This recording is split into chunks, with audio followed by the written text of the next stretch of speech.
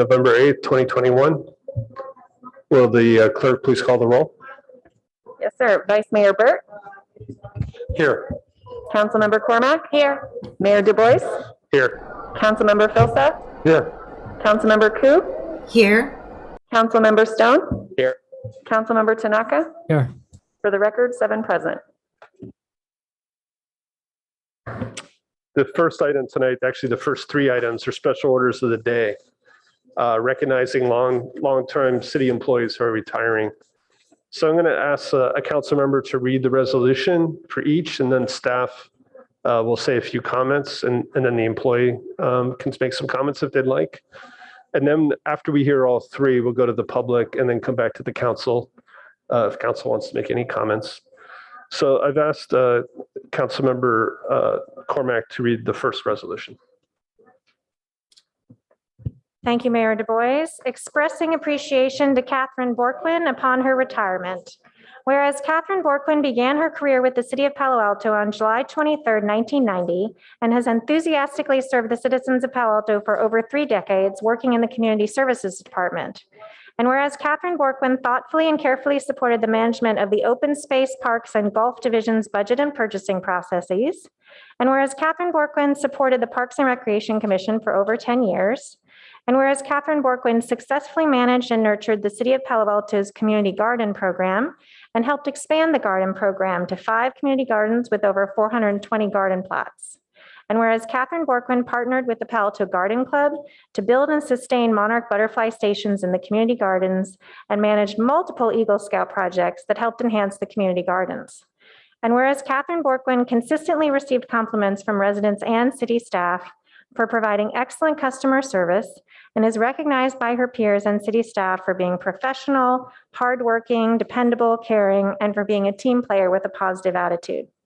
Now, therefore, let it be resolved that the Council of the City of Palo Alto hereby gratefully records and extends its sincere appreciation to Catherine Borquin for her dedication and excellent service rendered to the city, that the City Council of the City of Palo Alto recognizes Catherine Borquin for her tireless and enthusiastic commitment to the people of Palo Alto, and thanks her for her 31 years of dedicated service on their behalf. Thank you. And would a staff member like to make some comments? Thank you, Mayor Du Bois. This is Darren Anderson with the Community Services Department. And I've had the privilege to work with Catherine closely for my entire time at the city for the last 21 years. And I just want to take this moment to acknowledge and sincerely thank Catherine for those 31 years of outstanding service to the city. She's made a tremendous contributions to the Community Services Department and the Parks program, and has positively impacted so many members of our community's lives. And I want to especially thank her for being such a fantastic colleague and friend. It's been a privilege to work with you, Catherine, and I hope you have a wonderful retirement. Wish you all the best. Great. And I'm sorry, we're getting used to the hybrid meeting. Is Catherine's online? Yes, I'm here. Would you like to say a word or two? Yes, I'd really like to appreciate the City of Palo Alto for all the years of service I've done with the city. Everyone's been such a team player, and I've loved the coworkers that I've worked with for 31 years. So thank you very much. Great, thank you. And we'll come back, but we're going to now read the second resolution. Councilmember Stone. Thank you, Mr. Mayor. I'll read the resolution expressing appreciation to Hector Sanchez upon his retirement. Whereas Hector Sanchez, for over 25 years, has enthusiastically served the City of Palo Alto, where he started his career on March 13th, 1996, as a building service person at the Lucy Stern Community Center. Whereas Hector Sanchez has enhanced the quality of programs and services for the Community Services Department by ensuring facilities were safe and clean, rooms were properly prepared, and equipment functioned properly. Whereas Hector Sanchez worked countless citywide special events in his 25 years, providing support, leadership, and a great enthusiasm to our community. Whereas Hector Sanchez is recognized by his peers, city staff, and the community for being professional, dependable, and always ready to help. Hector serves as an exemplary role model and a team player. He is the staff that many turn to when needing quick, timely solutions with minimal resources. Now, Therefore, let it be resolved that the Council of the City of Palo Alto hereby gratefully records and extends its sincere appreciation to Hector Sanchez for his dedication and excellent service rendered to the city. That the City Council of the City of Palo Alto recognizes Hector Sanchez for his tireless and enthusiastic commitment to the people of Palo Alto and thanks him for his 25 years of dedicated service on their behalf. Great, thank you. And is there a member of the staff that is going to speak? Yep, thank you.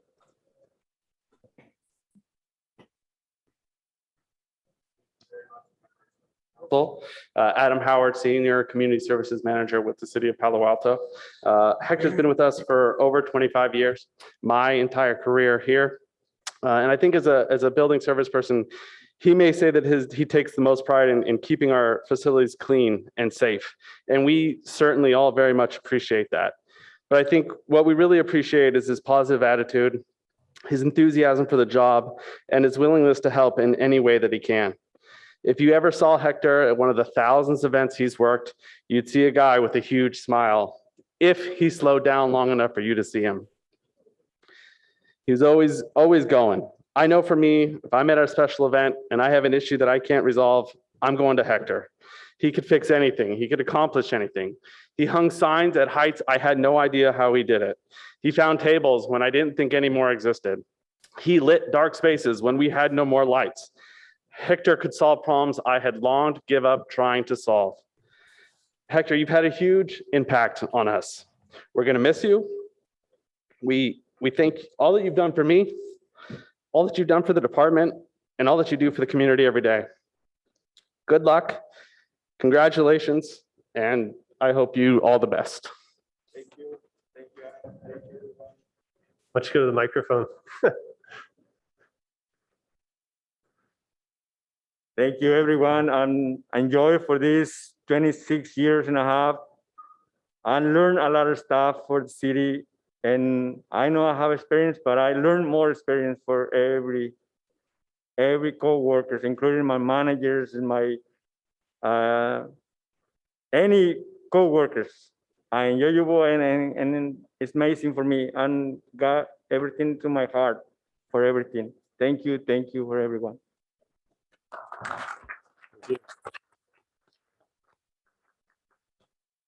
And our third resolution is for Adrienne Moore. And I've asked Councilmember Tanaka to read that one. Expressing appreciation to Adrienne Moore upon her retirement. Whereas Adrienne Moore served the city of Palo Alto and its citizens as a member of the Palo Alto Police Department for 24 years, first becoming a police officer in 1997, then a police agent in 2000, and ultimately a police sergeant in 2013. And whereas Sergeant Moore began her law enforcement career as a deputy sheriff with the Stanford Department of Public Safety in 1985, working on campus for 12 years before coming to Palo Alto Police Department. Combined, this is a remarkable 36 years working as a sworn law enforcement officer. She has worked all shifts of the patrol schedule and has worked in or supervised many specialty assignments, including designated rifle officer, firearms officer, defensive tactics instructor, bicycle patrol, special problems team, and several stints as field training officer. And whereas Sergeant Moore was a veteran detective, having worked many assignments in 3 separate stints in the Detective Bureau since 1998, to include property crime, hate crimes, sexual assaults, and child sexual abuse, robbery, and homicides, working on several notable cases and seeing them through to successful prosecutions. Whereas Sergeant Moore has a tireless work ethic, one that drove her to always assist her fellow department members with any task and not to stop until the job was completed thoroughly and correctly.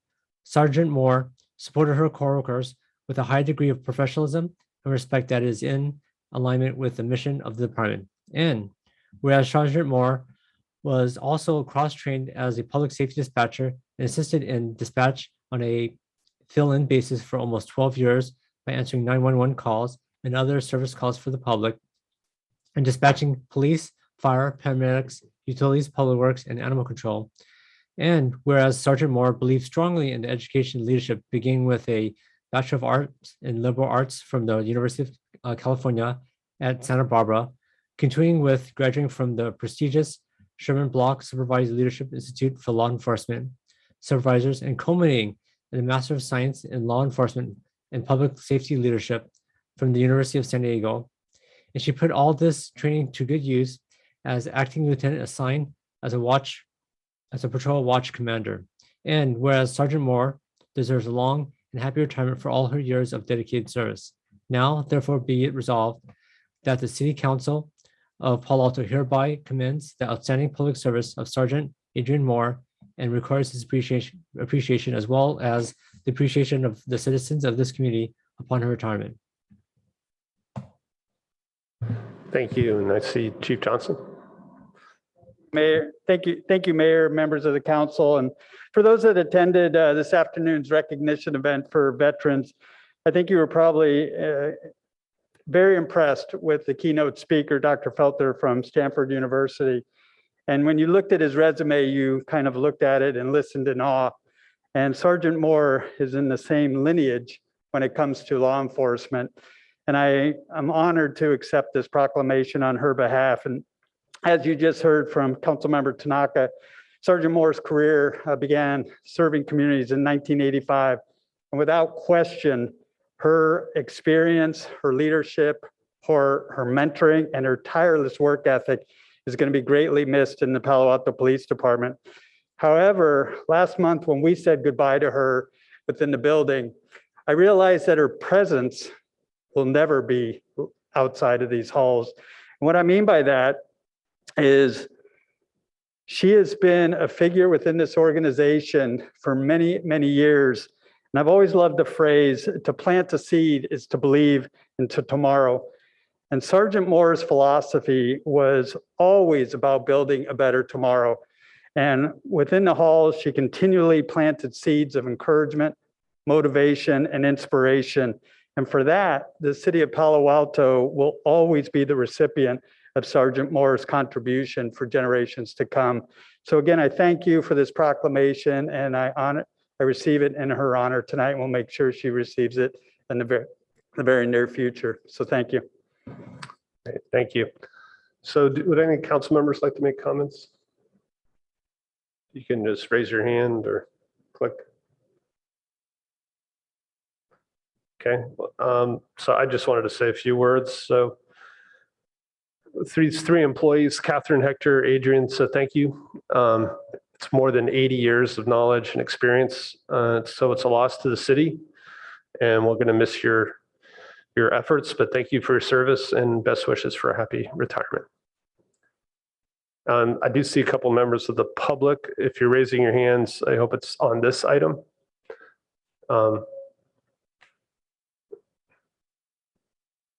Sorry, hang on one second. Okay, so the first speaker would be Chloe Lehua. And Chloe, you can speak now. Hi, I'm trying to get on for item 12. I congratulate your retirees. I'm sorry, I didn't mean to. I'm just trying to figure out when I raise my hand for item 12. Yeah, when we come to item 12, you can raise your hand then. Thank you. And then Aaron James, would you like to comment on this item? Yes. How you doing, Tom? Mayor Du Bois. So I just want to comment on Sergeant Moore's retirement. Congratulations to her for all of the 36 years. What has been unsaid, and which I think is a shame, is with her leaving the Palo Alto Police Department, there are no longer any Black female members of the police department or any Black male members of the police department.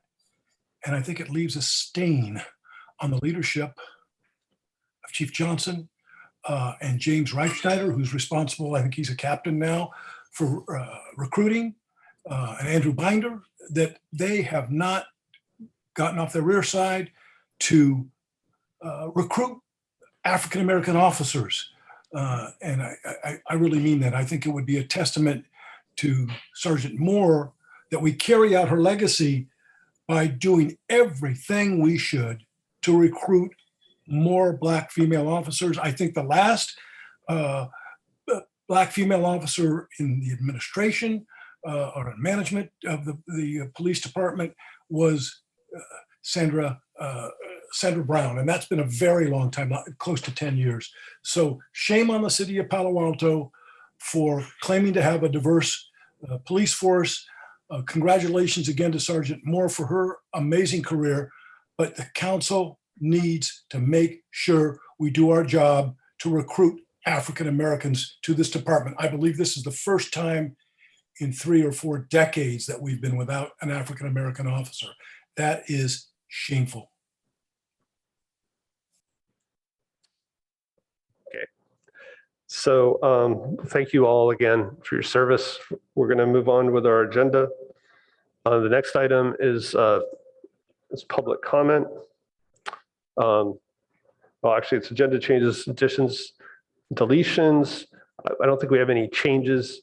I do want to note that if we are going late, we are going to pause whatever item we're on at 10 o'clock and just jump to the board and commission applicant selection, and then we'll go back to our regular Mayor? schedule. Mayor, point of order. Yeah. We need a resolution to adopt, a motion to adopt the resolutions. Okay, so can I get a motion to adopt all 3 resolutions? So I'd moved. like to Oh. second. Okay, thank you. Let's go ahead and vote on these 3 resolutions. Just go alphabetically tonight. So starting with Vice Mayor Burt, Yes. Councilmember Cormack. Yes. I will vote yes. Councilmember Philseth. Yes. Councilmember Koo, Yes. Councilmember Stone, Yes. and Councilmember Tanaka. Yes. Great, so that passes 7-0. Thank you, City Clerk. All right, so now we're going to move on to public comment. It's the time for oral communications. So please raise your hand. We will continue taking hands for the first 2 speakers.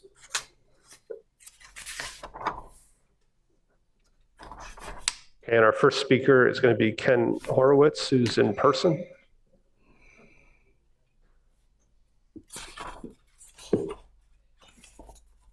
Thank you. Good evening. Ken Horowitz. I live on Homer Avenue, Palo Alto.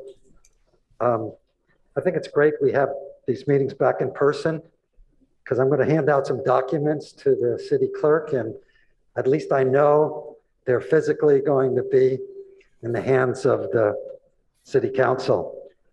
So I wanted to share, the first 2 documents are for the city attorney, which relates to the lawsuit that was brought against the state in 2018, which was called the California Keep Groceries Affordable Act of 2018.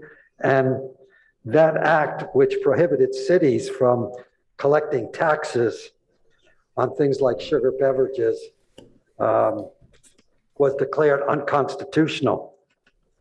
So I wanted to give the city attorney a copy of the article that was in the newspaper, plus the actual ruling by the Superior Court. So that will help understand a little bit more about the lawsuit and what the ruling was. And then I got a chance to speak in front of the Finance Committee last week, and a number of issues were raised that I didn't clarify correctly.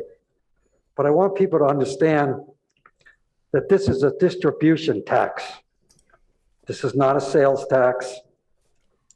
It's a distribution on doing business in the city of Palo Alto. And so I wanted to leave with the city clerk a copy of the sugary tax or distributor tax ordinance, how the city of San Francisco collects the monies for distribution, as well as I mentioned that there is a city that collects 2 cents per ounce. That's the city of Boulder, Colorado. And I want to give also the city clerk a copy of the ordinance related to the City Council of City of Boulder, Colorado. And finally, want to just show you a one-page document, which is the tax statement from the distributor that they have to provide the cities in regards to the tax. So explain a little bit about the mechanism for this. And later on this evening, I'm going to talk to you on agenda item number 13 regarding revenue generation. Am I finished? Thank you. Yep. Thank you. So again, we'll continue taking speaker cards or hands on Zoom through the end of the next speaker who's online. Our next speaker is Aaron James. Good evening. I want to acknowledge City Manager Ed Chicata. I asked some questions last week of him, and he was kind enough to answer at least 2 of the 3 questions in writing. Mr. City Manager, I really want to acknowledge that because I rarely get responses from members of the council or city attorney's office, although Molly does answer my questions on a regular basis. So thank you. In reference to question number 1, you said here, responding to your question at council, I believe the K-9 program costs about $50,000 per year above the salary of the officers assigned to the program. The cost includes overtime specific to the call-outs, housing for the dogs, and specialty pay associated with a position. I would also say when I got the public records on this, a lot of them which were redacted, I couldn't figure them out in totality. There was expensive vegetarian food, veterinarian needs, specialty foods. The officers on the way home often or sometimes bought hamburger for their dogs. Ed, can you give me specifically what the total amount of it comes per year for, say, the last 2 years? I don't want to make it overburdensome, of what the total amount is for the K-9 unit so that we can have that to deal with in terms of whether we have the right balance for the K-9 unit or whether we can more put that money to work with crisis intervention workers or something else. But just like a little more specificity, Ed, from you on that. And again, I thank you on that. Second question was, are we going to release the OIR, or the Independent Police Auditors report on the endless questions? And I'd like it to finally put it to rest, if we could, on the Zach Perone scandal. Your answer was, I believe you also had a question about Zach Perone. And as you know, the city's IPA reports on certain non-force related issues. And I am not distributing additional information beyond the existing channels. I don't know what that means. I would love a simple yes or no. This incident has gone back to January of 2014. And then up until December 19th of 2019, the OIR could have investigated. They did, but it was never released. And then subsequently this year, we reinstated the OIR's authority to investigate internal allegations like this critical one, like racial discrimination, racism on the force, whether or not that's true. So I just need a simple yes or no from you, Ed. Are you going to order the OIR, or let's put it this way, is the investigation ever going to be released? Yes or no? Or have we made a special rule for Zach Perone to protect somebody that was considered a golden officer? Really, really, really simple. And then the third question you didn't get a chance to answer, but again, it's my information. We have 0 African-American officers now in the police department. Can you confirm that? Thank you very much, Ed. I again appreciate your efforts on my behalf. Okay, so our final speaker will be Anna Stein-Uccino. And again, we are speaking to items that are not otherwise on the agenda tonight. Our next speaker is Anika Bereni. Hi, my name is Anika Bereni. I'm a senior at Gunn High School and a voting resident of Palo Alto. I'm a member of the Student Executive Council, where one of the main issues we work on every day is how to make our school more environmentally friendly. I'm here today to discuss the ramifications of idleness on climate action in the city of Palo Alto. I would personally consider myself a procrastinator, And something that I've noticed happens to me time after time again, that the longer I, dilly-dally, twiddle my thumbs, the larger a problem gets for me. And I understand that relating to climate action, spending may seem daunting right now, but it needs to be stressed that if we don't spend now, we'll need to spend exponentially more in the future. Sea level rise alone will cost us plenty, not only for infrastructure like the water treatment plant, but also as the sea rises, so does the water table, putting many of us West Coast at risk. I appreciate the efforts of council members Cormack and Burt as they work on the SCAP. However, that does not action on electrification. We would like a clear timeline for phasing out methane gas appliances in non-residential buildings as well as residential. Is there any way we could move forward quickly to streamline the permitting process for installing electric appliances so that people who want to switch to electric appliances can do so very easily? As a high school student, I would greatly appreciate any support that the council pledges towards putting climate progress as a prioritized issue. A letter sent to world leaders in these past weeks said, there is a terrifying future that may be created or avoided by the decisions you make. You have the power to decide. Thank you. Thank you. Our next speaker is Katie Roof. Hello, my name is Katie. I'm a junior at Gunn High School and the leader of my school's Best Buddies Club. This club works with students with intellectual and developmental disabilities to promote an inclusive environment at our school. I'm here today to discuss climate action and how crucial it is to give everyone a voice in the decisions passed by our legislature. So leading scientists at COP26 have stressed that when we listen to the needs of our residents and give them a voice in the actions taken by their legislator, we essentially find ourselves able to drive the change that our world needs to see. While I appreciate the efforts of council members Cormack and Burt as they work on SCAP, that does not excuse the inaction on the potential for engaging citizens with the change, especially with electrification and adaptation that our city needs to see. I, as a high school student, would appreciate any support that the council could pledge to putting climate progress as a prioritized issue. On behalf of youth too young yet to vote and those who have been silenced for circumstances beyond their control, please give us a chance to have our voices heard in the battle for against the climate crisis. Thank you. Thank you. Our next speaker is Salman De Silva.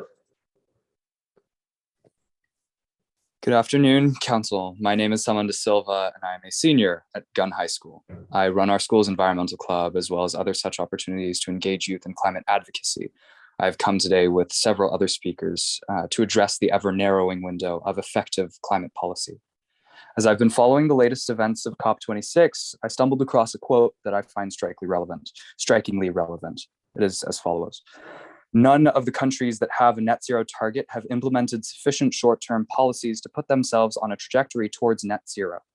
Somehow, I feel like Nicholas Hun, a German climate scientist, is describing Palo Alto before my very eyes. Our ideation as a city is only as effective as we are able to create results with it. Policies, pilot programs, and tangible conclusions are going to bring us action against climate change, not endless talk and negotiation. We need for council to collaborate with the ad hoc committee to push pilot programming along and set into action idealistic policies to see what they will achieve. If we wait another year to begin implementation, we are setting ourselves up for failure, one that we cannot afford this early in the process. And we've already come so far. Recognition, as I see it, is a pivotal first step. We as a city know that there is a carbon cost to operating gas-powered household appliances, yet the second step is taking action therewith. But we're delaying that action on this interim step that is now spiraling into a 12-month deliberation period that can be simultaneously processed as we make meaningful steps to achieving the goals that we have set out to achieve. We have seen the IPCC report on methane. We are seeing Glasgow highlight the importance of methane emission reduction. And particularly looking at today's docket, we have to protect our renters' agency in combating climate change. We need to give them the assets and the tools to electrify their own appliances and push for landlords to be electrifying their tenants' appliances. I truly believe that you all as council members have your youth's best interests at heart and frequently take action in line with what we say. So I beg that please you all continue this trajectory and do not draw out the process of climate legislation in Palo Alto further. Thank you. Thank you. The next speaker is Maya Prakash, and apologies if I'm mispronouncing anybody's name. Hi, my name is Maya Prakash, and I'm a sophomore at Gunn. I'm sophomore class vice president and co-captain of Gunn Public Forum Debate, and I'm here to talk about climate change. Of course, it's no secret to anyone here that climate change has detrimental impacts, both on the scale of Palo Alto and the world. And recently, I'm very happy to hear about past efforts we as a city have taken to rectify this issue, and I'm hoping that the council will take the next step that I've become aware of, which is to make a local effort through electrification. I want to emphasize the importance of acting now because every natural gas appliance that is installed today will be around for between 10 and 20 years, making it even harder to reduce our emissions in the future. In school, I'm constantly hearing about how if past generations had started earlier, we wouldn't be in the spot we are in today. And I really want to make sure that future generations of Palo Alto students don't need to hear that same message. And I'm hoping the council feels the same. Thank you. Thank you. Next speaker is Antonia Minion. Hi, everyone. My name is Tony Minion, and I'm the sophomore class president at Gunn High School. As a leader on SEC and co-captain of the debate team at Gunn, I'm very involved in our school community, which is why I'm also here today to address Palo Alto's current climate plan and its effects on students like myself and the students that I represent. I believe that the time to make change is now. We cannot keep waiting to take action and making excuses for lack of progress.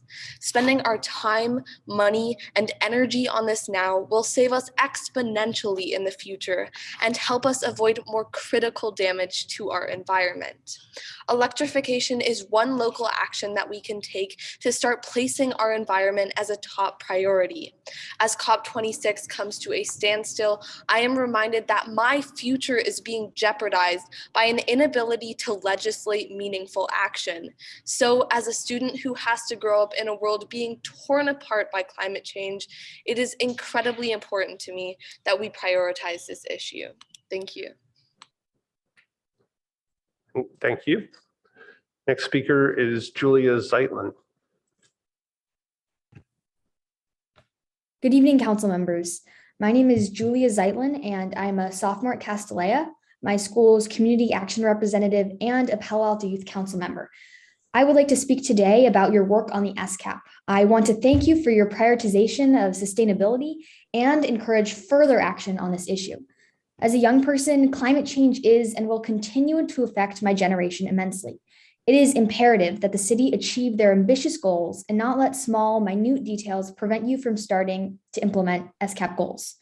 Currently, the goals and key actions in the 3-year work plan are scheduled to go to council for approval in February.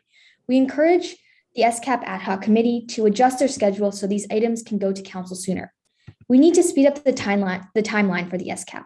This idea was introduced in 2016 and it is now 2021. We have an incredible goal that is bold and ambitious. Now we need to do everything we can to meet that goal.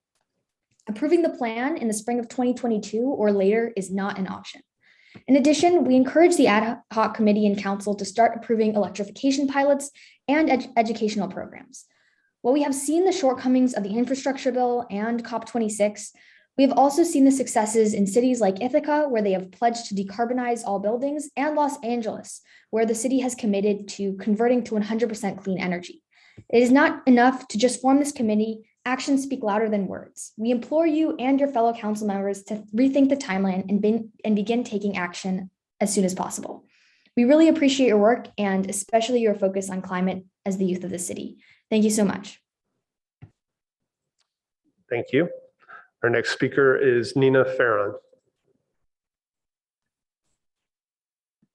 Hi, my name is Nina, and I am a senior at Castellea High School. I am one of the Green Team leaders, and I'm here today to discuss the ramifications of idleness on climate action in the city of Palo Alto.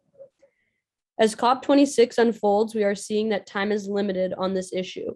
I appreciate the efforts of council members Cormack and Burt as they work on the SCAP, but those do not give an excuse to take extra time to negotiate and implement policy in the city. I, as a high school student, would appreciate any support that council pledges toward putting climate change progress as a prioritized issue. Please look through the perspective of the youth of Palo Alto and recognize that even more drastic climate change impacts we will have to solve in the future if we do not take action now. Thank you.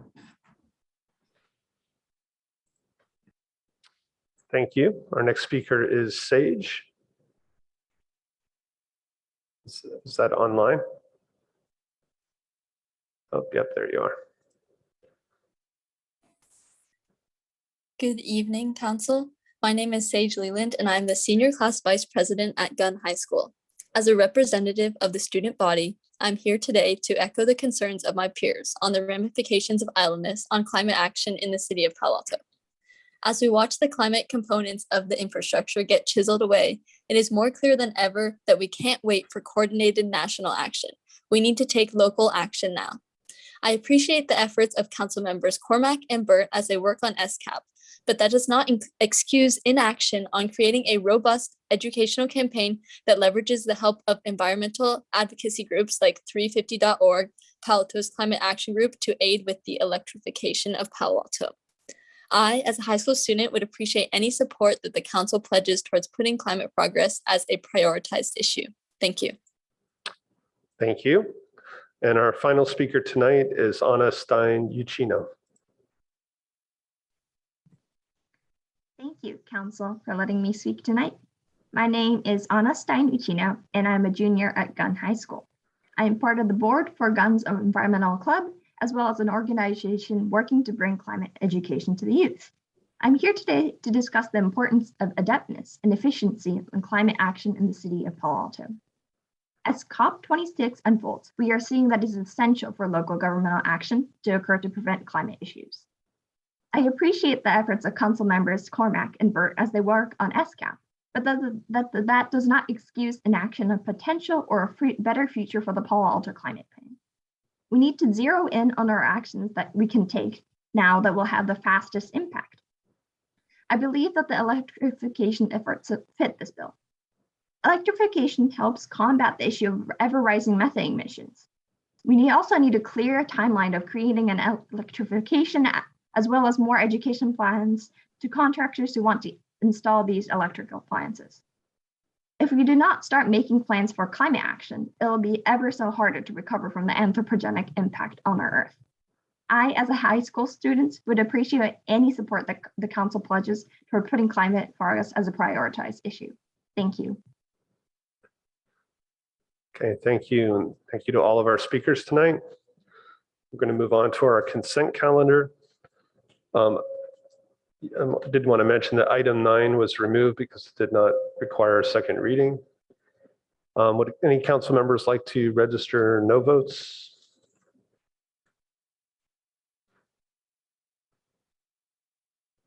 Okay, Councilmember Koo.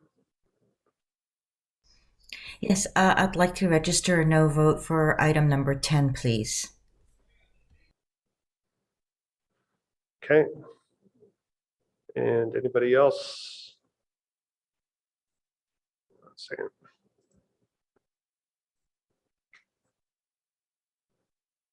Okay, so I don't see any other hands. Would any members of the public like to speak to items on the consent calendar?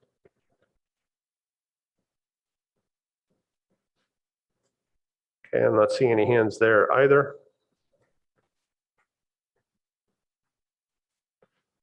Okay, so can I get a motion for the consent calendar? Move the consent calendar. Second. Okay, thank you. Let's go ahead and vote. Councilmember Cormack? Yes. I vote yes. Councilmember Philseth? Yes. Councilmember Koo? Yes. Councilmember Stone? Yes. And Councilmember Tanaka? Yes. For me. Sorry? Oh, did I skip you? Vice Mayor Burt? Yes. Yeah, thank you. All right, so that passes 7-0 with Councilmember Koo voting no on item 10. Councilmember Koo, would you like to speak to your no vote?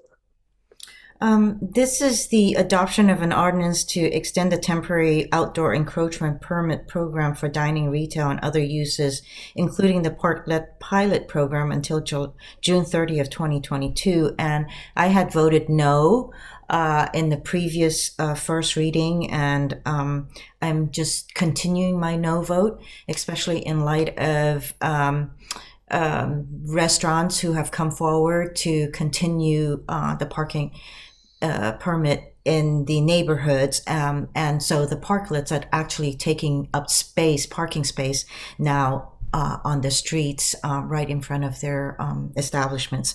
So I am just re-registering a no vote. Thank you. Okay, thank you. So we are a little bit ahead of schedule tonight. I'm going to suggest we take our first break. Would people like a break? No? All right. Is staff ready to proceed or no? We can go to city manager comments. All right. All right, thank you, Mayor, members of the council, and I'll just take a few minutes, and I'm sure by the time I'm done, staff will be ready to proceed. Thank you to the city clerk's office for bringing up just a few slides. If we could go to the second slide, please. All right, thank you. As always, a quick update on our status with respect to the pandemic. Big news this week. I'm sure no surprise to anyone, especially any parents of juvenile children, that at this point really tracking the rollout of vaccines for children aged 5 through 11. The county of Santa Clara, as well as a number of medical providers, has really been pushing information on how best to get in touch with their pediatrician or medical provider, or directly through the county. So in particular, would note that the sccfreevax.org website, as well as your healthcare provider, are primary sources of information on receiving those vaccines. Also note that continued boosters and availability of shots for adults that have not yet been fully vaccinated. Next slide, please. Then proceeding with the availability of testing, and noted last week, the Palo Alto Unified School District announcing the availability of testing on weekdays at Coverly's Pavilion, and additional information via the PAUSD website, and also the city tomorrow and every Tuesday we'll be offering testing through our contract with Curative at the Mitchell Park Library parking lot, as well as Wednesdays at City Hall. Next slide, please. Then moving in terms of a few upcoming key events, November is a very busy month for openings here in Palo Alto. This coming Friday, the long anticipated opening of the Palo Alto Junior Museum and Zoo. Tickets available there through our webpage, and that's at cityofpaloalto.org/JMZ. And note in particular limited hours of the museum and zoo for the first few weeks, but that will be increasing as of December 21st. And definitely know that it won't take much to get the word out here, but the members of the community and children in the community will absolutely not want to miss this. Next slide, please. Okay, and then coming up on Saturday the 13th, we will have our Coverly Artist Studio program opening for members of the community to view the ongoing work at Coverly Art Studio, where community members can meet the artists as well as tour and take part in a number of activities. Here available via our webpage at cityofpaloalto.org/CASP, Coverly Artist Studio Program, as well as through our city calendar. Next slide, please. Then, just a week later, on November 20th at 10 a.m., weather permitting, the, again, long anticipated and eagerly anticipated opening of our bike and pedestrian bridge over Highway 101. This is at 10 a.m. For those tracking the big game, announced at 4 p.m., so plenty of time to get from, even by bike, from the bridge to Stanford campus, and really look forward to the opening and then the availability of this key facility for the community. Next slide, please. Then simply want to look forward to a few, again, anticipated items on the City Council's agenda next week. We will have up the Joint Council study session with a number of boards with respect to wireless communications facilities, further discussion of grade separations, and session on the Roth Building lease negotiations. On the 29th, we have our Safe Routes to School annual report, as well as the follow-up discussion on the California Avenue temporary and permanent street closures.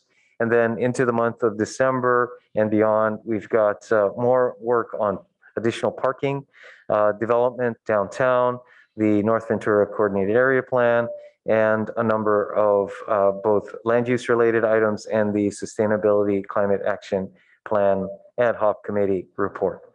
And with that, I believe that completes my report. Yes, thank you, Mr. Mayor, back to you. Great. Okay. So we're here at 5:48. I'm going to suggest we do a 10-minute break for those on Zoom. So we're ahead of schedule. We'll come back at 6 o'clock and start with our first action item. Thanks.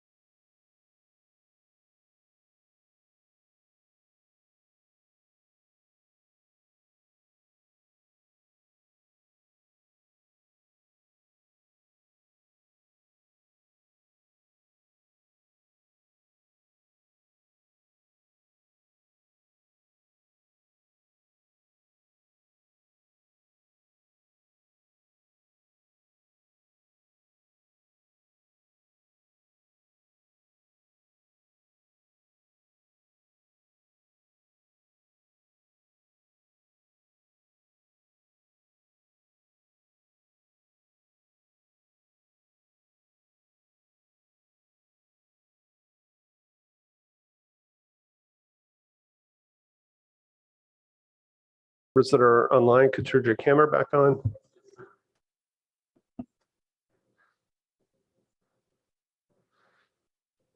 Okay, so we're going to go on to item number 12, which is consideration of adoption of 2 ordinances implementing objective standards. This is a continuation of an item from October 25th. And go to Director Late to start. Great, thank you. Thank you, Mayor, and good evening, City Council. Jonathan Late, Director for Planning and Development Services. Just to reiterate, this is part 2 of a couple of hearings that we're presenting to the City Council. You may recall that the first time we talked about, and Gene Eisberg from Lexington Planning will go over this in more detail. But the first hearing, we took public testimony and we gave you some information and received some feedback about the context-based design standards. Tonight, we're going to talk about what some have characterized as sort of these additional, going beyond the state sort of feature. And these are the legislative components, and Gene will talk about those. So tonight, you can really focus in on that aspect of it. It's our plan to come back in January, reporting back to the City Council on what we heard. Maybe we'll be able to, depending on the feedback that we received, return with an ordinance. And then sometime in January, the public will have another opportunity to have some comments, and council will have an opportunity to further refine an ordinance or give us direction as needed. But we're heading on a path forward. And Gene, Ms. Eisberg, I'll turn it over to you to run us through a presentation. Okay, great, thank you.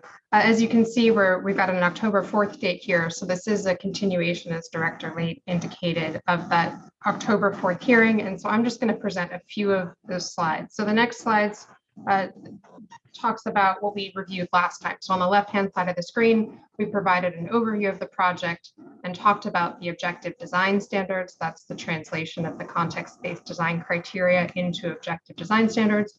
We talked about other updates to several sections of Title 18 that related to refuse, stormwater management, parking lifts, things like that, elements that were either intended to strengthen subjective standards into objective standards, clarify items that were ambiguous, and generally modernize the code based on recent changes, such as changes in stormwater management. And then we provided the staff recommendation to, these are just study sessions, but in the future to receive your feedback on the ordinances. So tonight, as Director Late indicated, we're just focused on the proposal to transform legislative actions into objective criteria. So we talked last time about what is the state requiring versus what are we proposing maybe that goes beyond the state requirements, and this is one of those things. And this is because the bill that funded this project, Senate Bill 2, has a series of goals, which are to increase housing production, expand affordability, and streamline housing approvals. So the objective standards project is mostly about streamlining housing approvals. In this case, the idea of transforming legislative action seeks to actually increase housing production and affordability. So the next slide talks a little bit about the way things are now. So the planning regulations in Title 18 offer flexible standards, things like height, density, parking requirements to facilitate multifamily housing.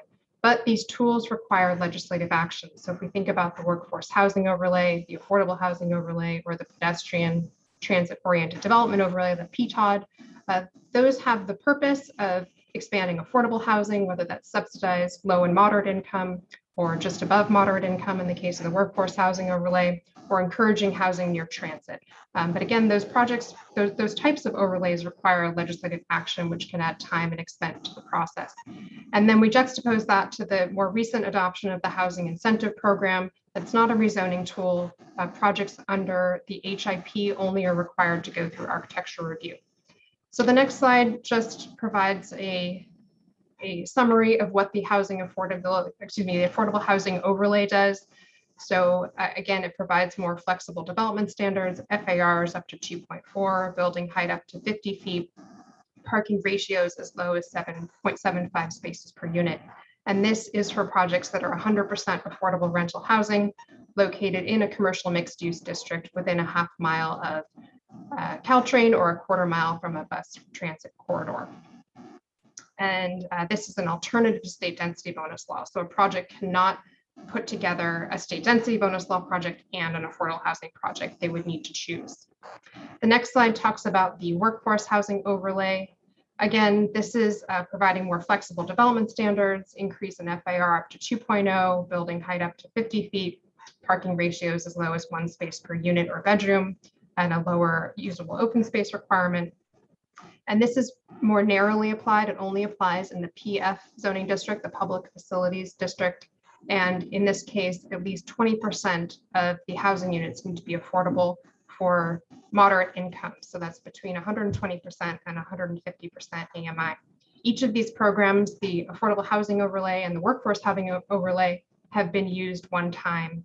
Each has been used one time in the past few years since their inception. So the next slide compares this to the housing incentive program. This is the more recent program, which also provides more flexible development standards, but including increasing FARs depending on the location in Cal Ave versus downtown versus El Camino. And then there's additional flexibility if the project is 100% below market rate project. So again, this is an alternative to state density bonus law, but this is not a rezoning tool. So this projects are only required to go through architectural review with the ARB. The next slide talks about the proposal here. So on the workforce housing and affordable housing overlays, these overlays already designate the amount or already establish the criteria for affordability. And so the proposal is just to allow those standards by right if a project meets that affordability criteria. We're not proposing any changes to the zones that they would apply, the locations they would apply, and the ARB review would continue to be required for those projects. No changes are proposed to the PTOD, the pedestrian transit-oriented development area, maintaining that program as is in case there is anybody that's looking to use that tool. But we are proposing to expand the housing incentive program to sites that are currently eligible for the PTOD. This includes the area north of Page Mill, including the RM30, RM40, and CC zones where the housing incentive program does not currently apply. So if we look at the next slide, we can see a map that shows the areas in the dark pink. So right along the Caltrain corridor, and you can see just southwest or plan lower than the Caltrain, those dark pink areas where the HIP is proposed to expand. So the last slide, I believe on the next page, is just a summary of that staff recommendation. So items 1 and 2 we reviewed on October 4th, and we are not talking about those tonight. Tonight it says October 25th, but here we are a couple weeks later. So item 3 is our focus tonight, looking for your feedback on the idea of supporting transforming legislative actions into objective criteria and your feedback on the proposal to expand the housing incentive program. Thank you, and I'm happy to answer any questions.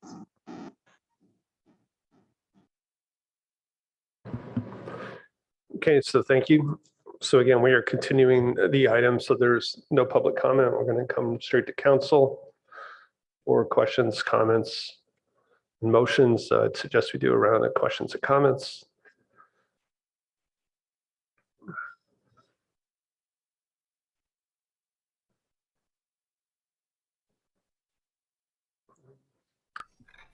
So I'll go ahead and just ask some questions of staff.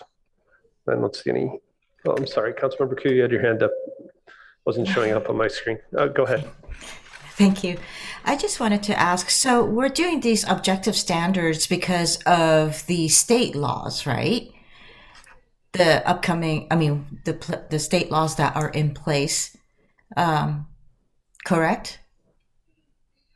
That's right. This is the result of proposed streamlining SB 35, SB 330, the types of state law streamlining. So why would we be applying it to others that are not going to be part of the state law? So this even falls for commercial buildings, then this will apply the streamline to them as well. Why don't we just use our context designs for that? So to clarify, these specific proposal, this idea to transform the legislative actions, those are only housing projects or could be residential mixed use, meaning housing over ground floor. So the affordable housing overlay, the workforce housing overlay, the HIP do not apply to commercial only projects. So there won't be any, so we won't be using objective standards when it comes to development of commercial projects. That's right. So those, if you recall, last time we spoke, we distinguished between the objective standards and these umbrella, more subjective intent statements or design guidelines. And so those design guidelines, those intent statements would continue to be used for, commercial only projects in the same way that context-based design criteria are currently applied to commercial projects. The ARB would continue to use ARB findings, but commercial only projects would not be subject to any kind of streamlined review with objective standards. Okay, thank you. I'm done.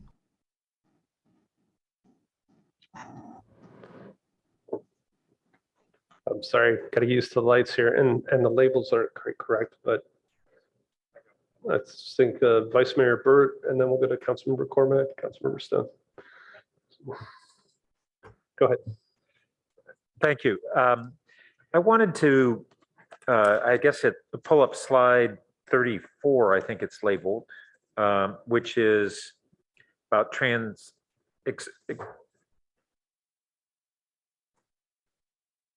expanding the HIP zone, basically. So I hadn't appreciated this element being added to this discussion, although I think I'm receptive to it. Can you talk through with us how that came about, that the expansion of the HIP eligible areas got folded into this objective standard consideration? Sure. So when we first started looking at Title 18 and areas where we could make existing subjective criteria or existing processes objective, the overlays were a place that it was clear that those rezoning tools, as I mentioned, require several rounds of review. They require rezoning in order to achieve the types of housing that the comp plan and the housing work plan aim to create, such as affordable housing for low and moderate income households. So when we looked at actually how many projects have used those overlays, I mentioned that one project has used the workforce overlay, one project's used the affordable housing overlay, but the housing incentive program has actually produced more housing so far than each of these other programs. And so when we looked at the map on slide 35, there are some holes in the HIP area around California Avenue. And the holes are the RM30, the RM40, and the CC zones, the types of zones that can handle densities of 30 units an acre, 40 units an acre. So it was really just filling in those areas. So if you look at that map, with the exception of those dark pink areas, the rest of that Cal Ave area is eligible for the HIP. But with the HIP areas, which are on this is under the, oh, it's not the PHZ, it's specifically HIP outside of the planned housing zone, right? So this is under, those areas would be expanded by right.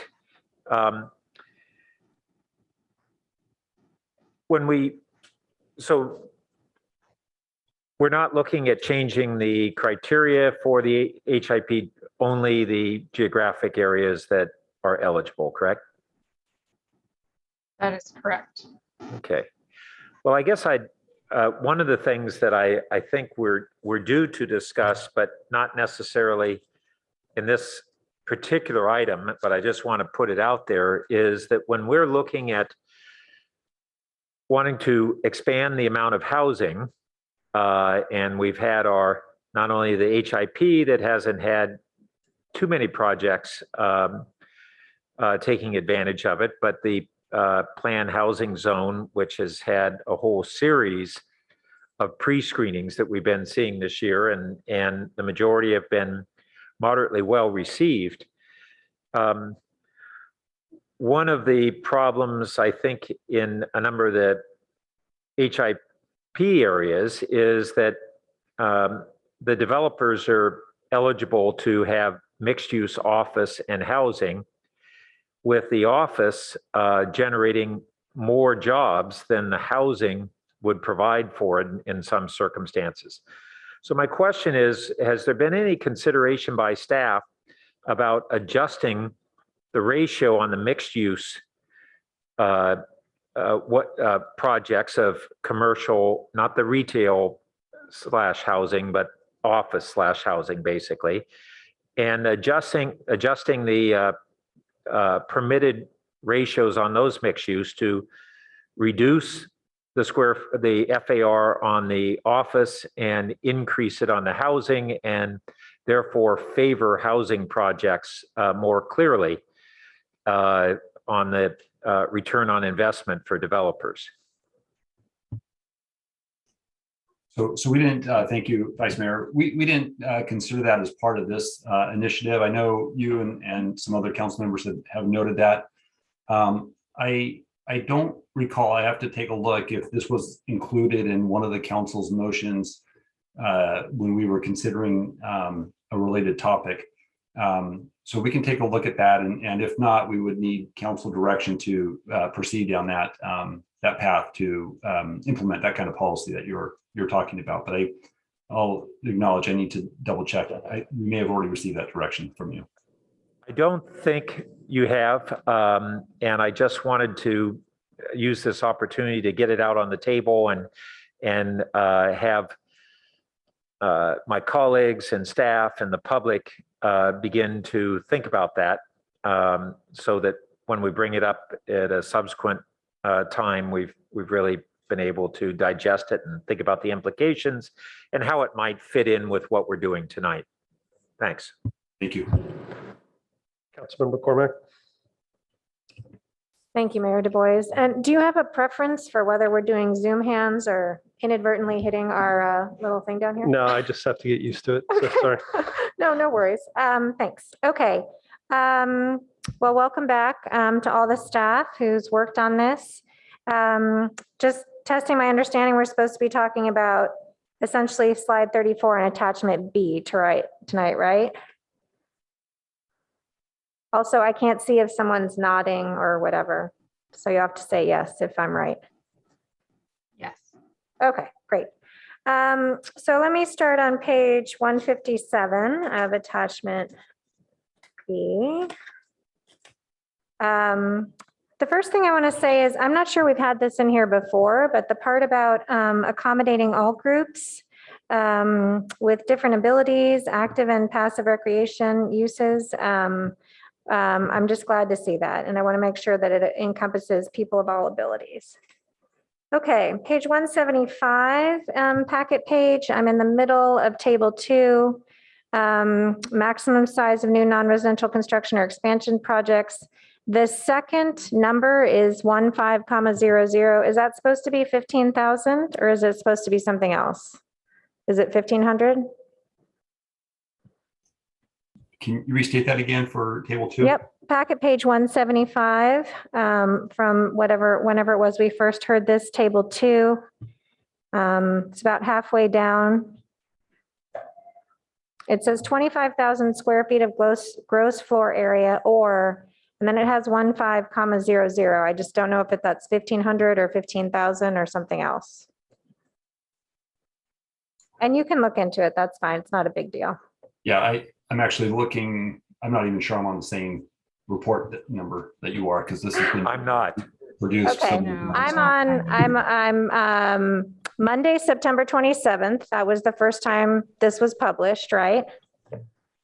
Yeah, okay. And So, I'm looking at and the, if it's 18.18.060, if that helps orient. I think it's just an error in the table. It doesn't matter. It just needs to get sorted out. What's the page again? Sorry. So from that, it's packet page 175, the one that had the yellow cover from Monday, September 27th. I don't know. At this point, I'm not even sure we all have the same things. Okay, not a big deal. We'll follow up on that. Okay. And then on page 207, I just wanted to say, we did get a mention from a member of the public about how important it is to have loading facilities, both for deliveries and for, the transportation companies, TNCs. So just glad to see that in there. So those are small things with the attachment B.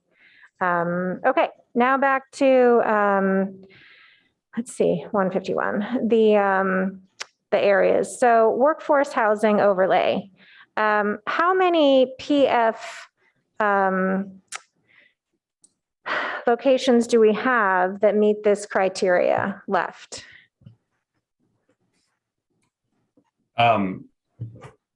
Recently ran a report on those PHC property, PF properties. That's what you're referring to. Yes, PF.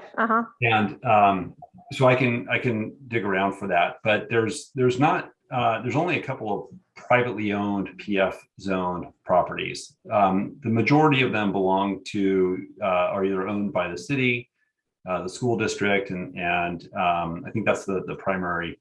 There might be some other sort of governmental entities that own the balance of those. But at the time that we initiated that overlay, we recognized that it did not have broad applicability to a lot of other properties. So I don't think that's changed in the intervening time. Okay, I'm guessing the county might be another property owner in this space. Yes, to add to your list. Okay. I mean, I just say to my colleagues, before we make any decisions, I just think it'd be helpful to see a map, not unlike what we have on 35. That's just, well, how many properties are we talking about? What do they look like before we make any decisions? And then with respect to expanding the HIP to these areas on slide 35, I guess. Wow, it's really light print. Yep. Has staff chatted with the owners? Are there 1, 2, 3, 4, 5, 6, 7, 8 owners? Or some of the parcels owned by the same people?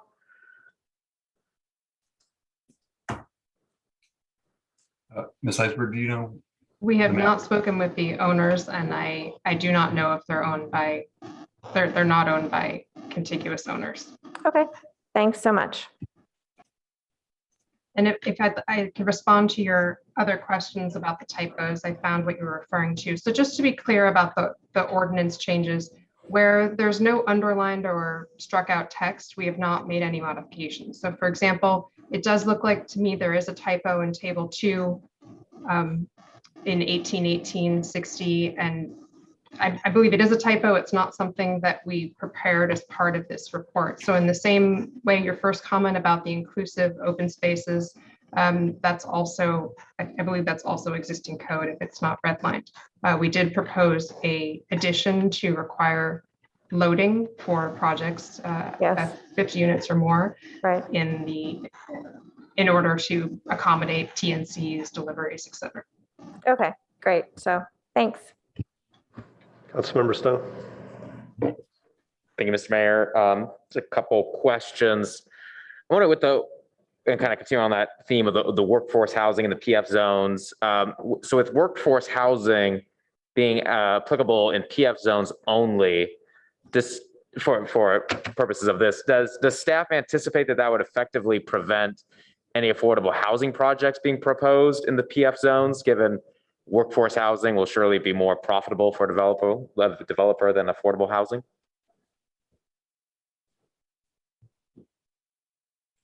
No, I'm sorry. No, I don't think that will have any negative consequence for that, unless I'm misunderstanding the question. Ms. Eisberg, does that resonate with you as well?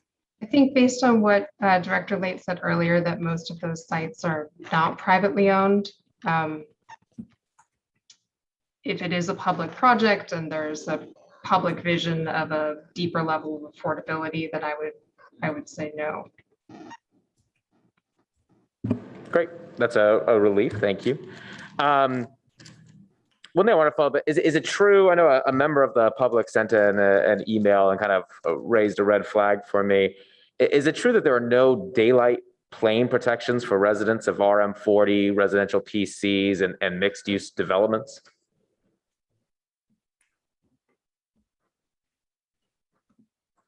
I would need to look up the RM40 code. We are not proposing any daylight plane changes as part of this project, but I can double check the RM40 district and respond. Okay, thank you, because I think that is a kind of an ongoing concern of mine, and I know many in the community, not only the daylight plane, but anything that seems to be further reducing protections for residents in those districts. Want to make sure we're being as equitable as possible. So we're not, Mr. Mayor, we're not talking about context-based design criteria anymore in this meeting, correct? I thought we were. I thought this was a return of the whole thing so that we get feedback. So I thought at the end of the last meeting, we kind of continued this, but. Okay, great. Then a couple questions there. One, I was wondering why we need to remove the context-based design criteria and replace them with intent statements. I mean, do we have data that's supporting developers or landowners are unable to understand and navigate context-based design criteria? I mean, I'm trying to help me understand why that change is necessary. So the context-based design criteria, as they're currently written, talk about compatibility with adjacent development, compatibility with architecture, and those are subjective statements that cannot be enforced under state law for certain types of housing projects that are undergoing streamlined review. So the genesis behind this project was to create objective standards, and in doing so, in our work with the Architecture Review Board over and the subcommittee over the 13 meetings that we met with them, as we were devising those design standards, we sought to integrate them under an umbrella. And in order to do that, we couldn't integrate them under this old context umbrella. And so we created these new intent statements. And sometimes they are use language from those context-based criteria. We didn't make them up wholesale, but they took the opportunity, the Architecture Review Board, to take a fresh look and devise more organization to those criteria. Previously, it was more of a list, and this time, as you recall, we distinguished between site design criteria, building design criteria, and have subsections for each of those. We talk about building massing, we talk about facade articulation, the ways that buildings are built. And so there is some amount of modernization, there is some amount of change in how architects and how the city and the Architecture Review Board reviews projects. So in that way, we chose not, and the ARB chose not to just create design standards under the umbrella of context-based design criteria, but instead come up with this revised format for how to express it. So the intent was to make these statements a little clearer and less vague? The intent was to make them clear and objective, and where we can. And sometimes, we can't turn the idea of compatibility with adjacent architecture. That's clearly a very subjective statement. And so we came up with a series of ways to do that. And so whether it's through materials or through height transitions, that was an effort to make objective standards that are currently not, that are more subjective in nature. Now, because not all projects are required to meet objective standards, if you think about commercial only projects or residential projects that are not going through streamlined review, there is still a path for projects to either choose or, because they don't meet other objective standards, to go through the ARB's typical architecture review process. So in that way, projects don't need to meet the objective standards. They just need to meet these guidelines, these intent statements, as determined by the ARB. Okay, that's helpful context. I understand the intent behind it. I felt several of them, I didn't see it being any much of an improvement as far as the ambiguity piece. I thought that's not to say all of them. I did find some were helpful. And then just because it should be a quick response because I'm out of time. Are intent statements a common way that other cities are using to frame their zoning laws? Many cities have design guidelines. We call them intent statements. I think they could also be called design guidelines, and so I would say that most cities have design guidelines, and they also have development standards. Not all cities have design standards in the way that Palo Alto currently does not really have design standards. And that's what many cities in the county and the state are currently working on, is objective design standards. Great, thank you. Councilmember Filseth?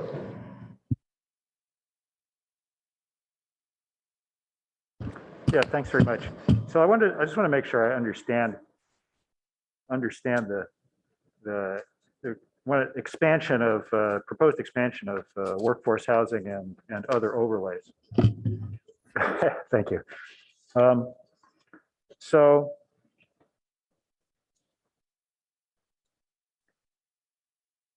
let me ask this. So if we fall under SB 35, does that mean that somebody who owns a PF zoned parcel, if they propose a workforce housing compliant project on it, then approval is ministerial? Is that what that means? In any zone or comp plan designation that allows housing, a developer, if they propose a project that's compliant with SB 35, it's a ministerial approval. Right, but I mean, the SB 35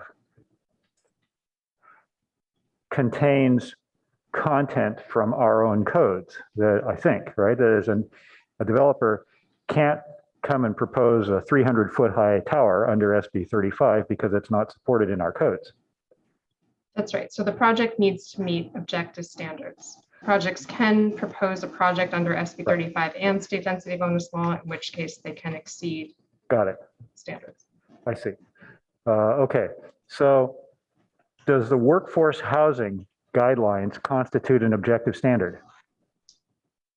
Currently, no. It's a rezoning, so it's a legislative action. It's not the base zoning. Okay. Okay. Okay. So even if somebody proposes a workforce housing project in a PF zone, if we were under SB 35, it still has to meet objective standards. That's right. Okay, that's helpful. Thanks. And then I was sort of going to ask some of the same questions that Councilmember McCormack did, which is, how many PF zones do we have, and specifically, how many that aren't owned by the city? So the school district has some, and the county has some, and then there's a couple more that are privately owned. So yeah, I'll try to pull up that information. Okay. Okay. So I'd like to, I think that would be interesting to know. On the workforce housing, so we have one of those projects, and every unit offered for lease, because they just went on the market in the last couple months. Every single one is 30 to 50% higher asking rate than current market rate for equivalent units in the rest of town. And so I would say, so far we've got a 100% hit rate on workforce housing being above market rate housing. So I think, at some point we're going to want to go back and sort of scratch our head a little bit and say, was that really our intent? Because it wasn't when we did it. And I also think that from a process perspective, we ought to take a look at, we ought to let a lot of this be driven by the output of the housing element and the housing element working group and the new housing element process, because that's going to come back and say, okay, we need this much housing over here, that much housing over there, and this much over in this other place, and so forth. And then from a process perspective, it seems like that ought to drive, where we apply new zones and where we change design standards and so forth, not the other way around. Because if we doing that before we have a picture of where we're going to put all this housing, seems like you're putting the cart before the horse, right? So in general, I think my preference would be, because we're pretty close to having a good idea where the housing element is going. In general, I'd prefer to see a little more evolution on the housing element before we start making, expand, changing zoning districts around town, because I think that's the logical order of things. Okay, thanks. So I have a couple of questions. So the map you showed tonight of the expanded HIP zone, part of that is the NV cap, and also it looked like the Fry site was excluded. So could you talk about kind of the impact of expanding the HIP zone while we're in the middle of the specific plan process, and why the big hole where the Fry site is? So the Fry site is currently excluded from the PTOD overlay. It's really more closer to the Cal App station. So the only area we excluded was, we said, okay, let's only do the HIP north of Page Mill Road with the intention that the NVCAP process proceed as it does. So the only parcel that would have been included if we hadn't said that was a little triangular parcel. It's kind of Park Boulevard, Page Mill Road. I think it's a GM zoned parcel. So Fry is currently not included in the PTOD, and that's why it's not shown here. Yeah, it just seemed like everything around it was included. I know it Park, should only Oakland. show north of Page Mill Road. That's the only place where we're proposing to expand the HIP. Okay. So a few other thoughts. I guess I was looking at the slides, some of the backup slides, I think from October 4th, slide 7. You showed other cities, and you said few other cities are doing streamlining right now. And again, this is a lot of changes coming to council at once. So what was the staff thought on making these objective changes and also doing streamlining at the same time?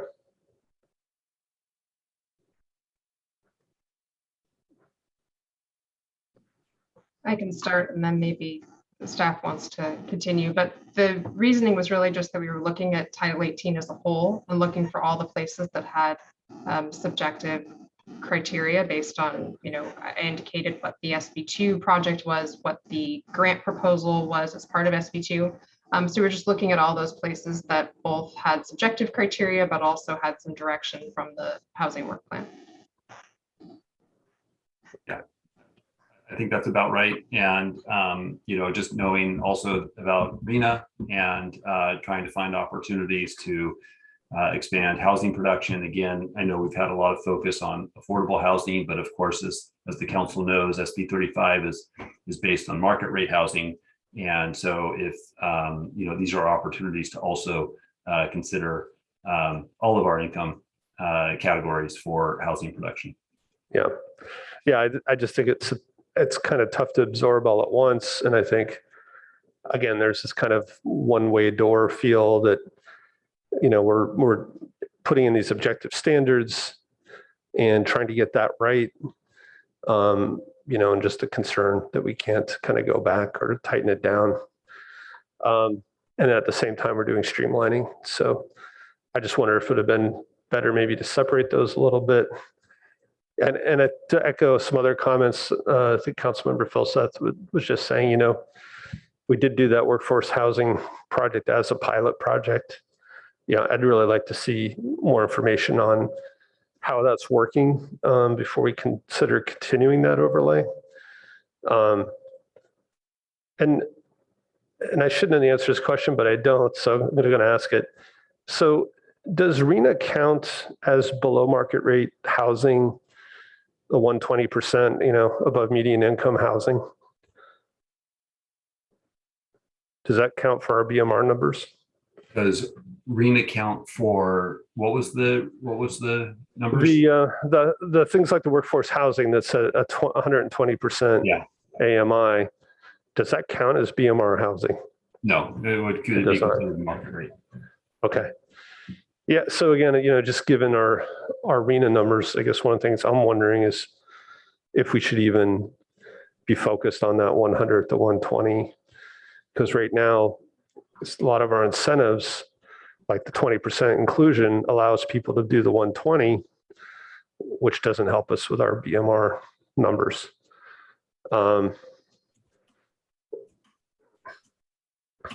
Yeah, I did want to come back to the city attorney. When we had this discussion last time about wording and use of intent versus standards. I don't know if you had any update on that. It was I was getting comments from the public that there is a difference in the wording.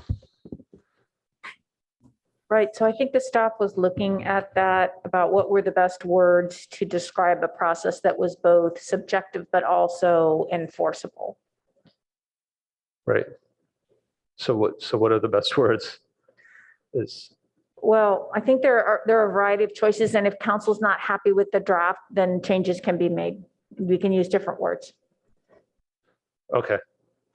But legally, is a design intent the same as a design standard? I think it depends on the full context of the code. And John, these are intended to be both subjective and enforceable in a subjective manner, right? So it's really the process that makes the enforcement, the ARB considering and applying them. Well, so did I get that right, Gene? It's intended to be objective, right? And then to the extent that there's subjective components, that's not what, there might be some existing subjective criteria in the code that would apply to other projects, not the ones that we're talking about. But Gene, help me out if I got that wrong. So if we think about our umbrella, so we've got our umbrella intent statements, those are subjective.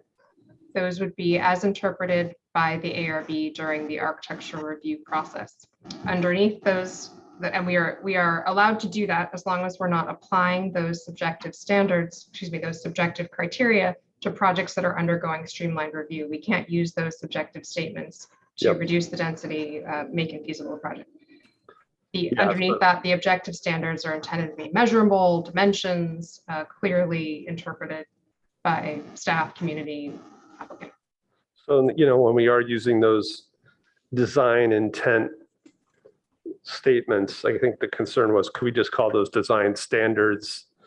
So maybe over time, the ARB, will not lose the intent, I guess, of council there.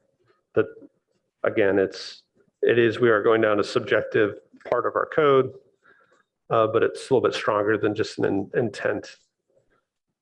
Yeah, let's take a look at that, and we'll work with Molly's office to see how we can apply that language. Yeah.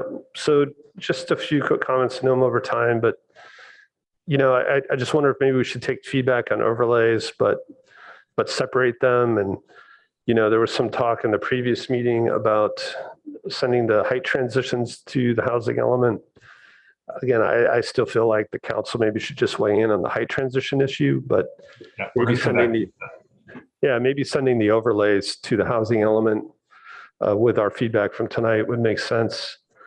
I still think we should restrict the changes narrowly to the zones that we're required to change under state law. We haven't really got back to the facades and those clauses, but I still feel we should look at those and maybe increase the number of required choices in the categories. And I'd be really interested when you come back and seeing stronger privacy protections for elevated floors. As I'm concerned about still having 15% of windows allowed and privacy issues. And I guess I'll save the rest for the next round. So let's go ahead and start a second round. Mayor? Yes. Do you mind just in this sort of interstitial void of speakers? Just to respond to a couple of comments. One, and I want to thank Molly for bringing this to my attention. When I answered your question about the 120% affordable, not qualifying as low income, it is worth noting that when we go through our housing element process, such as we are doing now, when we achieve a certain density of units per acre, that site will qualify as a site that is capable of producing the lower income RHNA units that we are charged with planning for. So the actual unit itself at 120% AMI does not count, but for planning purposes, to achieve the type of densities that any of these overlays would contemplate would qualify as toward that the several thousand units that we're planning for through RHNA. So I know it's a little bit nuanced sounds like I'm talking on both sides there, but I wanted to just offer that. And then could you, sorry, just to clarify that though. So we are offering an incentive, some concessions or whatever, to have them commit to 20% quote BMR, but a portion of that 20% can be the 120 AMI units. So how is that helping us achieve? There's there's the actual project. There's the actual, when you look at housing production on a site specific, project specific measure, it has to meet a certain income threshold. And so if it doesn't, if it's above 120, it'll be considered market rate. But for planning purposes, for the housing element, we have some 6,600 units that we're planning for. And, roughly, let's just say 3,000 of those units need to be zoned in such a way to demonstrate to the state that affordable housing units could be built on those properties. So by allowing higher density zoning, such as the ones afforded by these overlays, we're communicating to the state that these are qualifying properties that can achieve lower density, that could result in the production of lower density unit or lower income units. Okay, because the state's saying that higher density should be lower. Higher density will result in lower, potentially more lower income. It just, you achieve a density threshold that through either state density bonus law or local inclusionary laws, they would anticipate a certain amount of low income units being produced. Okay. Okay. I know it's a bit confusing. So I apologize for that. Just on the issue of the PF zone properties. So we have 180 PF zone properties, and the vast majority of them, 78, are owned by the city of Palo Alto. There's a couple of other large owners. Stanford is one. Let's see. The Peninsula Corridor Joint Powers Board, the Caltrain right away. There's a number of slivers of PF zone property there. Southern Pacific has properties. There's some other easements. PAMF or Sutter Bay, Sutter Health owns 6. The school district has 16. Water Valley has a few. Couple of noteworthy ones. The city and county of San Francisco owns 4. And there's 2 owned by the post office, and 1, according to the tax records, that's owned by the United States of America. So just amusing there. Anyways, there's a few other ones, including 2 that are held in private ownership, as best as I can tell. One of those is just a tiny lot that you can't really do anything on it. And I don't have information on the other lot. So anyways, I probably didn't give you all of them. So if somebody's adding up to 180, you're probably not, you're going to come a little short, but you get the gist of it. And I can provide that information to council if you're interested in that. Thank you. So Councilmember Cormack, did you hit your light again? No? That wasn't you, Councilmember Seth. Okay. Yep. So Vice Mayor Burt. Okay. Thanks. These clarifications have been helpful, but helpful at understanding the complexity of what we're looking at. So, Director Late, what I understood you to be saying just a moment ago is really that there's a strong intersection between our housing element work and what we might do to switch some of these PF zone parcels to either workforce housing or something else. And the proposal before us in slide 34 is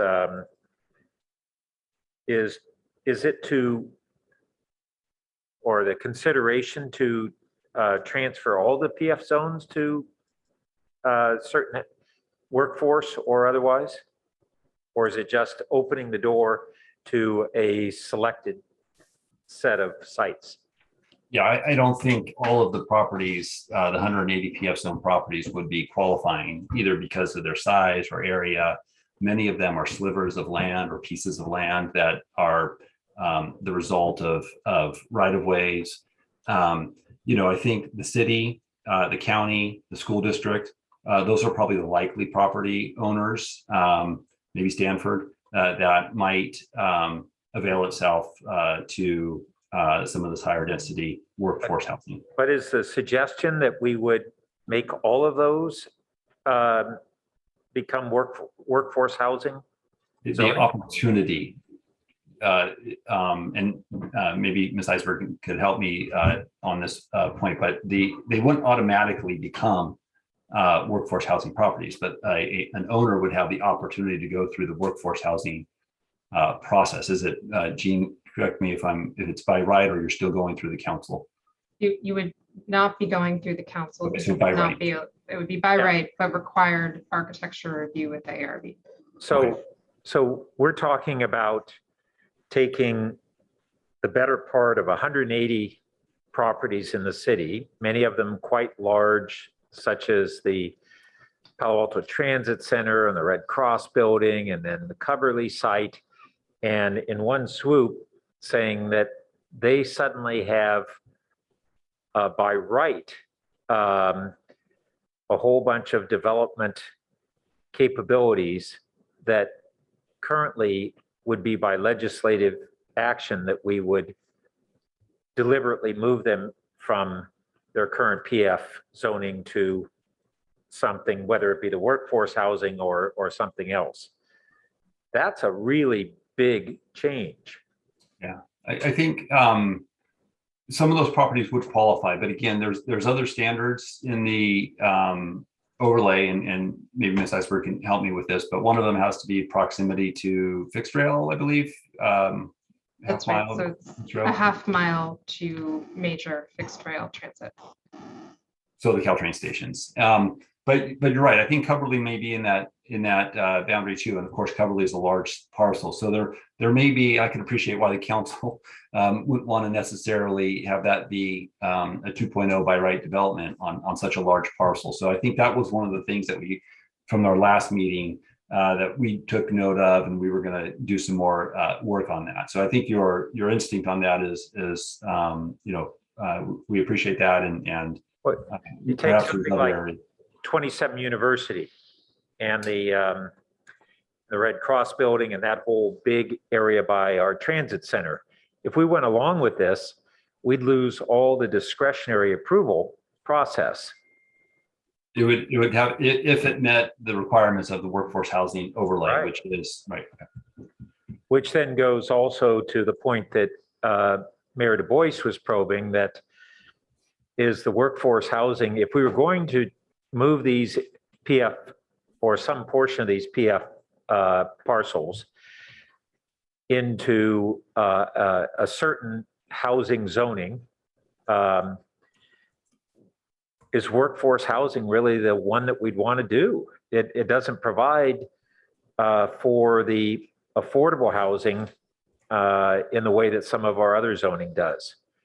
So there's really, for me, two questions: is should we be doing this wholesale, or should we be taking a very deliberate scalpel to looking at which are the next most promising and appropriate PF parcels that we would want to put a housing zoning on, and do that in a much more deliberate fashion rather than this blanket approach? And is workforce housing the zoning type that we'd want to switch it to if we really want to have at least a portion of them have inclusionary housing, or others maybe being all affordable? I don't get why we would be wanting to just do this blanket change and lose all the legislative approval that we would have. If out of the housing element, there are certain parcels that are identified and it comes to the out of the housing committee, it comes back to the council in the coming months before their work is complete. And they say, well, we've identified these 10 parcels that are important to upzone for housing. That's different from us tonight recommending that we move forward with 180 or 170 of those, and to do it in a zoning type that doesn't even get us what we want in terms of affordable housing. Why are we going down? Am I missing something? I don't get why we're going down this proposed path. I think there's a couple of properties that warrant further consideration. Coverly and you noted the transit center. So I think it is if there were interest in pursuing this, I think we probably would want to take another closer look at the properties. I think the notion that's come up before also about incorporating this as part of our review of the housing element is something that we could also do.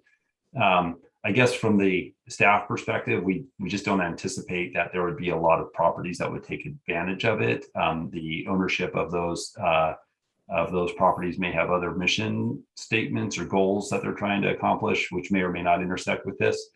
But I hear you and understand that maybe there's another, there may be some other areas of interest, and council certainly has expressed those before with respect to affordable housing. And so that's another overlay that we're actually asking the council to weigh in on. And that one does have the lower income restrictions. So just I'm hearing consistently from a few of you at least that some concerns about the workforce housing overlay, and I understand that, and I understand what you're saying on that. Okay, thanks.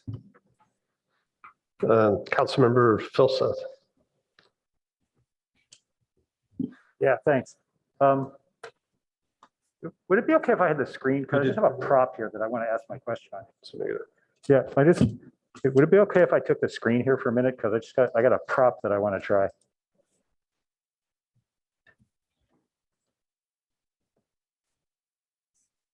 Okay, here we go. Up. It logged me out of the city. City logged me out again. Just move that to you. Yeah. Here we go. There we go. Thank you. So I just want to make sure I understand this design intent. And so we got two kinds of projects, HAA compliant and non-HAA compliant. And HAA compliant projects are ones that are residential projects that meet the criteria in the 2/3. And we're going to go from context-based design standards to objective standards for those. And then we got another class of projects which are non-HAA compliant, which they're either commercial or they're residential, but for some reason they don't meet our objective standards. And then they're going to go through a more conventional process. And so what we're proposing is evolving the context-based design standards for those projects to this design intent that council's confused about, or some of us are confused about. Is that an accurate picture? Yes. Okay. So two questions. One is, surely the state has considered this, but what prevents cities from saying, okay, our objective standards are 100-foot setbacks and 1-story limitation. And so basically in practice, every project doesn't meet the objective standards and has to go to the non-HA path. So what state law says that we can't create objective standards that reduce the density as of January, I believe January 1st of 2018. So we can't, Okay. unless we increase the density somewhere else. Okay. Okay, I understand that. Okay, now I understand. That makes sense. Okay.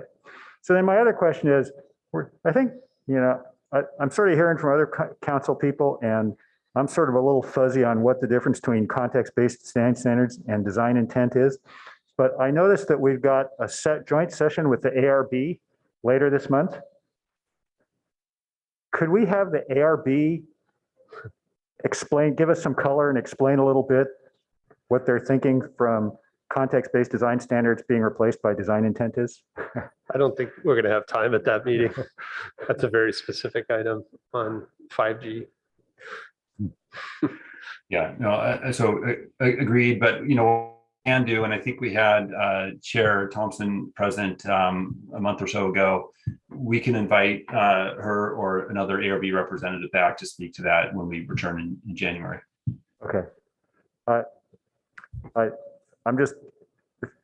think it's just objective standards and design. It's just too much for my cognitive bandwidth to do it all at once. That's so. But I'd love to hear sort of discussion of why design intent is better than context-based design standards. Okay. Okay. Thank you.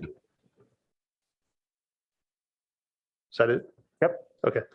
Then Councilmember Koo and then Councilmember Cormack. Mayor Du Bois, are we allowed to do motions tonight, or is it restricted? Yes, we should. Okay. Before I go to motions, I'd like to ask, on attachment 9B, which is definitions, where it says usable open space. On the second sentence, it says accessible for outdoor living. And that is on packet page 157. I was wondering, what does that mean?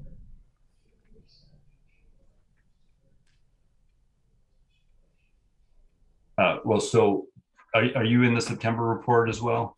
No, I'm actually, yes, I am. Okay, I'm looking at the October 4th packet page 345. I see the usable open space definition 142. Yes. So that outdoor living statement, that is not underlined text. So that's existing text that we're not proposing to change. Someone else on staff may have more sense of what outdoor living was intended, but we're only proposing to make the change the last sentence, which is underlined, and the strikeout. Okay, thank you. But it's just kind of interesting that usable open space, even though it's not underlined or it's not, so it's existing text, but why do we have outdoor living? Yeah, I'm sorry. Jean, what page number did you say that correlated to on the October report? October 4th, packet page 345. Okay, useful.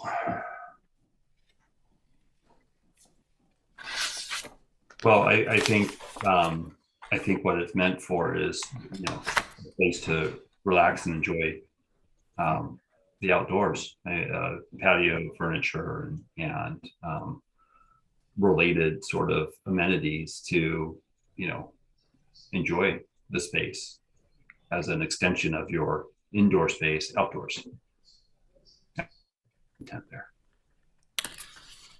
Okay, because, through interpretations or trying to make it work out, I think that can be misinterpreted to mean that put tents up and live out there.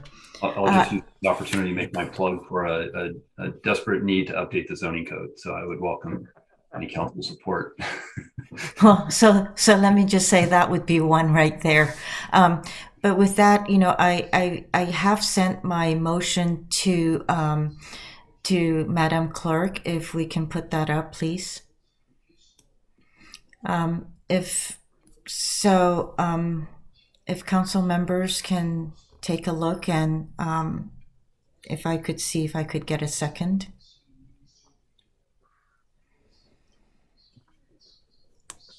Could you, it's very small on the screen, hang on. Okay. So my motion is A, no to the expansion of the housing incentive program in the PTOD area or any other areas. B, direct staff to retain current context-based design criteria in Chapter 18 laws for development applications that do not fall under the state housing laws requiring objective standards. C is to direct staff to return with proposed objective standards and intent statements to provide a detailed side-by-side comparison of the existing context-based design criteria and the proposed new laws. B, adoptable changes to existing and proposed laws that would provide similar standards for privacy and other protections for all residents, regardless of their zones. C, to explore mandating calculations of GHG emissions for new development construction. Then big D, redefine affordable in our zoning rules to mean for income levels at or below 80% of the area median income. And E, hold at least 2 meetings on the proposed changes before the next council session for free-form discussion by the general public. Okay. So I don't see a second.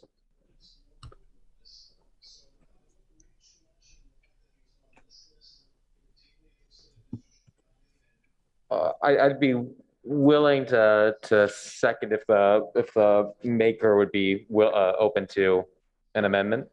I mean, I just wanted to get it started. Great, I'll second it. Okay, good. Do you want to speak any further to your motion?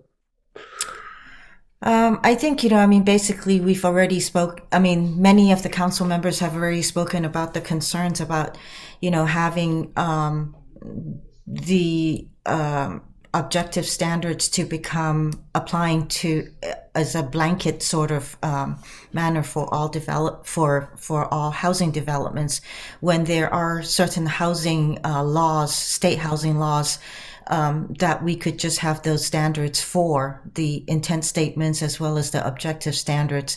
And right now it's really, really hard based just a chart that council members Philsef have put up.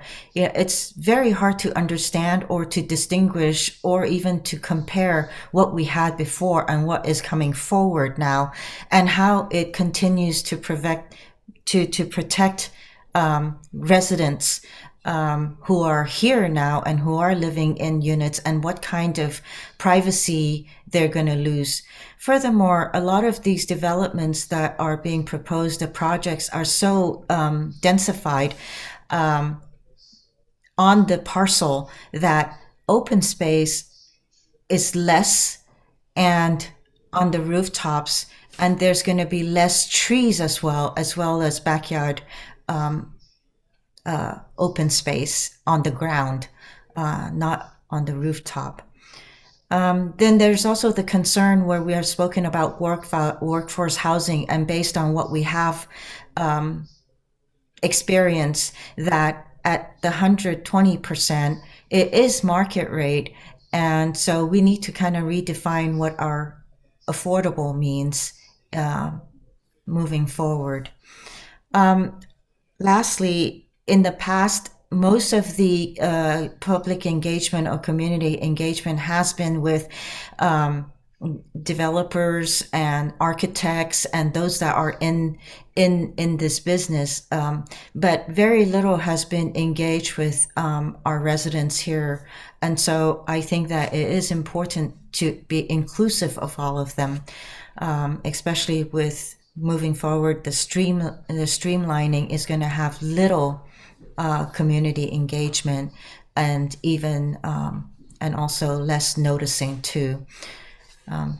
That's where I'm coming from. Member Stone. Thank you, Mr. Mayor, and thanks to Councilmember Koo for putting forth the motion. I think there's a lot good here. I think there's definitely areas though to make some changes. I'm wondering if the maker would be. I think so. I think there's a lot of good discussion tonight around concerns about expansion of the HIP and the workforce housing overlay and other areas. I appreciate it. I don't remember if it was the mayor or the vice mayor who brought up the idea of having this discussion further fleshed out by the housing element, by that working group.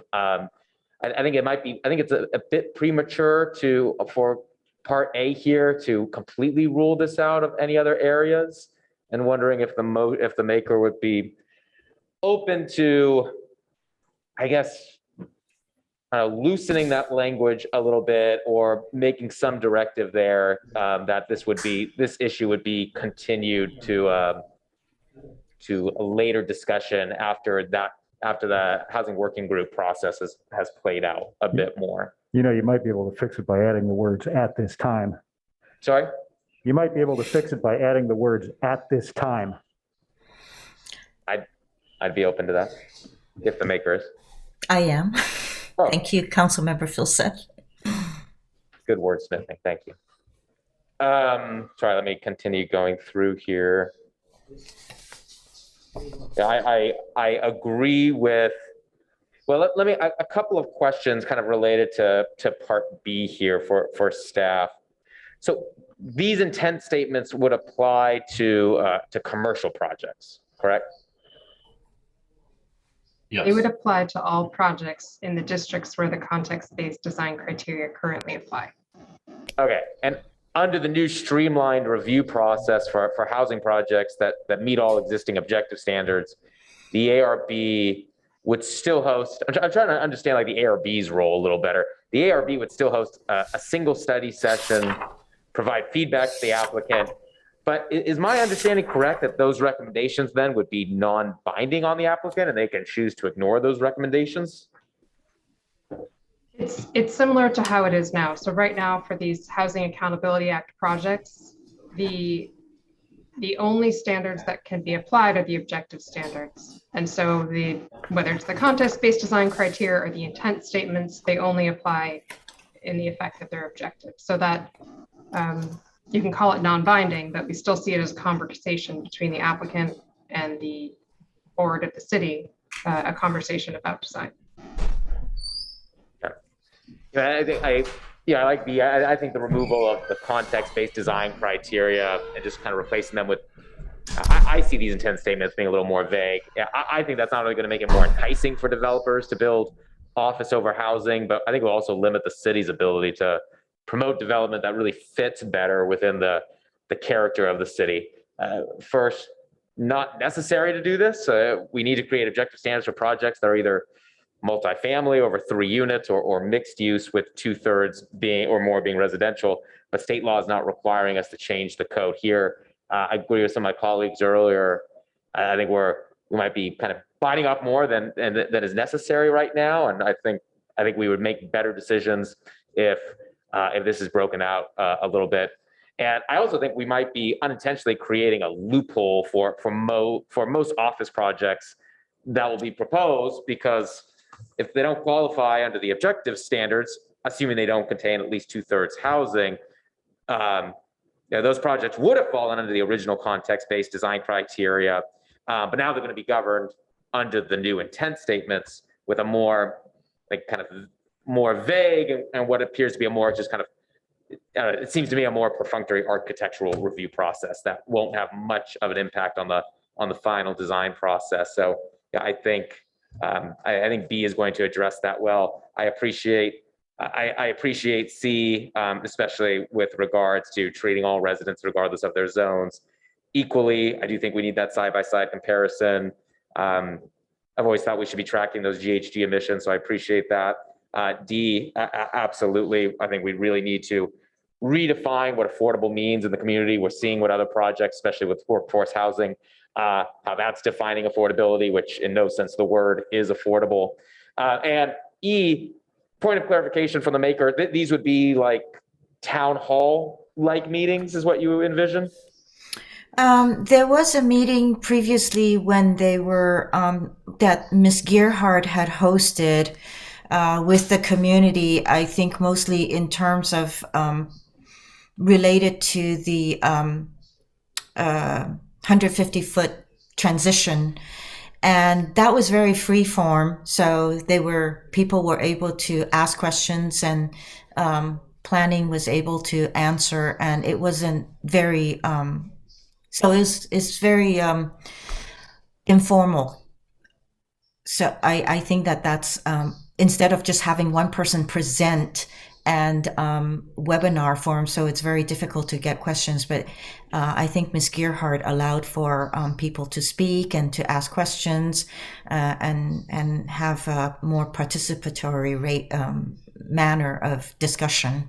And from there coming to an understanding of what is actually intended or what is actually being said.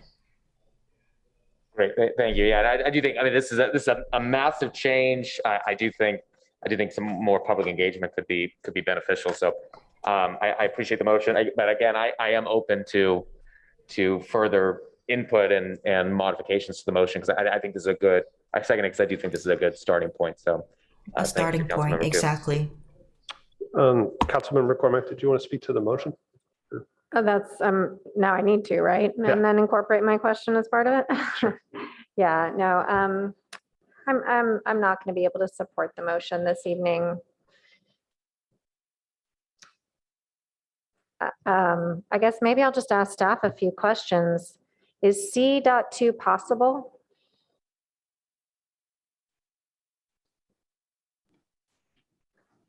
Well, Yes, I think- and I would maybe ask the maker and the seconder. I believe this is in reference in part to the transitional height standards, where we have one set of standards for low density zoning where a project is next to low density zoning, and we have another set of standards that may apply if they're a higher density multifamily zoning. But if there's something specific about that, then that's not that, then I would need some clarification on it. Yes, it is that. It's just applying the privacy standards to all different densities of existing properties, housing projects, just so that people who are already living there should have the consideration for their privacy. Okay. And then maybe, thank you for that. And then just to answer Council Member Cormack's question. So yeah, I mean, it certainly is possible to design standards. I think the reason that they are the way they are today is it contemplates that when those higher density properties are redeveloped, they will be built at taller heights and potentially, different setbacks. And so the zoning code really contemplates the redevelopment of the site. And so we would be imparting a privacy standard that we use for R1 zones, which are lower, to RM 40 zones, which eventually will be taller if redeveloped. But that's a policy call for the council, certainly. Okay, so let me see if I understood you, Director Late. Whatever zoning protections there are in R1 would then be extended to all other zones. I think it's, I might phrase it a little bit differently. I think what I'm hearing is that there are privacy interests that we convey in our zoning code that apply to R1 zones. And so given that those are lower density and not built out the way that other multifamily properties are in terms of height and setbacks and things like that, the privacy standards are different in the code. Transitional standards are different between the lower density zone and the higher density multifamily zones. And what I'm hearing is that you would apply those uniformly, regardless of the density of the zone, and presumably at the lower standard, at the R1 standard. Okay, and then part D, is it possible to redefine affordable, or is the maker contemplating that we would be changing the housing incentive program? And I'm not even sure who to ask this question of, to be honest with you. Well, so we can change what our inclusionary requirements are. I think this is a big deal. I mean, for ownership housing, we have 2/3 of our inclusionary requirement at 120% AMI, and for the 1/3, it's at 100% AMI. So if we want to make that change, that now to qualify for inclusionary housing, it has to be 80%. I would think that would warrant some study analysis. And I'll note, even if we make that change, the state still has its own standards for what it qualifies as a state density bonus project, a qualifying state density bonus project, which may exceed those income levels, and we would have to adhere to that. So it's hard for me to speak on the fly about that. It's something that would require some more analysis. Okay, and then finally, I just want to see if I can circle back on the workforce housing, which is not included in this motion, I don't believe, but was a topic of discussion earlier. So, and I think the missing link is that right now, workforce housing is only within a half mile of fixed rail, right? Yeah. Okay, so the 180 is the total number of parcels, but not the number of parcels currently subject to workforce housing. I believe that's correct, yes. Okay, and the proposed modification, was it to extend it from half a mile to anywhere in the city or not? No. Okay, that I just wanted to, be super clear on that. The proposed modification in the green section on that slide is to say that it wouldn't necessarily come to council. I don't recall the green section in the slide, but we're not proposing to change the standards for workforce housing other than. That's right. It's the process that would change. It would go from a subjective rezoning to an objective criteria. I understand. Okay. So I think before, again, I'm going to repeat what I said earlier, before we make any decisions on this, we just need another round of information, with maps to think about it. I do appreciate all the information, Director Late, that you provided. Yeah, makes sense. Thanks. Councilmember Philseth, did you want to speak to the motion? Actually, I think Councilmember Cormack just asked pretty much all the questions that I was going to ask.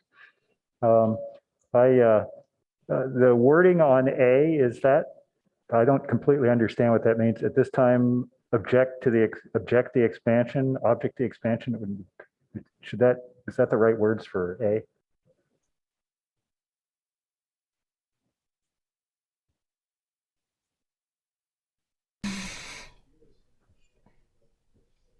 Maybe decline or something like that. Okay, and then I want to make sure that I understood what I heard from staff on the detailed side-by-side comparison of the existing context-based design criteria and the proposed new laws, which is, my recollection from staff was that was basically an impossible task, right? And staff would do their best, but they weren't really going to be able to do that, right? Is that still my understanding, or has that changed?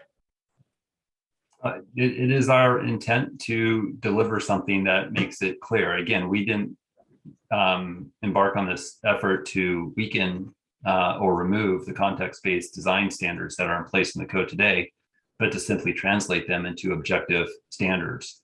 And we did that over the course of 13 hearings before the Architectural Review Board, who reviews these projects and was able to provide some substance to that. Right. And then I thought number 3 was kind of interesting, but or C3 was kind of interesting, but I want to make sure I understand the intent of the authors, right? You just want them to make a calculation and report a number. You don't want to use it as some kind of criteria. Is that right? I don't believe I am intending it for a criteria, although, with our SCAP, it is important for us to understand how does the new developments and the construction affect our GHG? What does it do to the carbon footprint? So that is just another way to measure what are the GHG emissions. Okay. And then but you're just asking people to calculate a number and report it. Yes. Okay. Right now it's just a calculation. Okay. And then on D, I mean, Director Late's explanation was helpful. Do we use the word affordable in any of our zoning? I mean, aren't we more explicit than that? I think, are you asking, I'm sorry, if you're asking me, we have a title in our zoning code that talks about affordable or inclusionary housing requirements. Okay. I believe that's what the reference is to. We don't, we don't stipulate affordable housing as a permitted land use in our zoning districts. It's Right. housing, and then you have to meet an inclusionary standard. And then the individual standards are all explicit of, what percent of area median income. Yeah. And again, it really, we have a requirement for 15% for ownership. Right. Yeah. Right. And I explained what those income levels were already. Right. So, yeah. Well, I mean, right now we sort of follow the state, if I understand what you said. Well, we absolutely follow the state, where the state, has set the standard for that. Right. Our inclusionary requirement, requiring a housing development to have deed restricted affordable units, only applies right now to ownership projects. And again, those ownerships are at a third of those 15% would be at 100% AMI, and 2/3 would be at 120.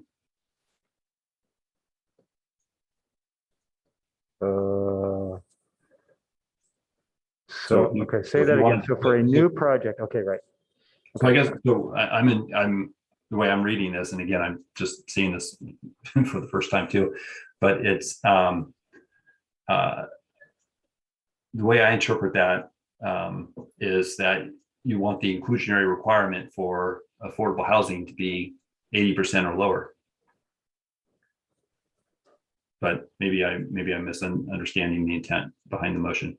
Yeah, maybe I was misunderstanding it too. That wasn't exactly how I read it, but maybe that's how it was intended, and I didn't understand it. Okay. Well, I think to change our inclusionary requirement, on the fly tonight is probably something we shouldn't do without some more assessment and thought into this, because it'll touch a bunch of things. Okay. All right. Thanks. Vice Mayor Burt.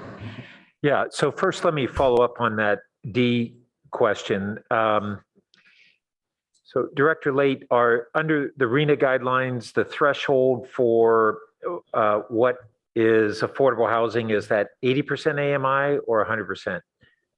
It goes up to 120, I believe. I'm sorry, 110, you said? 120. 120. I believe that's correct. Maybe somebody on staff can correct me. Yes, that's right. Well, RENA defines moderate income, not median income, right? That's right. And moderate income goes up to 120% of AMI. That's helpful. Thanks. Okay, and then we've got the categories below that. So that, okay.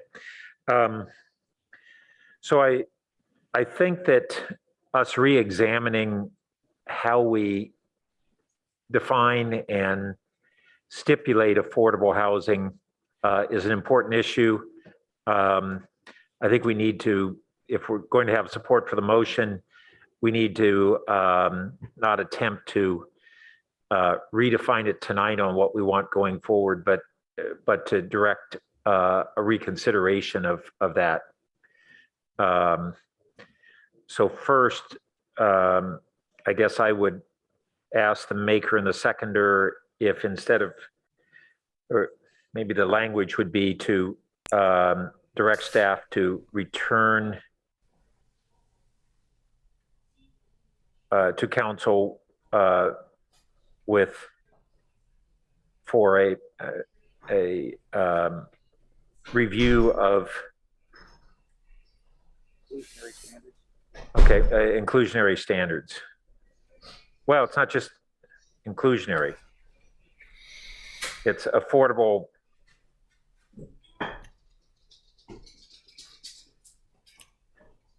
Say affordable. It's not just inclusionary, because it could be the 100% and whether it's affordable.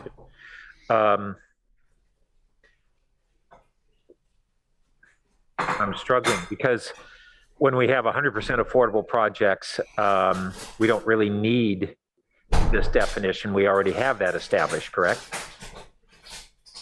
So does this only apply in inclusionary settings?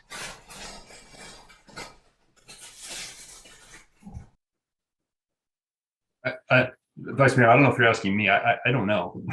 Yeah. Okay. And then, so Councilmember Koo, do you know when when we're saying redefining affordable, is that only referring to in an inclusionary housing context? Because I'm struggling through this myself. When we have 100% affordable housing projects, we already have definitions for that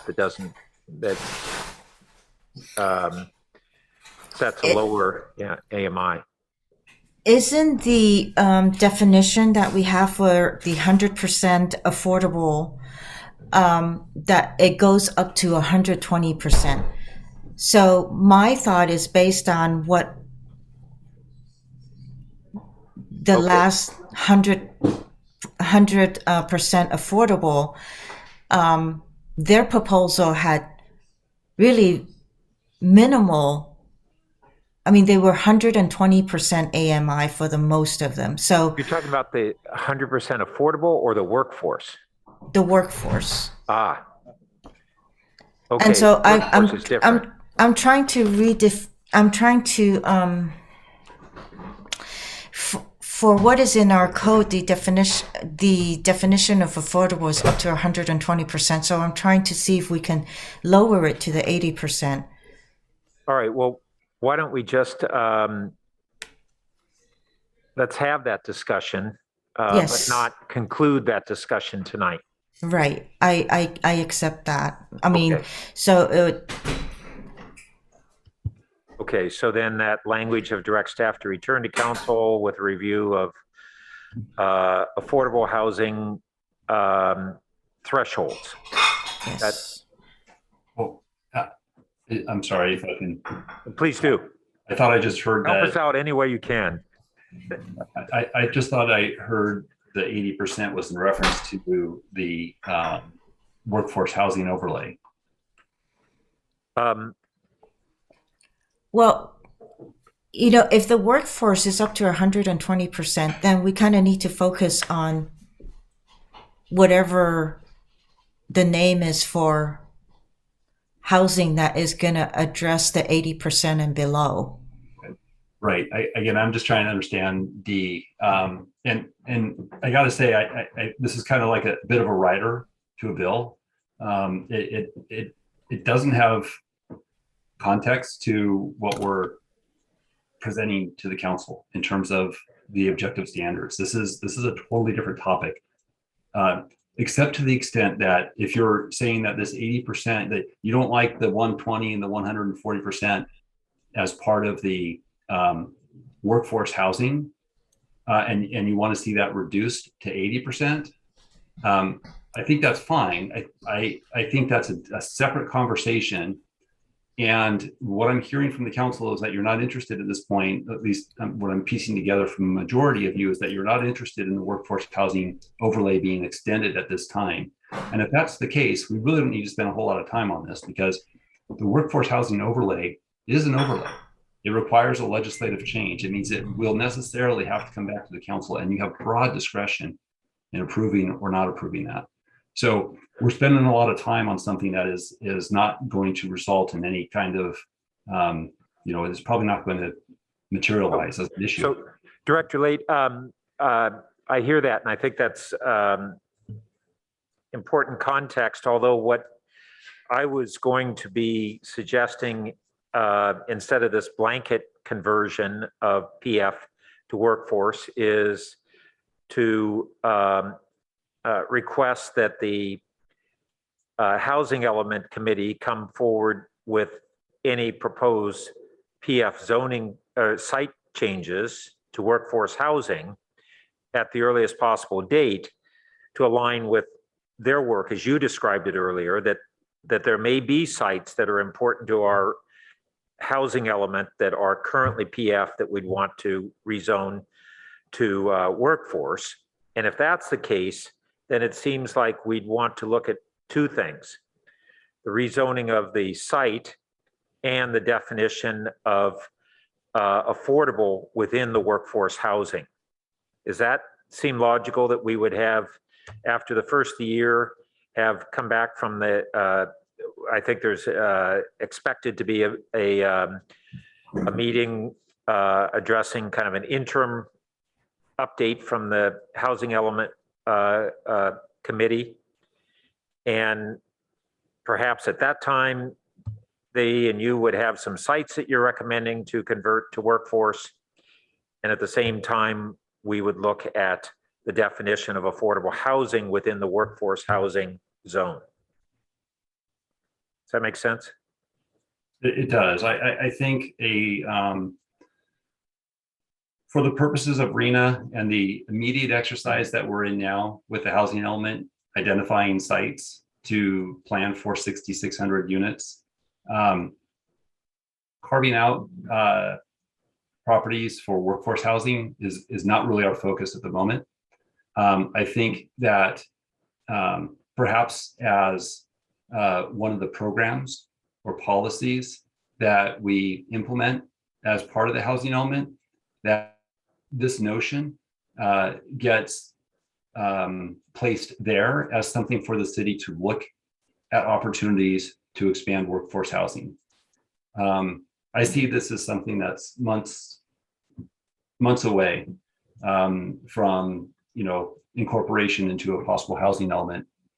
I mean, and when I say months, I'm thinking toward the end of the housing element, we would have this program implemented in that draft document. Well, how about this then? What if we said that prior to any conversions of PF zone parcels to workforce housing, the council would review the affordability threshold for workforce housing? Again, I don't know what we're trying to solve in that instance. I think what we're worried about is the Housing Element Committee is going to come forward with several of these changes. And we got the question, one, do we think those are appropriate locations to upzone to workforce housing? But we might be much more receptive to doing that if it had a true or affordable housing component to it. Yeah, and when you say committee, there's a couple of groups. We've got the Housing Element Work Group, which is the citizens group that's helping us. And then we have the ad hoc, which is comprised of 3 of your colleagues. None of those groups are working on workforce housing as a specific line item. And nor will we, except as a policy that we might want to implement over the course of the next 8-year cycle. Oh, well, I thought earlier you had talked about a number of these parcels prospectively being included in our REIT housing sites, the PFs that would be converted to workforce. It's possible that we would identify some PF zone properties as a suitable site and qualify as potentially a future housing development. But at 120%, AMI or 140, on that level, it would, this gets a little confusing, but on that level, it's market rate housing. And so this notion of workforce housing is something that we created locally when we did the workforce housing overlay. Here's, I guess, maybe just with my thought. I think we're spending a lot of time on something that doesn't really warrant the attention at the moment. I think workforce housing is something that we need to study and examine. And I'm hearing from the council, the current thresholds of 120 or 140 may not be where we want it to be, and that's fine. But that might be a future conversation. Well, I guess, Vice Mayor, yeah, we're going pretty long, and okay, I actually had some comments I wanted to make. But I think we need to resolve it. So what I think I'm hearing from you now, Director Late, is that maybe rather than say that we're looking at PF zone or parcels to necessarily be considered workforce housing, we're looking at potentially rezoning them as part of the housing element update to something. And it may not be this workforce housing category. It may be something else that is a denser housing that makes it a fair likelihood that we'll get affordable housing component at least to it. Is that more accurate as to what is likely to come out of the Housing Element Committee or the ad hoc? I don't know that we're specifically looking at Well, I think it's the reason I'm hesitating on that is because we're in the midst of the conversation right now, and I don't want to presume where the working group is necessarily going to go. But as a property, as a parcel in our city that may be suitable for redevelopment, it would be flagged as a potential for a future housing development. Market rate, affordable, we won't know until down the road. But at present, to the extent that it is a suitable site, we'll include it on our inventory, and HCD will have a chance to take a look at it. And so anyways, I could talk more about that, but there's a lot of, I think, sort of detailed and statutory, issues that we need to look at that really are sort of beyond the objective standards issue that we've intended to have discussed tonight. Okay, well, I'm trying to figure out how to resolve what's in this motion in a way that potentially could move it forward. And so you've offered some clarifications that I don't think any of us understood earlier in the meeting, but it's still not clear.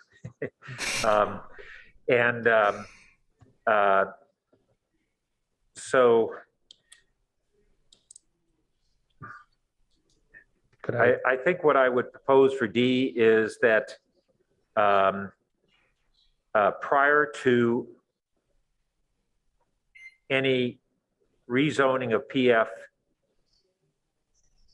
to workforce housing, the council would re-examine the affordability threshold in workforce housing. And that may be a moot point, but I think if we don't address it here and now, we're going to have a division on the council as to whether we can move forward on this. And so is the maker and the seconder find that acceptable? I do. Yes. Okay, great. And then I wanted to, and I'm sorry, Mayor, but if we don't resolve some of these things, I'm we're not going to sure. get a majority. I'm not sure there is a majority, but go ahead. Okay. Second, on the greenhouse gases emissions, we have in the SCAP ad hoc committee upcoming looking at the impacts of new construction on greenhouse gases. And there are really three aspects to this, and I'm not sure which one you're referring to. There's the use, how much from the use of the site, how much greenhouse gases are emitted. There's the construction impact and all the embedded greenhouse gases in the concrete and the steel and everything else. And then there's the commute impact. And so were you talking here about one, two, or all three of those? I didn't even know about the three, but I was mainly looking at the construction part of it. Okay. And the materials. So I didn't know your SCAP had been discussing all of that. Well, it's upcoming.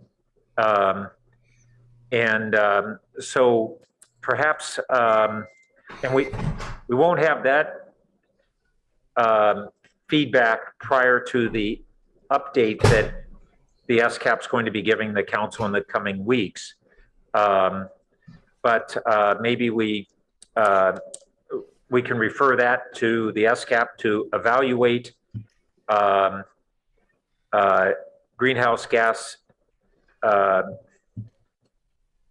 total impacts of new housing. It's not just new development, it's new housing construction, right? Or is it new development? I was looking at new development just to cover all development that would potentially have GHG emission impacts. Yeah, so that's an emerging field. And I don't think we're going to have clarity on that, but I think that the SCAP committee intends to attempt to get our handle or a better handle around those three parts of that. And so if it's okay, we could. Should that be a F? Or maybe a referral to SCAP to look at the total impacts of greenhouse gas impacts of new development, with an understanding that that's not going to come back with a all-encompassing report. It's going to try to give us better framing to refer to the SCAP evaluation of approximate greenhouse gas impacts of new construction.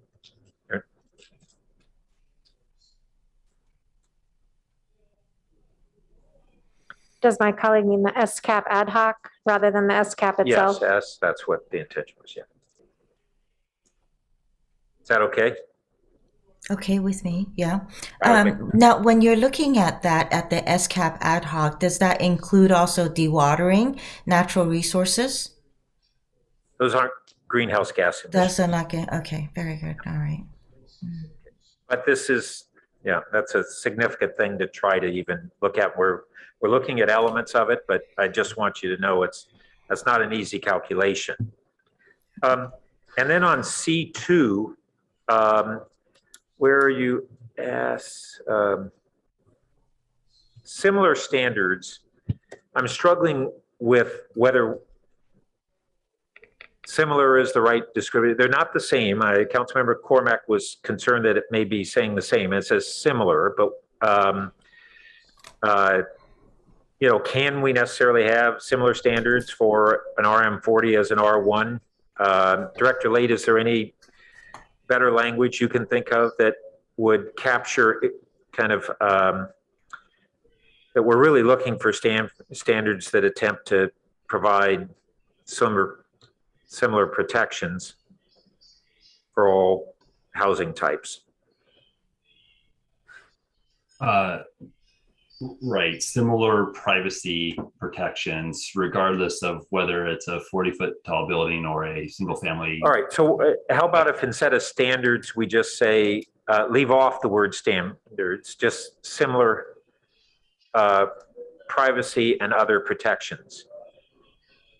Because it's the outcome that we're looking for of trying to provide privacy and other protections, but we can't necessarily use the standards that we use for R1. So for clarification, if I might, Vice Mayor, this is Eshikata. I think you want to strike the word similar, is that right? So it's, what remains is provide standards for privacy. So John, I was going to ask the same question. Can staff work on development of standards that address, objective standards that address this privacy issue as a referral here?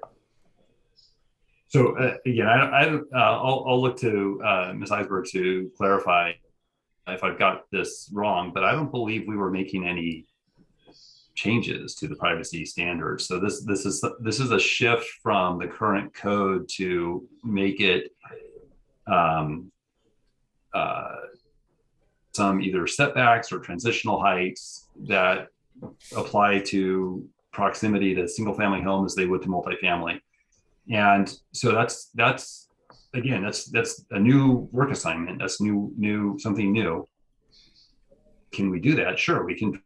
Standards. It's not what we came here for, and it's a new effort. But let me get Ms. Eisberg to correct me if I'm mistaken about that. Or were we making the privacy standards different between what they are today in the code for R1 and RM40? I think this maybe, last time we spoke, October 4th, we talked about in the objective design standards, there were some privacy standards that we had applying to the R1, R2, RMD zones that didn't apply to the RM30, RM40. Things like, I can find it. I mean, it was like window offsets, opacity of windows that were facing each other. So I think there are things like that we could add to apply to the RM zones. The other thing we talked about last month was the height transitions. So right now the height transitions do not apply in the RM40 district. They only apply in the RM20 and RM30. So if there's direction there about applying those to the RM40, that's a different topic that we had not proposed, because we had not proposed any changes to the height transitions as part of this ordinance, although we had discussed them, as you recall, with the ARB and with the PTC. Well, I think that the city manager's suggestion of dropping the word similar might be this best direction right now, because it would then say that we want to make sure that we have adequate standards that provide those protections, but they aren't going to be the same design standards for R1 as they are RM40. I'm trying to thread that needle. So would the word adequate be sufficient to replace similar? It doesn't sound very objective, I'm sorry. Yeah. Oh, okay. That's going to be in the eyes of the beholder, but yeah, so I would just at this point in time for expediency recommend that we drop the word similar, but it's giving direction that we want to have adequate objective standards. I'm fine with that. If the seconder, what does this say? Yeah, that's fine. And thank you. And I just want to say, Director Late, we're sorry for struggling through the motion, but this whole issue has got so many elements to it that I think it's been a real struggle for us to understand the implications of all the parts of these and how the pieces fit together. So I think it's a struggle on both sides here. So thanks. So I'll jump in real quick here.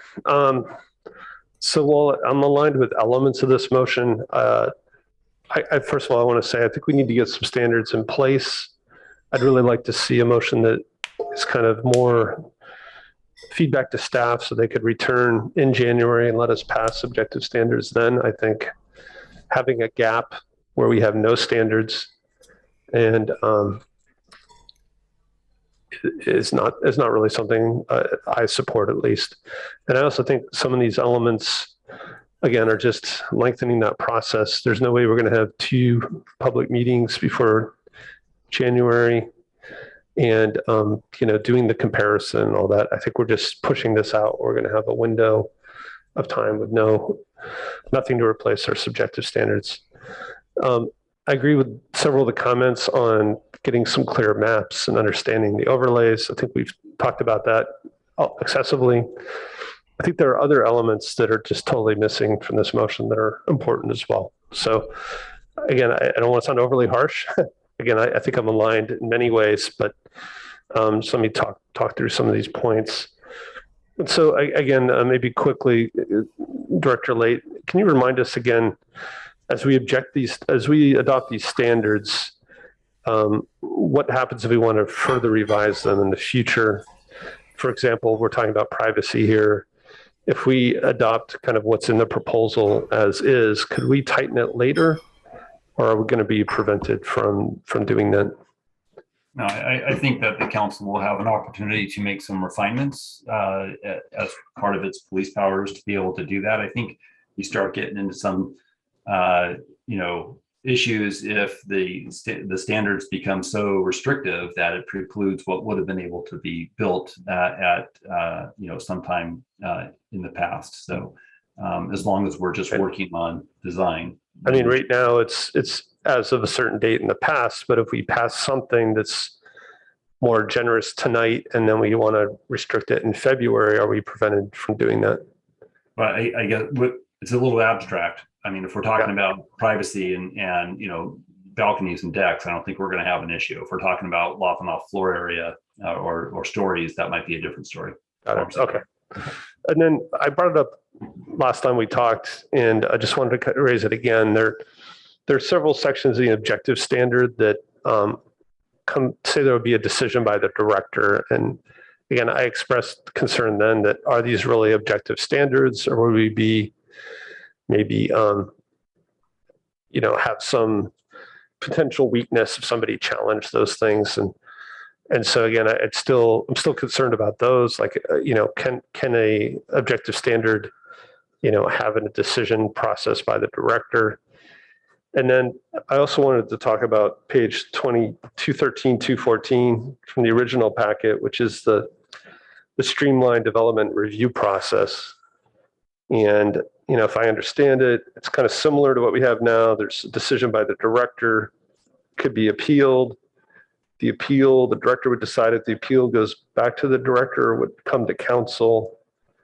And then I think there's some timeline that we have to stick on, if I understand.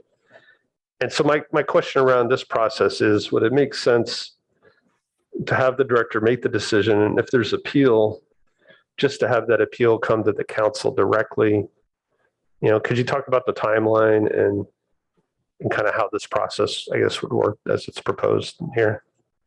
Okay, well, let me invite Ms. Iceberg to maybe walk us through what that process is. Sure. So as you stated, streamlined housing development project review process would only apply to projects that are meeting objective standards and therefore have up to one public meeting, a study session with the ARB. It's a decision by the director in the same way that current ARB decisions ultimately are decisions by the director.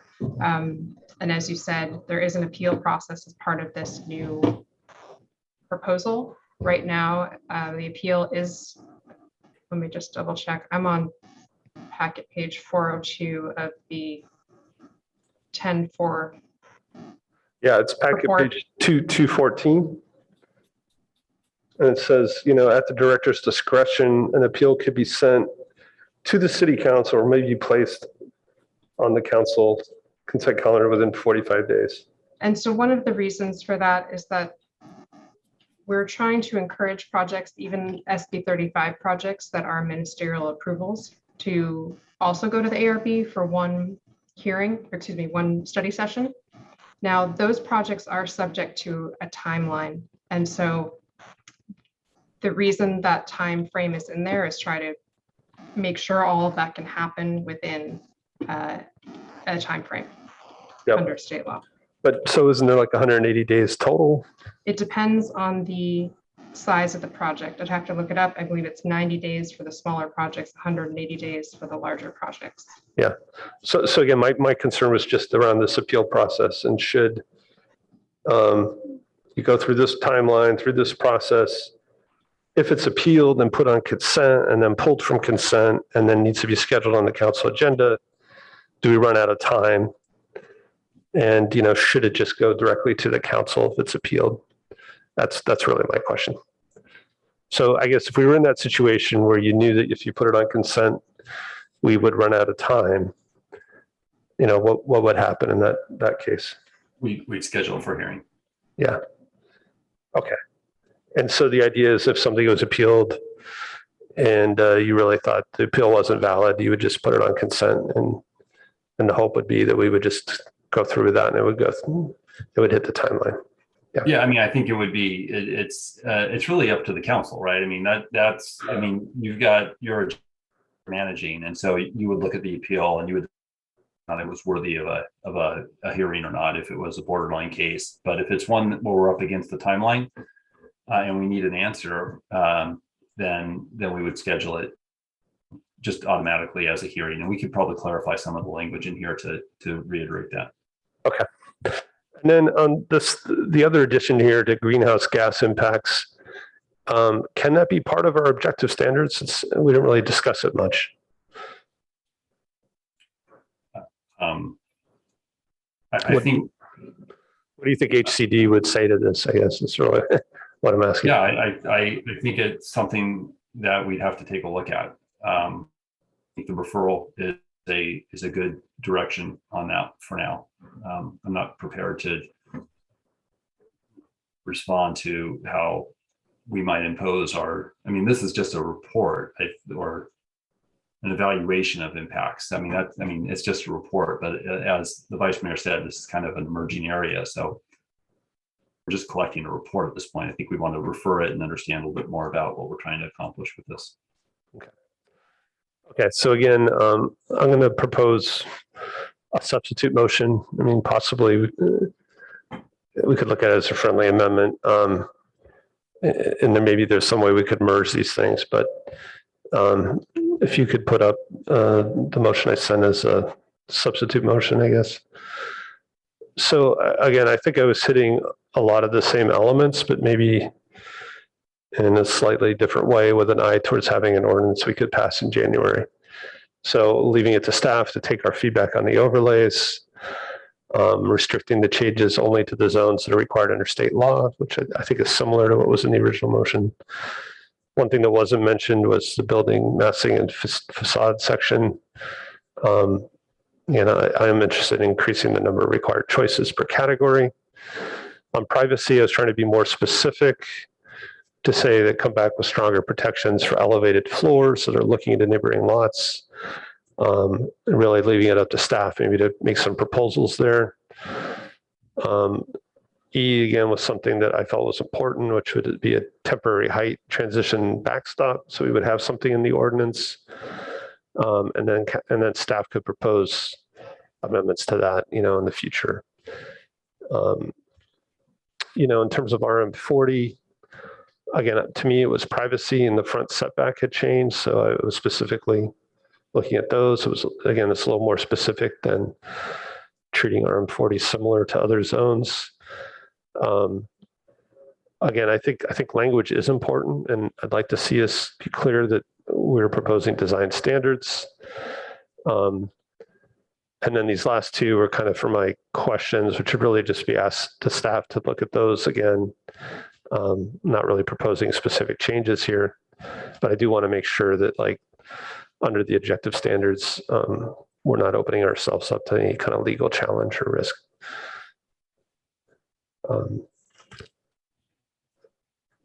So again, because there's a motion on the floor and it's a little bit awkward, I don't know if anybody would be willing to second this, or if there are pieces of this that you would consider friendly amendment to the previous motion.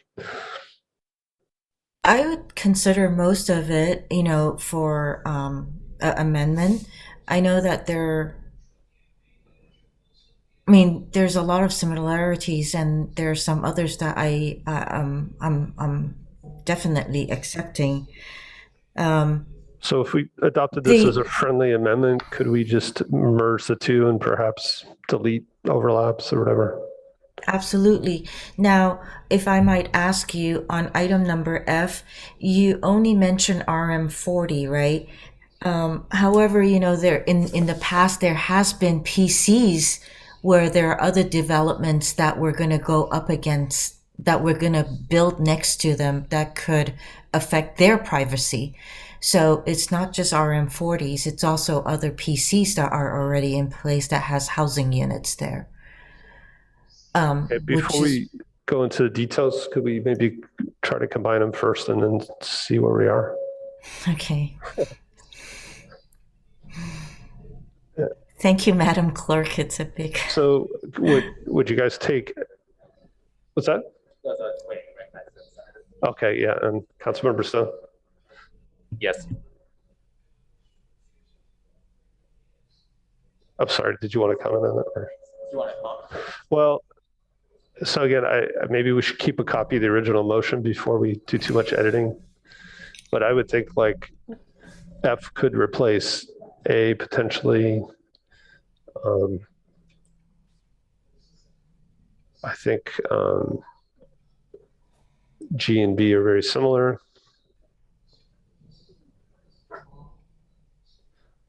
I think H is new. I is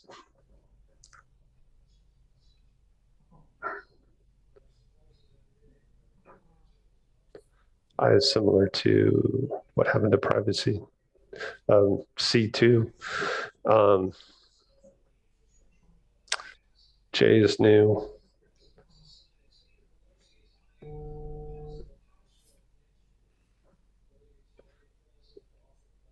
K is, where I'm trying to find it. K is C2. P2.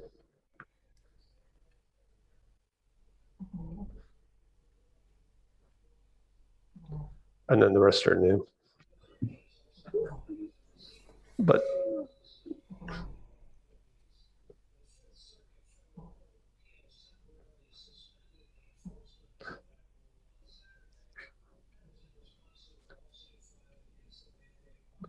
so I guess would the makers take F to replace A? Yes, I would. Yes, that's fine.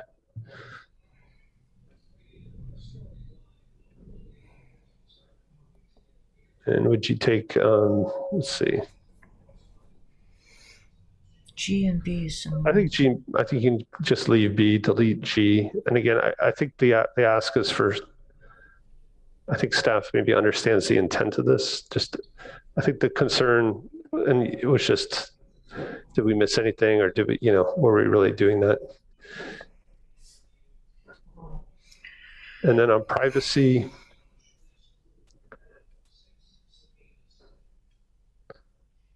again, does staff find this useful to be more specific?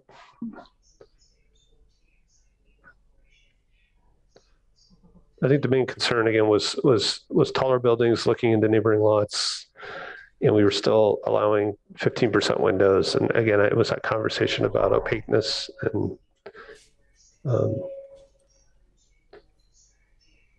Ms. Eisberg, do you understand what is trying to be achieved with that item? I believe so, just that you're looking for additional standards that would apply to the higher density multifamily zones. So that said, and I do think these elements on G and I are helpful for defining what perhaps is intended by the term privacy.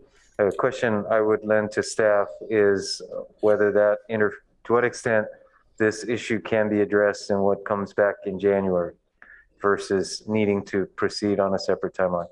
Yeah, well, I mean, Ms. Eisberg may have a perspective on that. I don't think we're coming back in January at this point. I know there's an interest in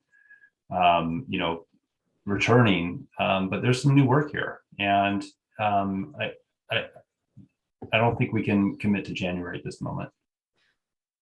Perhaps, well, and that may be fine from the council's perspective, but if it's not, then what response do we have from staff as to what can come back in January? Then I would say the response is we'll come back with what we can in the timeline that we have, and it will accomplish as much as we can, but I can't guarantee it's going to accomplish everything.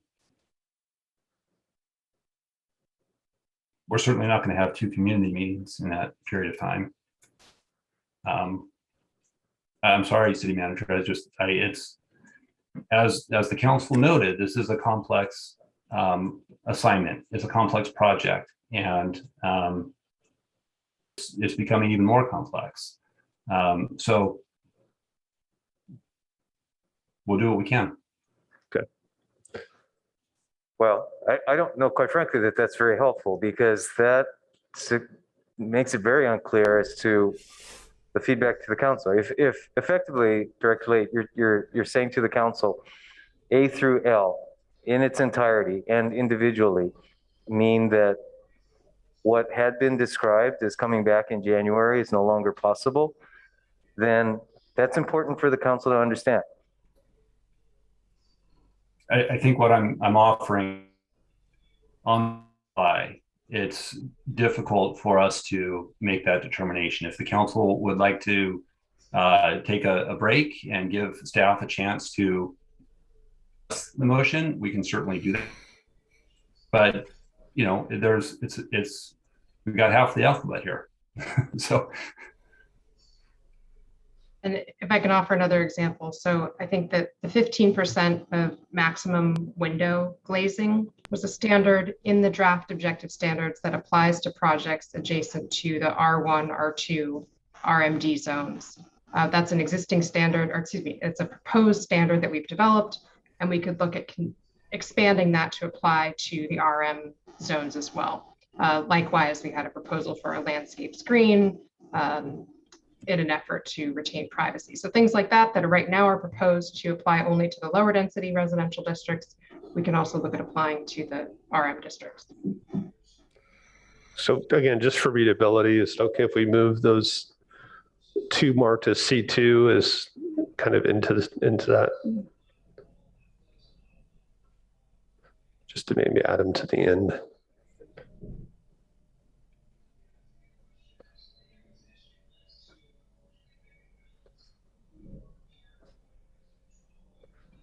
Okay. So I don't know, Councilmember Koo and Stone, is this acceptable? It's acceptable.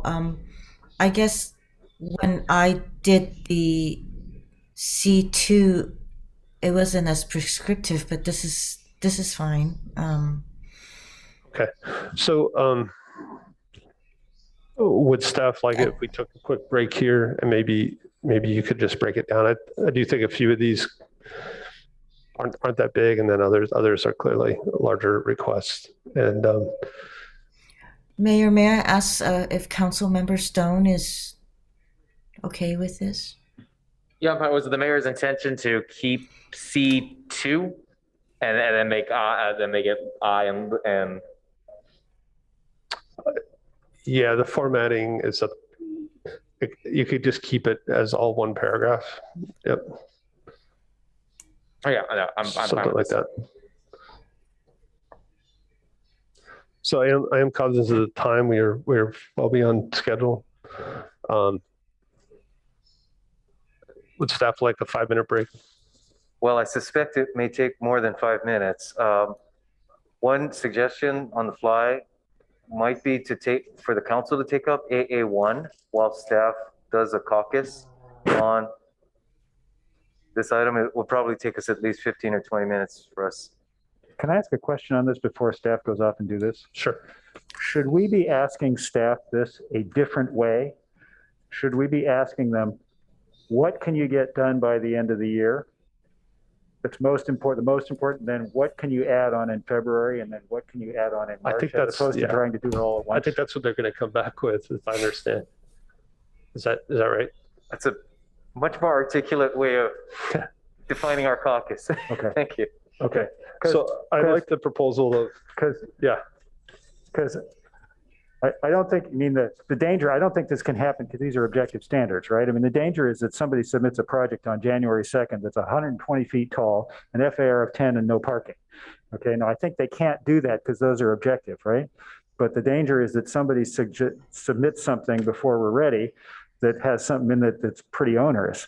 And so it's sort of like we need some sense of priority here. If we can't get it all done at once, right? What can we get? What's top priority? And just to be clear, nothing will probably come back to council till the end of January, right? But there will be a gap already.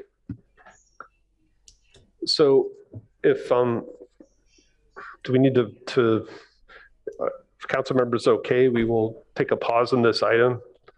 Maybe we'll switch to item AA1, which is the selection of people for the boards and commissions.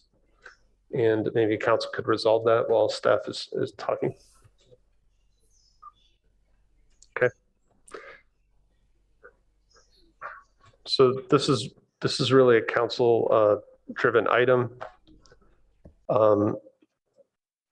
I'll just jump in and then we'll have a council discussion. But Councilmember Cormack and I, as you guys know, spent the better part of a year working on the board and commission handbook, looking at other cities.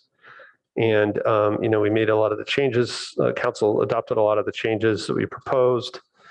And so it has been Palo Alto Council's tradition to interview everybody that applies. Other councils don't do it that way. We did try to strengthen the written application. And so I think what we'd like to propose, and I'll ask Councilmember Cormack to jump in and put it in their own words, but that we consider an objective way to narrow the number of people that we interview. And we have 41 applications, which will be over 8 hours of interviews. The written applications are there for a purpose, and I think we could filter down. And so the process that we discussed would be that each council member would email the city clerk by the end of business tomorrow with selections for each board and commission equal to the number of openings we have plus 2 additional candidates. And then the clerk would just take the superset of everything that we all nominate. So if one person nominates somebody, that person will be interviewed. And then we would just interview that superset. And effectively what we're doing is we're looking at the written applications. If someone either didn't complete it or didn't fill it out very well, we would not be interviewing that person. But again, the total number of interviews won't be known until we see what that superset is. Councilmember McCormick, do you have any comments?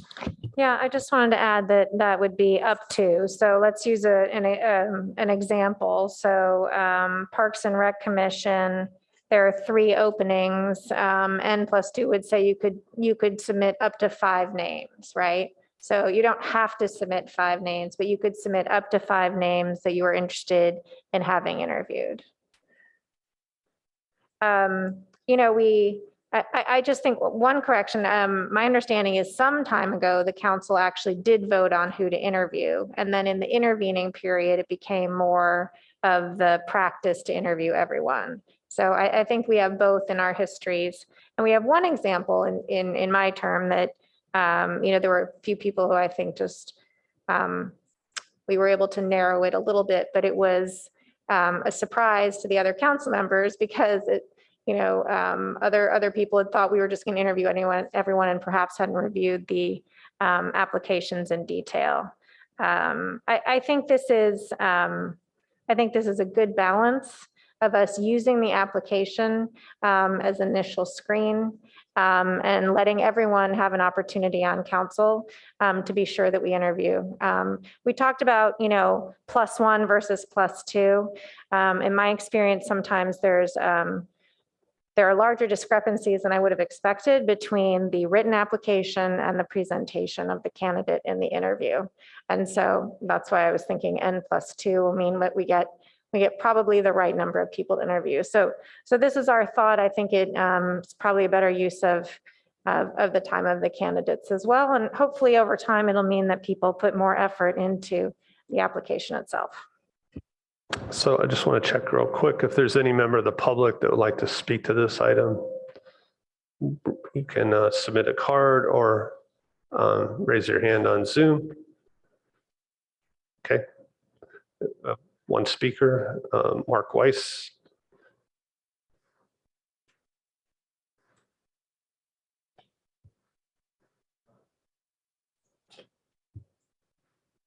Thank you for taking up this item tonight. I didn't realize this is going to be on the agenda. I'm actually here for talk about the business tax. But yeah, I'm a candidate for the Parks Commission. I feel I know each of you pretty darn well, and but I do want to say, you know, especially after 18 months of virtually no in-person democracy, I think you should think twice about limiting input from your neighbors.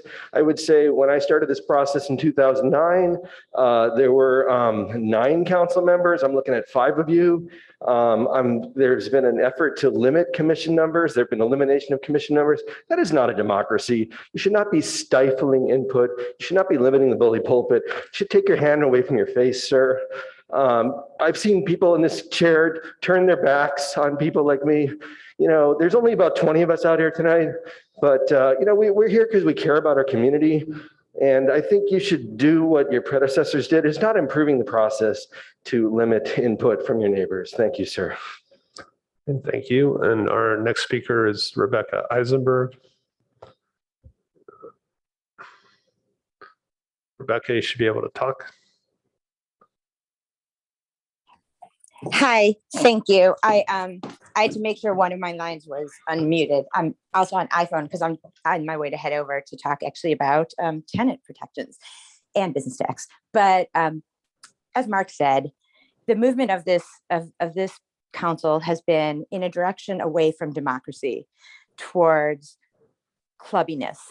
And it's, you know, for the sake of 8 hours at this time. And remember, last time there weren't enough applicants to several of the committees so that you had to reopen applications. It's not always the case that you have so many applicants. Here you happen to have 41 applicants. Spend the 8 hours and do it. Many of us applied to city council out of a willingness and an eagerness to spend that 8 hours interviewing community members who want to serve. I did not apply for a commission post this time around, but on behalf of the many people who did, including my, you know, very worthy, brilliant, and hardworking friend Mark Weiss, that it's the right thing to do to interview everybody. It's the right thing to do to take the 10 minutes per individual, which is quite frankly nothing, to at least create the perception that you're not going to just appoint people you know, to create the perception that there might be people at Palo Alto who maybe aren't so good at putting their words down in writing. Maybe English isn't their first language, for example, but who have tons to offer and tons to contribute. This 10-minute interview, which is nothing, is the least you can do to show the community of Palo Alto, the people who voted for you, that you want to give them a shot, that you are giving an equal shot to everyone, even the people you don't know yet, even the people who maybe don't speak English, as well as you do. It's the right thing to do. It's towards democracy. It asks you to work a little harder, but it's your job, and it's a job that many people would be privileged and honored to do. Please take the time to interview everyone who applies. It's not too much to ask. Thank you for considering. Okay, let's just bring it back to council and see if there's any interest. See, Councilmember Filseth. Did you push your button? No, I didn't, or not intentionally, but I think your suggestion is a reasonable idea and we ought to try it. Vice Mayor Burt. Yeah, so first I'd like to say that when we had the discussion about doing multiple board and commission appointments in one big lump, this was a concern that I actually raised.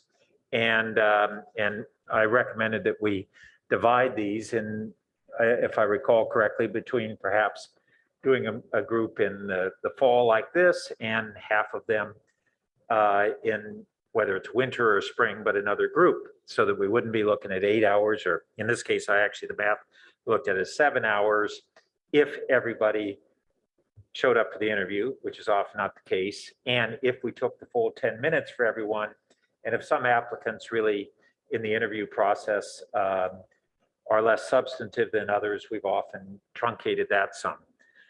Nevertheless, it's a sizable amount of time. Same time, we've been working and talking about wanting to really encourage more members of the community to engage in these processes.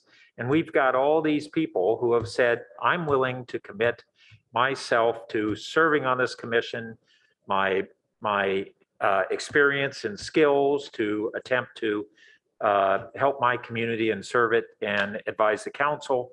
And I think that the notion that we won't extend to those people even an in-person interview sends a bad signal on that aspect.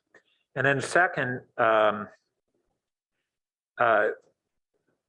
what does that do on our future recruitment when we send that signal? People become discouraged. I'd also like to say that many times I've, in the interview process, found that somebody who didn't look on paper as if they were going to be a strong candidate was a very interesting candidate. And whether they were appointed at that time or it was somebody who said, wow, we really encourage you to apply the next time. And that was the result of the in-person interview that we discovered that they were really an interesting candidate. We'd lose that opportunity as well. And then lastly, we were struggling as a council to find adequate time to meeting time that we could conduct these interviews. That was one of the concerns, but it's occurred to me that we've had multiple times in the past where not all council members were able to be present at the time of the interviews, but they reviewed the tapes and they participated in the appointments subsequently. So if we need a second meeting date and not all of us can be there, I think we can still conduct the interview process because not all of us ask a question of each candidate anyway. We don't have enough time to do that. So I think for all of those reasons, yes, it's a lot of work on our behalf, but they're offering to do a lot of work on the community behalf. And I'm really concerned that the signal we would send is not only that we're unwilling to really learn about their potential contributions, but also a signal that it's somewhat of an inside game, that we would tend to select for interviews the people that we either already know or some other reason, and it's exclusionary to people who are just stepping in to saying, I want to become more involved in my community. And so all those reasons, I think we need to go through the process of interviewing all the candidates. Yes, it's a lot of work on our behalf, but it's a lot of work that they're offering to do for our community too. Councilmember Koo. Thank you. Ever since I've been on council, when the applicants come in for the boards and commission, I've always asked and requested and supported interviewing all the applicants. They've taken the time to apply, and I feel that as what Vice Mayor has said, these are members in the community or even from outside our community who has taken the time to apply and wants to contribute. And I feel like we should listen, we should hear what they're offering and find out more about them. So I too would like the opportunity to meet each and every one of them and to hear from each and every one of them. As the member of the public said, you know, some of them might not fill out application as well as others. And so they might be better in front of us. So I'd like to see that opportunity. And I am willing to spend the time to be at the interview. And if I can't, due to work or what other things that might happen, I am more than happy to review the videos so that I can participate in the selection. Thank you. Okay, thank you. One of you put on a light, Councilmember Stone. Thank you, Mr. Mayor. So, sorry, to be clear on what the recommendation is, it would be to interview the incumbents plus 2 new applicants? No, each of us would nominate people and it would be the superset of those nominees. So we would have to nominate an incumbent for them to be on the list. Can you describe how that superset of nominees would work? So if there are 4 openings on a board, you could submit 6 names, I could submit 6 names, Councilmember Cormack could submit 6 names. If those are all different names, we're interviewing 18 people. If they overlap, we may be interviewing less than 18 people. Okay. Okay. So I mean, that seems like I'm torn here. I do think I do agree with my colleagues. I mean, with the Vice Mayor and Councilmember Koo, as far as the concern of missing strong applicants who might not be able to create, who may not have submitted the best written applications, and wanting to encourage greater participation, and by kind of closing out some people, we might be missing that. I do think Councilmember Cormack, though, made a strong point as far as the gatekeeping function that these written applications are meant to provide. And if we don't have any sort of winnowing of the applicants, I question the kind of the purpose of written applications moving forward. So to make sure I fully understand what you're suggesting, the idea is you're saying each council member would submit a list of 6 names per. It would be the number of openings plus 2, and anybody you nominated would be interviewed. Gotcha. Okay, so it could work out that everyone is being nominated. Is being interviewed. Right. Yeah, I think that's fair, but I do think it seems like we still have a split on the council. Yeah, I think I would support that if we bumped it up to then it's instead of plus 2, if we bumped it up to plus 3, I think I would support that to try to cast the net a little wider. Okay, so try to get through this quickly. Clearly there's a little bit of difference here, but so I am concerned about being inclusive and fair, and I understand and appreciate the points Vice Mayor Burt made, Councilmember Koo, Councilmember Stone. I also want to see us be efficient and use the application process. So I don't necessarily see those two things as at odds, but I do understand the different viewpoints. As I reviewed the written applications, I think I saw several that I really either thought hadn't taken the application seriously or just didn't look qualified. So again, I'll make the motion that I outlined originally, which would be that each council member would email the clerk. And again, this would be meant to happen quickly. So by the end of business tomorrow, with selections equal to the number of openings plus 2. And they would take a superset of those and schedule the interviews. Second. Okay. So, whether it's 2 or 3,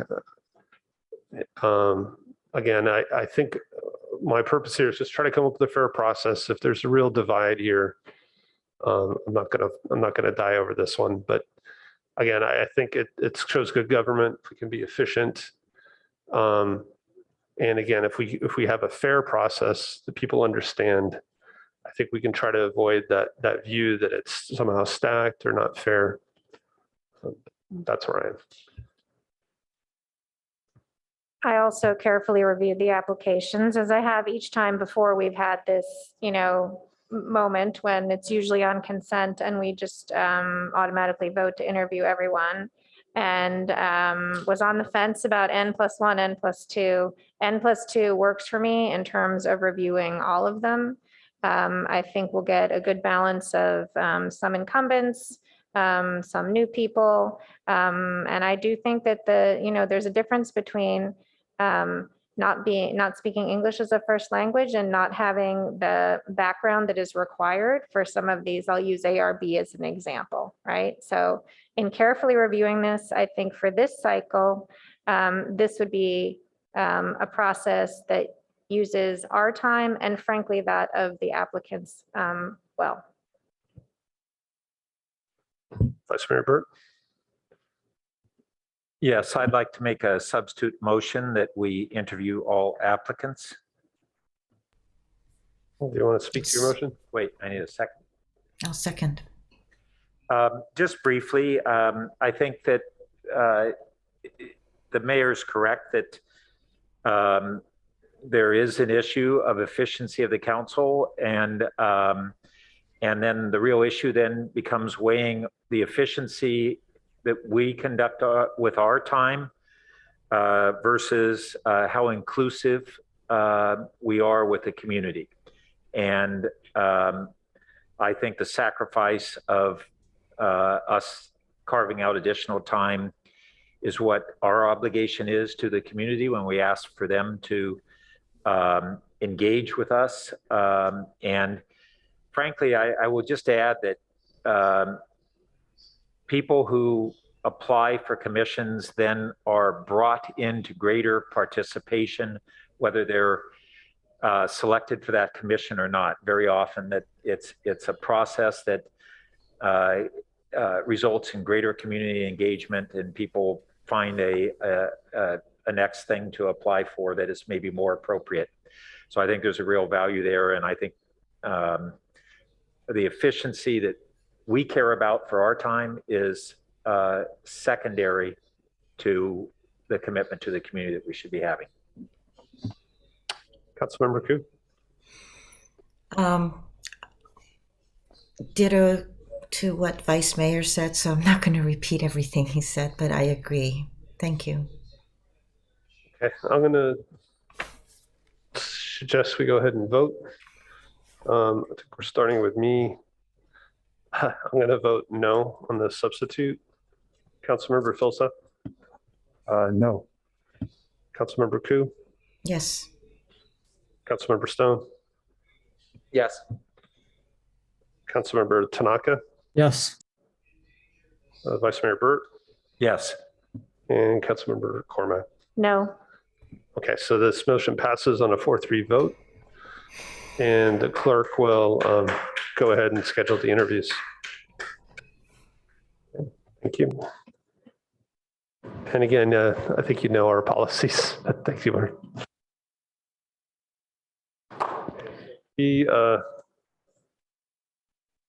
Can I suggest we take a 5-minute break? Sure. So we're going to take a 5-minute break. We'll try to keep it short. Be back at 8:41.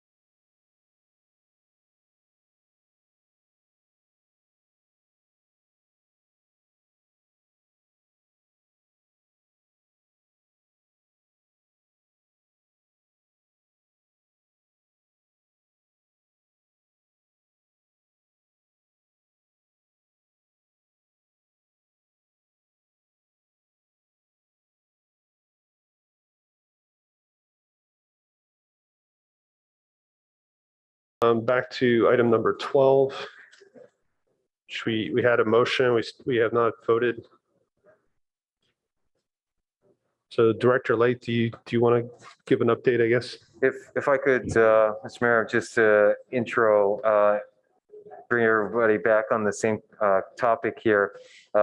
Following your initial redraft of the motion, Director Lade and staff and I had a chance to respond to the question, what among the elements of the motion would interfere with our ability to come back with a basic objective standards ordinance in late January?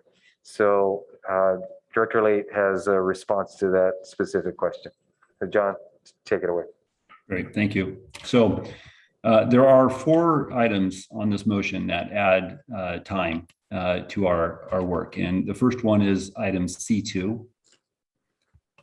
This is the one dealing with the privacy issues. This is something that we need to go back to the Architectural Review Board with and get their feedback on how we might approach these privacy standards. The other item is letter E, the 2 additional meetings with the public. We would anticipate those would probably take place in February timeframe, and we'd be able to report back after that. Letter F, this massing, different options of some massing choices, that is something we'd want to engage the Architecture Review Board in and get their professional guidance on what the additional choices would be. And letter G, this is one that deals with the privacy issues, and we'd also want to get the board feedback on that, and we're also concerned about the additional standard of the 20-foot height, 20 foot higher from the lower adjacent building, as that may begin to start impacting density and development potential, and therefore may be in conflict with HAA regulations. But everything else could be addressed and returned in January, if that is the direction, where everything else could be packaged and return in about a 5-month timeframe. Well, before Mr. Director Late commits to that last piece, there is the follow-on discussion on priorities and how this would, those particular elements would fit with other council priorities as implemented by staff. So we'll offer that as feedback to you as you consider the motion. Yeah, one thing I did fail to address is, and I haven't checked in with our consultant on this yet either, but there's a lot more work for our consultant who's joining us this evening. So there may be a resource request too associated with those items. Okay, so we'll bring it back to council. Again, I'd urge us to get to a point where we can vote fairly quickly. So let's do a quick round of questions or responses to this, specifically to the motion. Councilmember Cormack. Thank you, Mayor Du Bois. Okay. Is it the thought of the maker and seconder and additional, I don't even know, that all of the more time thing would be put in a separate place? Or we just assuming that these are just going to come when they come? Given what Director Late had said, I think council has the understanding of when it's going to come back. So I'm fine with what is indicated. Okay, I'm not sure I understand F. What is increase the number of required choices per category? I think that was yours, Mayor Du Bois. I'm sorry. I think someone needs to mute. I don't understand F. Increase the number of required choices per category. I don't know what you're getting at there. So on the massing and facades changes to the code, there were things like choose 1 of 4 options or choose, 2 of 6. And so again, it was really just increasing the aesthetic choices. to be higher. Okay, saying they have to choose 2 of 4 or 3 of 6. Yeah, but I left it vague. And I think, Okay. again, having it take more time is fine on that And one. this was one of the ones, Director Late, that was going to go back to the ARB? Yes. Okay. Is a yes vote on this an agreement to things like G, or is it an agreement that staff will come back with something on G that we will look at? It's sort of like what Councilmember Phil Seth was saying earlier. Are we agreeing to this, or are we agreeing to look at this? So traditionally, we use words like explore or consider when we want to signal work should be done and come back to council. This is framed more as more definitive than that. So if the motion is intended to be explore, you should probably add that. Yeah, so this was not intended to do that. Again, it was an example, but it was for staff to have an initial transition objective ordinance, not to have it be totally silent. So you could say, consider increasing the number of required choices or explore ways to whatever. So it just says, temporary height transition. We're on G, yeah. And this ordinance should include some objective language. That was really the intent. The rest says, for example. Okay, but by definition, you were not going to have a temporary one because it's not going to come back before January. Well, yeah, but now they're saying it would take longer. So I would still like to understand, like, can we get something in January and then come back with a specific proposal maybe later on to refine that? So we have an existing standard in the code today. Right. And I think this transition in height issue is one that if you read the language in the code, it's not very clear. And so we can come back in January with something that clarifies the what we think is the current reading of the code. That we can do for January. This other piece, but if you wanted us to go beyond that and take on, some additional standards or explore it in a more comprehensive way, that will take more time. But again, if we're just trying to present to the council, here's what the code says, and here's a couple of ways that it could be interpreted, and here's the conservative way, here's the, less conservative way, that can come back in January. Okay, still looking at G. It says, for example, adoption this year. I hate to have us have something in here that's not going to happen. Well, yeah, not this year. That's just a shift. Yeah, it'd be adoption in January or whatever. Well, but it won't be adoption in January because he just said he can come back with what we have now, but not with a change. Yeah, I have some questions, but why don't you finish your comments? J. Well, good. We've lost a few letters of the alphabet in the process. I assume you mean streamlining and not streaming requirements. It's not going to be Netflix. It's going to be, yeah, okay, just checking. Okay, so does this motion, now this question for staff, actually give you what you need, what you wanted tonight? Yeah, I think at the end of the day, right, again, I say this a lot, but it's a policy call. We've got regulations in place today. To the extent that we want to take these subjective standards and make them more objective, that's the intent of this effort. I will say, some of these other items that we didn't really talk about, like letter B, I think it adds some complexity to the administration of the code and our staff. But if we leave the design standards in there and we just create a new chapter that applies to just Housing Accountability Act projects, that's essentially what we have now, but we need to make some adjustments to that. We can keep those standards in place. So yeah, I think we eventually get to where we're hoping we would be, just in a slightly different form.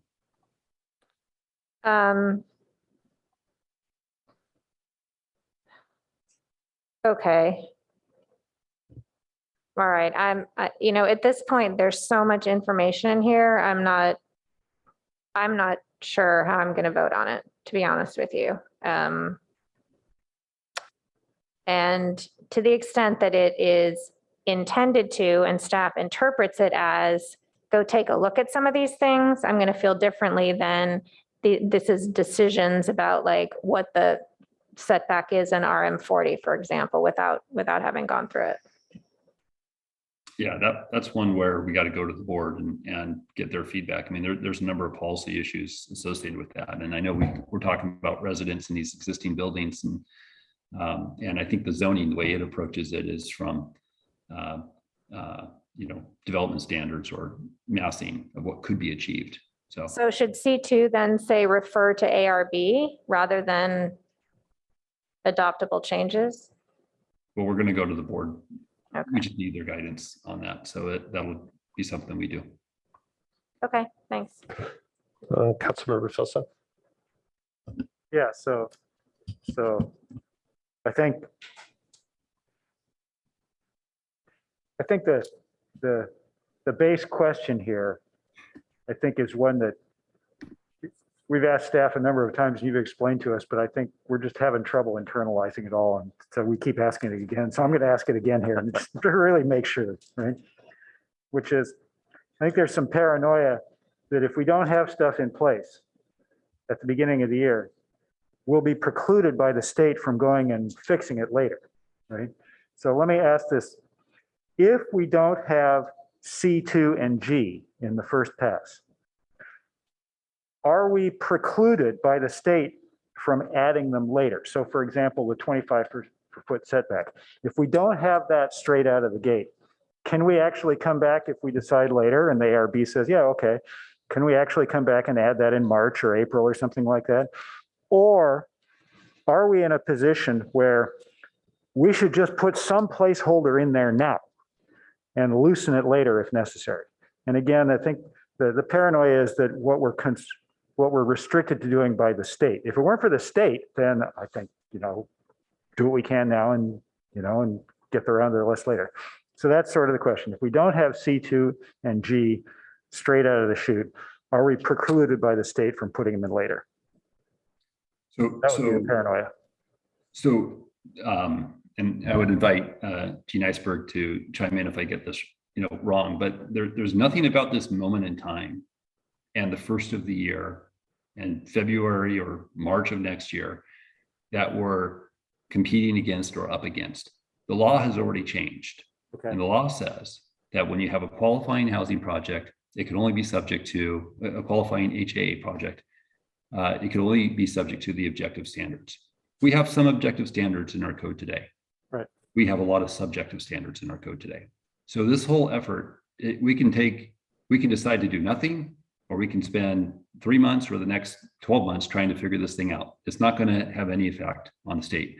As far as the state regulations, to your question about the 25-foot setback or this other one about only 20 feet taller than the lowest adjacent building, there may be other reasons why we can't move forward with that. Not because you didn't do something in January or February, but because it may have the effect of reducing the development potential or density of the project. And that's what we need to study and analyze from that standpoint. So the rush here, to the extent that there is one, is simply a period of time where projects may be filed and not subject to context-based design criteria. Okay, so if I understand what you just said, let me just make sure. The issue of, can we do a 25-foot setback in RM40 or a 20-foot height transition? That's going to be referenced by the state, okay, considerations. That's going to be referenced to where we were back 2 years ago, as opposed to where we are January 1st. And so it doesn't matter whether we adopt the standard in January or in May of next year, because the real criteria, as far as the state's concerned, is what was it relative to 2018, okay? Did I say that right? Yeah, I don't disagree with that. And again, let me get my expert on here just to make sure I'm not saying something wrong. Yes, yes, that's right. Okay. Okay. So then, from the perspective of dealing with the state, okay, there's no advantage to us rushing something into C2 and G, right? Just to make sure we got something there, because actually what's there is effectively whatever is there in 2018. Okay. Yep. Okay. All right. Thanks. So I just want to ask a couple questions about the two things that we've been discussing. So on the RM 440 setback, my proposal was simply to maintain the current code as is. So it's currently has that 25-foot setback. The red line struck that. So why can't we keep it as is? What would be the issue with that? And then if it takes longer, you could come back with proposed changes. Ms. Iceberg, do you recall the edit on the 25-foot setback for the RM40? It was changed to 0. So looking at the current code, it looks like the front yard setback in the RM is 0 to 25, which is as determined by the ARB. And it looks like it still is 0 to 25, but there's a change to footnote 1. I thought the 0 was added, that it used to be 25 and they added the 0 to. I'll check the online code as well, but my hard copy code says it's still 0 to 25. It looks like the change was in the on arterial roadways front yard. Is that the line item you're referring to? Yeah, I think so. And then on the height and transition, I thought that was part of our subjective code today, that subjectively we'd evaluate the context, and if a building was surrounded by 1 stories and somebody came in with a 50-foot project, we would look at the subjective standards. So can you explain what the objective transition is today? So go ahead, Jean. So 2 things, and I'm happy to bring up the multifamily table, but the way it is now, the front yard setback in RM40 is 0 to 25 feet in the front yard, and the same on arterial roadways. The proposal was to change the standard on arterial roadways only to 25 feet and update that footnote to reflect the definition of arterial roadways. I think the underline of the 0 next to front yard may be an error. It may be relating to the fact that the footnote itself has changed, but it's still proposed as 0 to 25 feet, so no change on front yard. With respect to the height transition, and Jody may weigh in too, but you may recall that the height transition, and this is when you're next to a lower density zone, with the exception typically of RM40, is that a lower height limit is required. And the issue is that some zones are very clear that the standard is when you're within 50 feet. Some zones are very clear that the standard is when you're with 150 feet. And then there are some zones where the standard is not clear. And so it's been interpreted in different ways over time, but in general, staff has interpreted it in different districts as they've interpreted, as they've written. And so the intention when we were reviewing this with the PTC and the ARB was to make revisions that from staff's perspective were just intended to clear up that ambiguity. There were concerns from the community that instead of just clarifying ambiguity, we're actually proposing to change the substance of that. And that's why we just dropped it from the ordinance and didn't consider it as part of what was brought before you earlier this fall. Okay, so I think what you're describing is part of our current objective standards, but we also had a subjective context standard. And that, we're not really replacing that. That's the way I took this transition. Wasn't specifically related to the 150-foot setback. And so again, you're saying you could clarify the current when you come back? Well, staff has identified in the PTC version of the ordinance, our recommendation for how to clarify that. That was controversial among members of the community that weighed in from both the PTC meetings on the subject as well as in the community webinar. And since it didn't really relate to objective standards, it was really just a problem in the code, an issue of ambiguity. We didn't bring it forward to the council, but I think we agree that there does need to be a determination so it's clear to applicants, to the community, and to staff. With respect to the context-based design criteria, they talk about context and compatibility, and that's subjective and not related to a standard per se. Right. And again, when those have come to council, we've said, look, this building is surrounded by 1 stories. Maybe it should go up to 30 feet, 35, but not 50. So I didn't see anything in the objective standards that was replacing that. That's my concern, less than the other issue you're citing. And again, I think ultimately, it's going to come to council for decision. So the sooner it comes to council, it's kind of been floating out there, like you said, with the PTC, and I'm just not sure spending more time with the boards is the way to resolve that one. Well, so again, just looking, yeah, go ahead. There's 2 issues though there, Mayor. There's the objective code issue that we're struggling with, and I think is what the focus of the controversy was within the community and at the commission. This and I don't know, Ms. Heisberg, can you are you able to in the moment sort of crosswalk that one subjective standard? I don't know that we identified an objective, height standard to memorialize that, did we?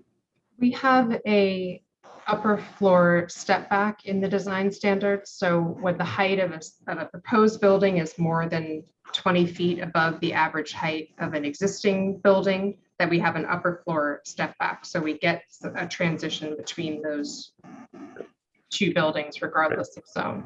So we're basically going from what was the subjective context standard to you're entitled to the maximum height as long as you set it back.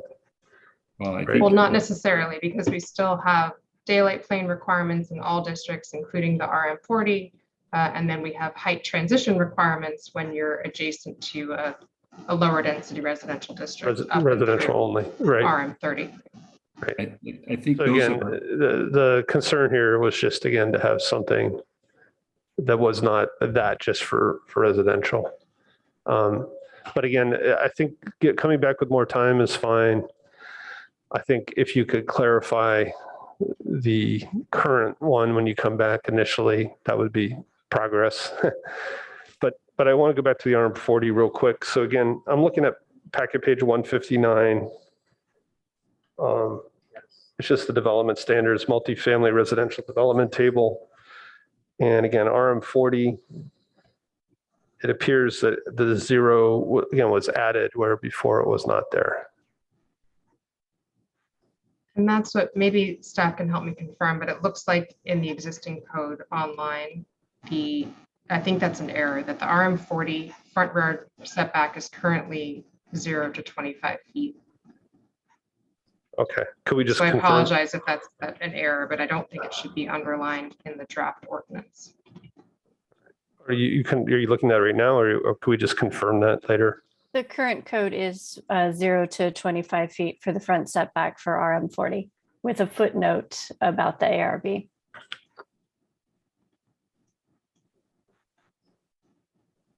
Which was struck, right? Footnote was modified to define arterial roadway, which wasn't defined in the code. Okay. And yeah. Okay. I apologize for that confusion.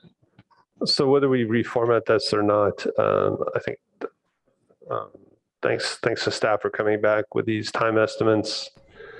I think I am good with passing the motion as is, with the understanding that these items marked. We'll come back at a later date. Vice Mayor Burt. Yeah, so one thing just to follow up on the last question on the RM40 front setback. If it's currently 0 to 25, doesn't that mean that the ARB has discretionary approval on what's appropriate for a given project within that range? Am I understanding that correctly? And with that, the other half of the question would be, if these are objective standards, do we shift from the ARB being able to decide that to the applicant being able to decide that?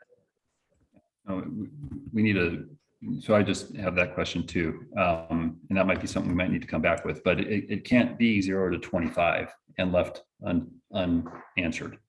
We need a standard.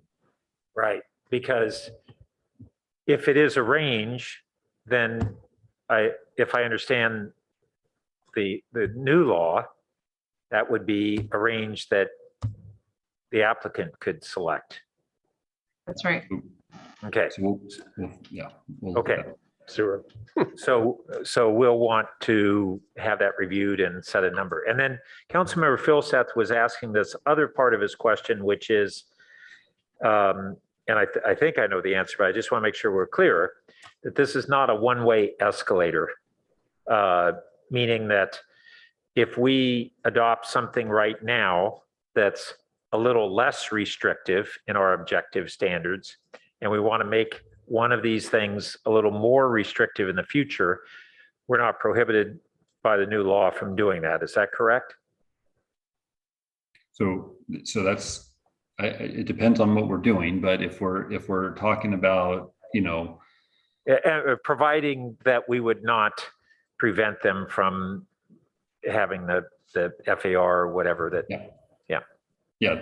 And we'll so that's our understanding. We've been operating under that perspective and hearing the council's questions. We'll just make sure we'll circle back with the city attorney's office and then make sure we include that in the upcoming report. Thank you. And lastly, just I'm a little concerned on some of these things that the examples sound like they're being prescriptive, even though they say, for example. So for instance, under G, where it says, for example, no part of the building can be more than 20 feet higher. Can we just put in there more than X so that we're sure? Okay. And I think I'm good then. Thank you. Okay, I'm going to suggest we take a vote on this one and we move on. So we're starting with Councilmember Philseth. Yes. Councilmember Ku. Yes. Councilmember Stone. Yes. Councilmember Tanaka. No. Vice Mayor Burt. Yes. Councilmember Cormack. No. And I will vote yes. Okay, so thank you very much to staff. I know this was a long, painful item. And we'll look forward to seeing this, hopefully some of it in the end of January. All right, so we're going to move on to next action item, just looking at potential business tax and other ballot measures. All right, let's staff proceed with briefing. Yes. Does clerk have the slides ready?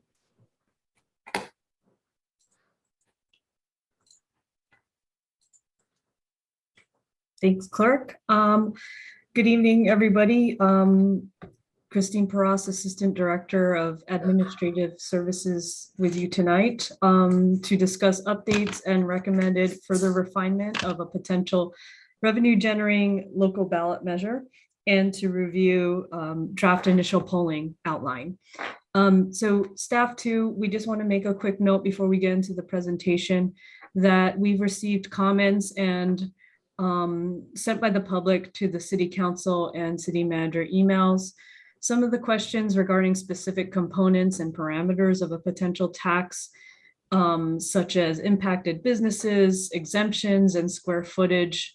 Examples are not known at present. However, as staff continues to refine this ballot measure, with the direction from the city council, these details will come in later analysis. In some instances, comments from the public will be addressed in our presentation this evening. Next slide, please. Work on the ballot measure is part of the 2021 Economic Recovery City Council policy. And tonight we continue exploration of a potential business tax and/or utility use-based tax. Between now and the 2022 general election, there's a significant amount of work effort that needs to be completed in a finite timeframe. Tonight, we have three goals that we would like to discuss with the City Council to direct staff and the Finance Committee, which are to confirm the Finance Committee's direction for a business license tax. In addition, further narrowing of what that business license tax characteristics are including industry and/or business size exemptions. You'll note in the staff reports presented to the Finance Committee in September and October that staff used a 20,000 square foot threshold to distinguish small businesses for the purposes of modeling.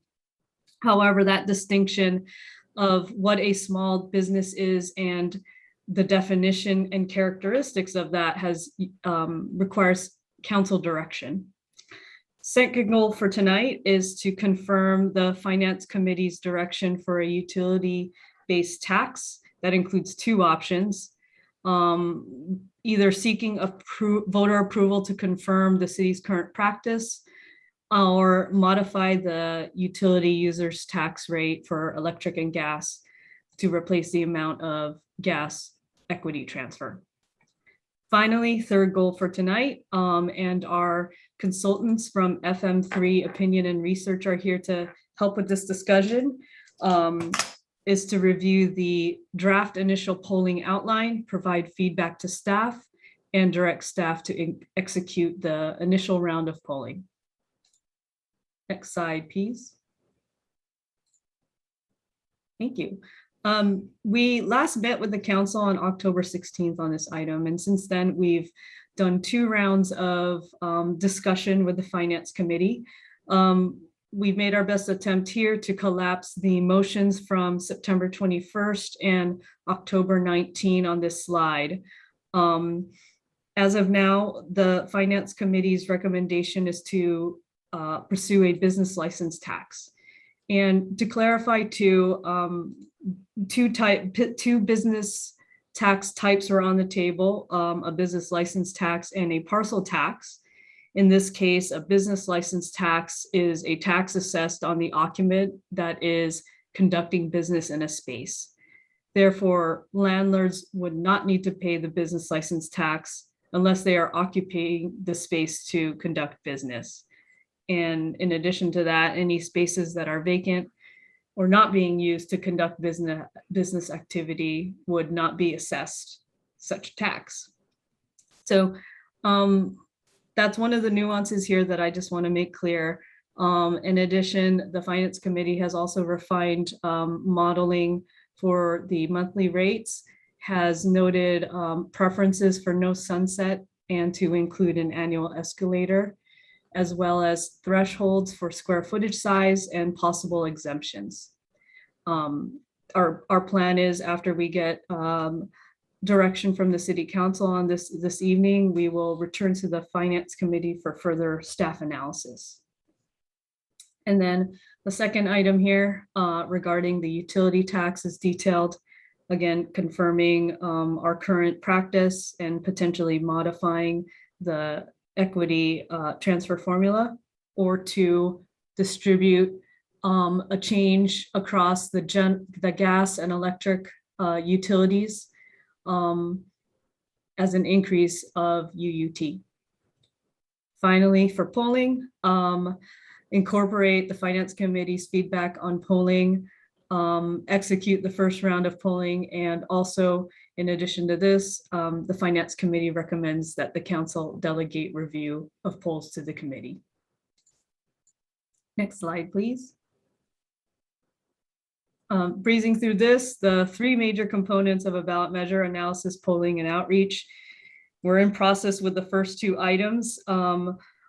And please note that the outreach component is set to begin mid-November with a contract on council consent for next Monday. Next slide, please.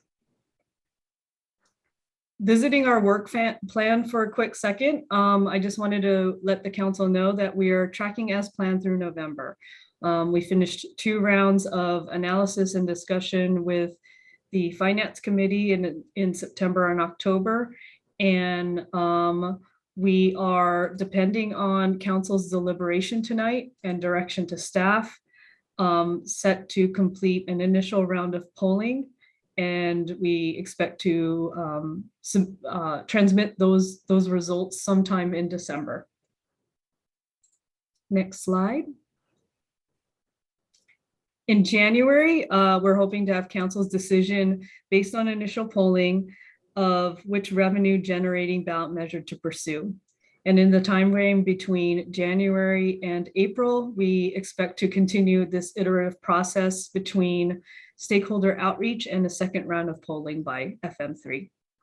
The goal is that in June, the council give its final approval for the November 2022 ballot measure. Next slide. I'm including this slide as a reminder to keep in mind for framework of tonight's discussion and quite frankly, any future discussions we have on ballot measure of the EASE framework, equity, administratability, stability, and economic benefits. And just listing it here for your own reference as we discuss tonight's item. Next slide. Another reminder, you've probably seen this slide too, major components for consideration. We've added yellow stars next to items under structure and revenue modeling that we're hoping to discuss tonight with you. The first being tax method and unit of measure. Unit of measure is a square footage and the tax method hopefully business license tax as per the Finance Committee's direction from October. Second to that, within structure, exemptions by city council policy. So next few slides coming up, there are listings of legally required exemptions. And so further narrowing down the business tax item to include any exemptions by industry or business type would be very helpful from you tonight. In regards to the revenue and modeling item, taxation level and dollar value within the Finance Committee's recommendation to council, the committee is recommending that we analyze monthly rates of 5 cents to 20 cents per square foot monthly. And also rate structure, flat or tiered. So keeping in mind these frameworks for tonight's discussion. Next slide. Another reminder slide and another reference slide is the various components and requirements of each tax option for both the square footage based tax and utility tax. Just reminders of that voter passage rate, possible structure, possible annual revenue, data sources that the staff is using, and administration. Next slide. This is further drilling down on the square footage tax, parcel, and business tax. There are 3 key differences for these different tax methods for voter approval threshold, tax base, and mandatory exclusion. So a parcel tax, since it is considered by law a special tax, requires 2/3 approval, and who may be taxed applies to all parcels within a jurisdiction, regardless by property type, although rates may vary by property type. And by property type, I mean like residential or commercial. Mandatory exemptions for a parcel tax. One thing to note here that ad valorem exemptions for nonprofits, educational, charitable institutions do not apply to locally adopted parcel tax. So what that means is that these types of organizations are subjected to a parcel tax.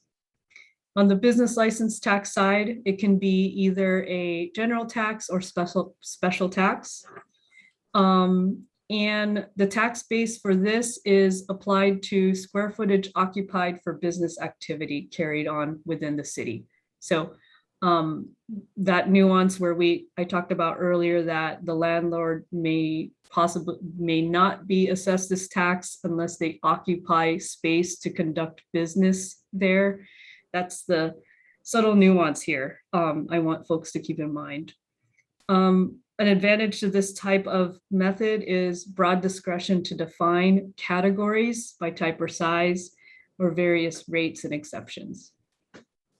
Finally, by state law, some exemptions here for business tax are banks and financial corporations, nonprofit entities, and educational institutions.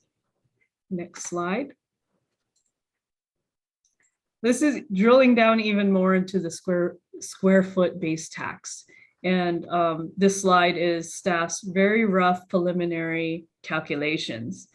I just want to note that in table A2, staff has selected to exclude businesses with less than 20,000 square feet as a way to model.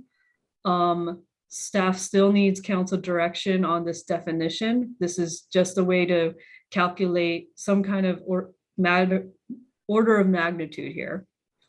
In addition, this model does not consider any exemptions by law or policy. So the exemptions I mentioned on the previous slide, as far as mandatory exemptions by state law, any parcels or square footage related to that type of category are not excluded here.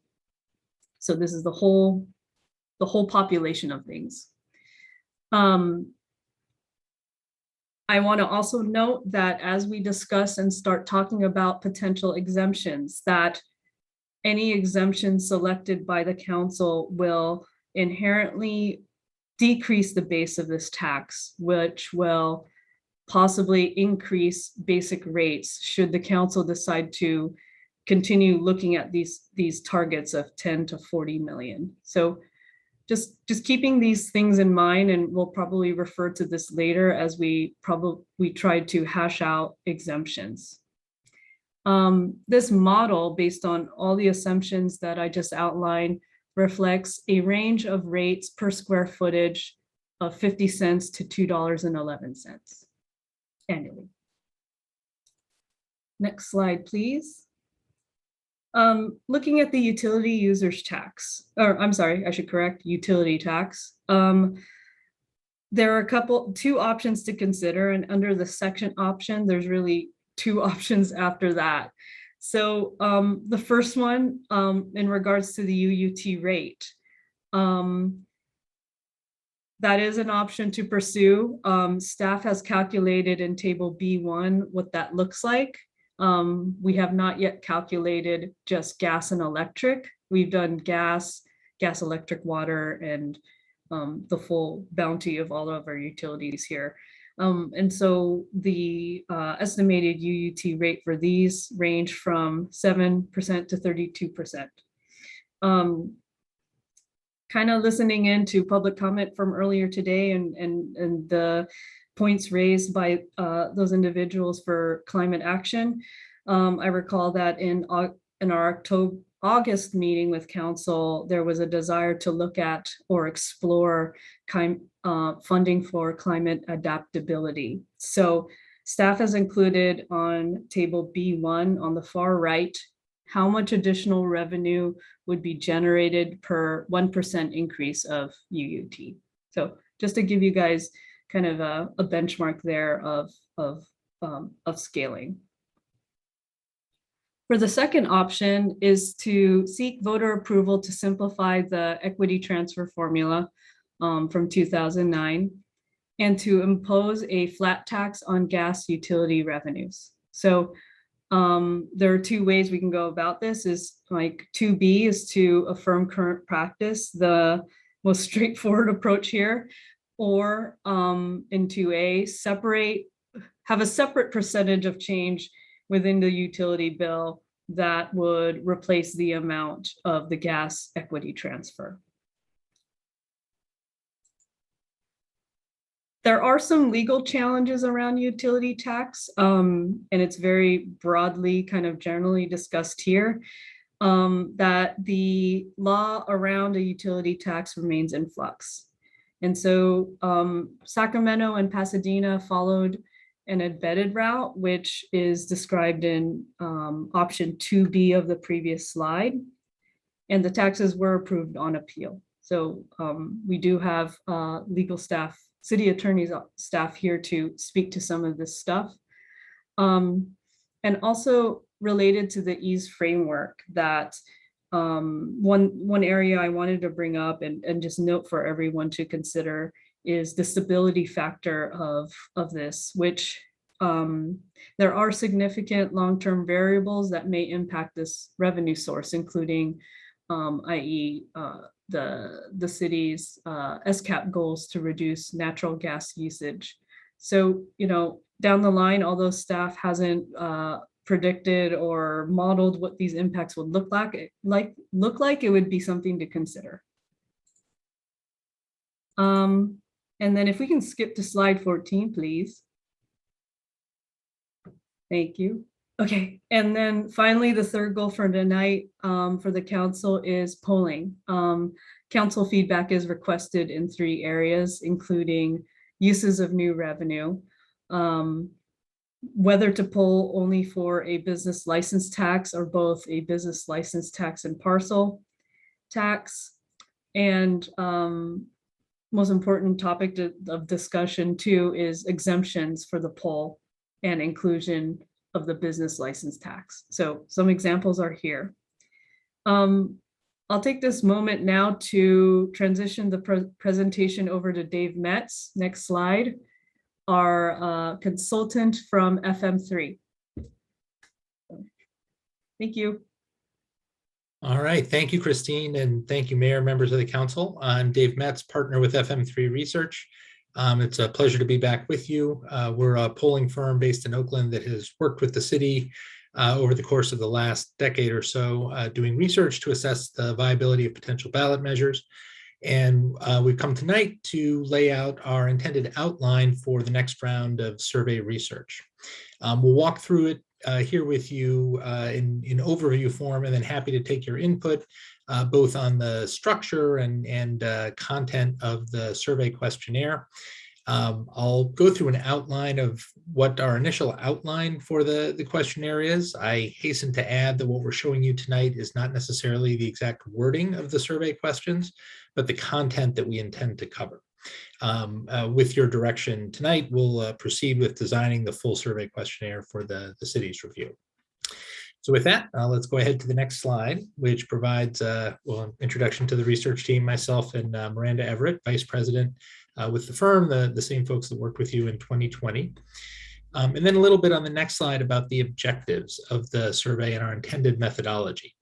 The plan is to interview between 400 and 800 likely voters citywide who, based on their past voting behavior, are considered likely to cast ballots in next November's election. The number of interviews will be contingent on the survey structure. The more we use split sampling to test certain ideas or concepts with a portion of our sample and different or modified ideas and concepts with another portion of the sample, it'll benefit us to have a larger sample size so that the differences between those two approaches can be sort of analyzed more discreetly and with greater statistical confidence.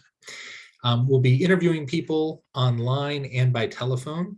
People will be invited to participate in the survey through landline phone calls, wireless phone calls, text messages, and emailed invitations.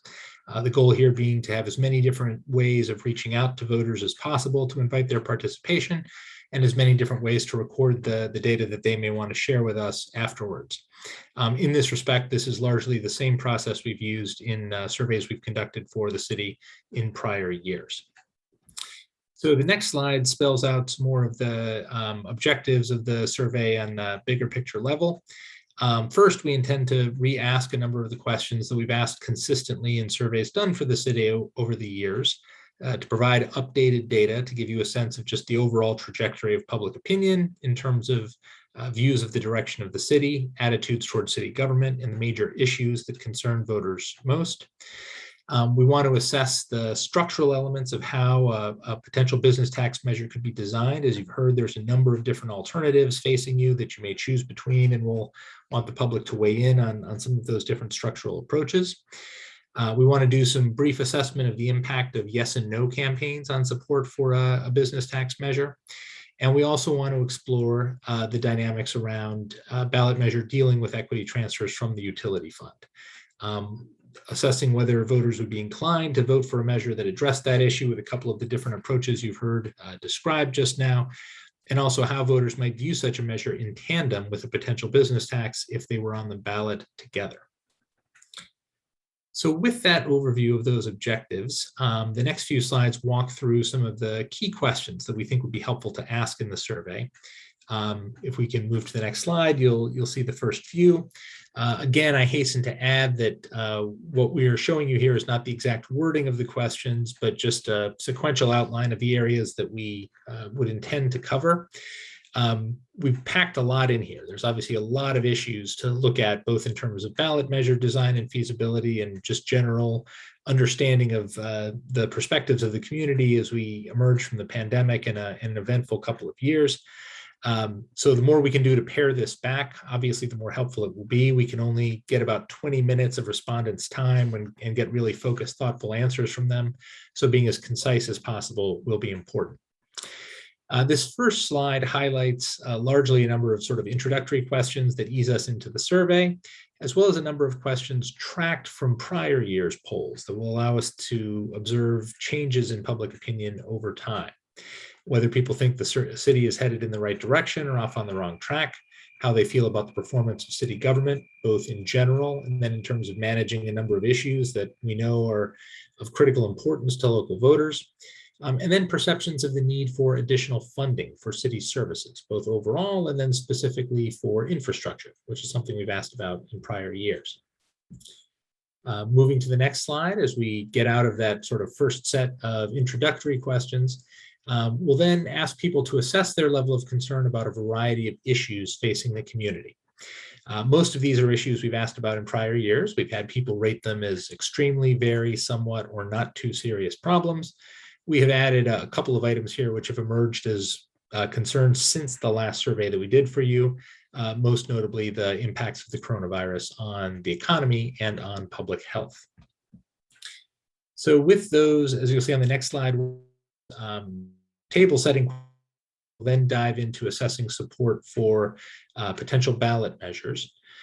The first thing we want to do is give people a description of a potential business tax, and we can look at the two different approaches here, a parcel tax or a business license tax. We would present them both to our respondents and present them in rotated order so that there's no bias that comes from the sequence in which the two approaches are presented.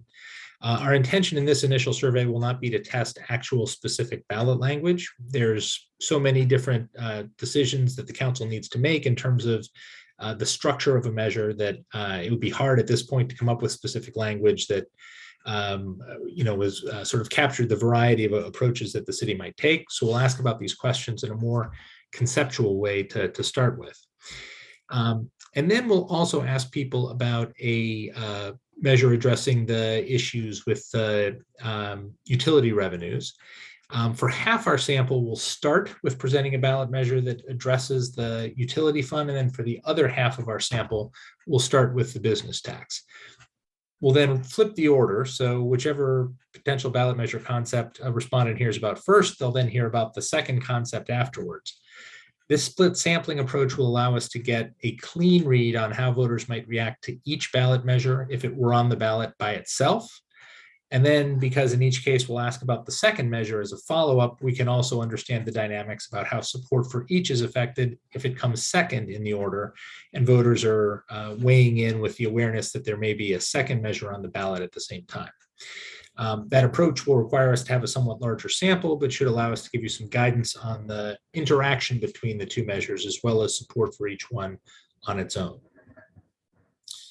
So with that, we'll then have some follow-up questions on the next slide, where we wade a little bit more into the rationales for having a revenue-raising ballot measure on the ballot, asking the respondents about a variety of rationales that the city might offer for putting such a measure forward, whether it's maintaining funding for existing services that may be under threat in the future, restoring services cut during the pandemic, investing in key community-owned assets, funding affordable housing, which we know from past polling is a top concern for voters in Palo Alto, and then looking at extraordinary community investment needs like grade separations.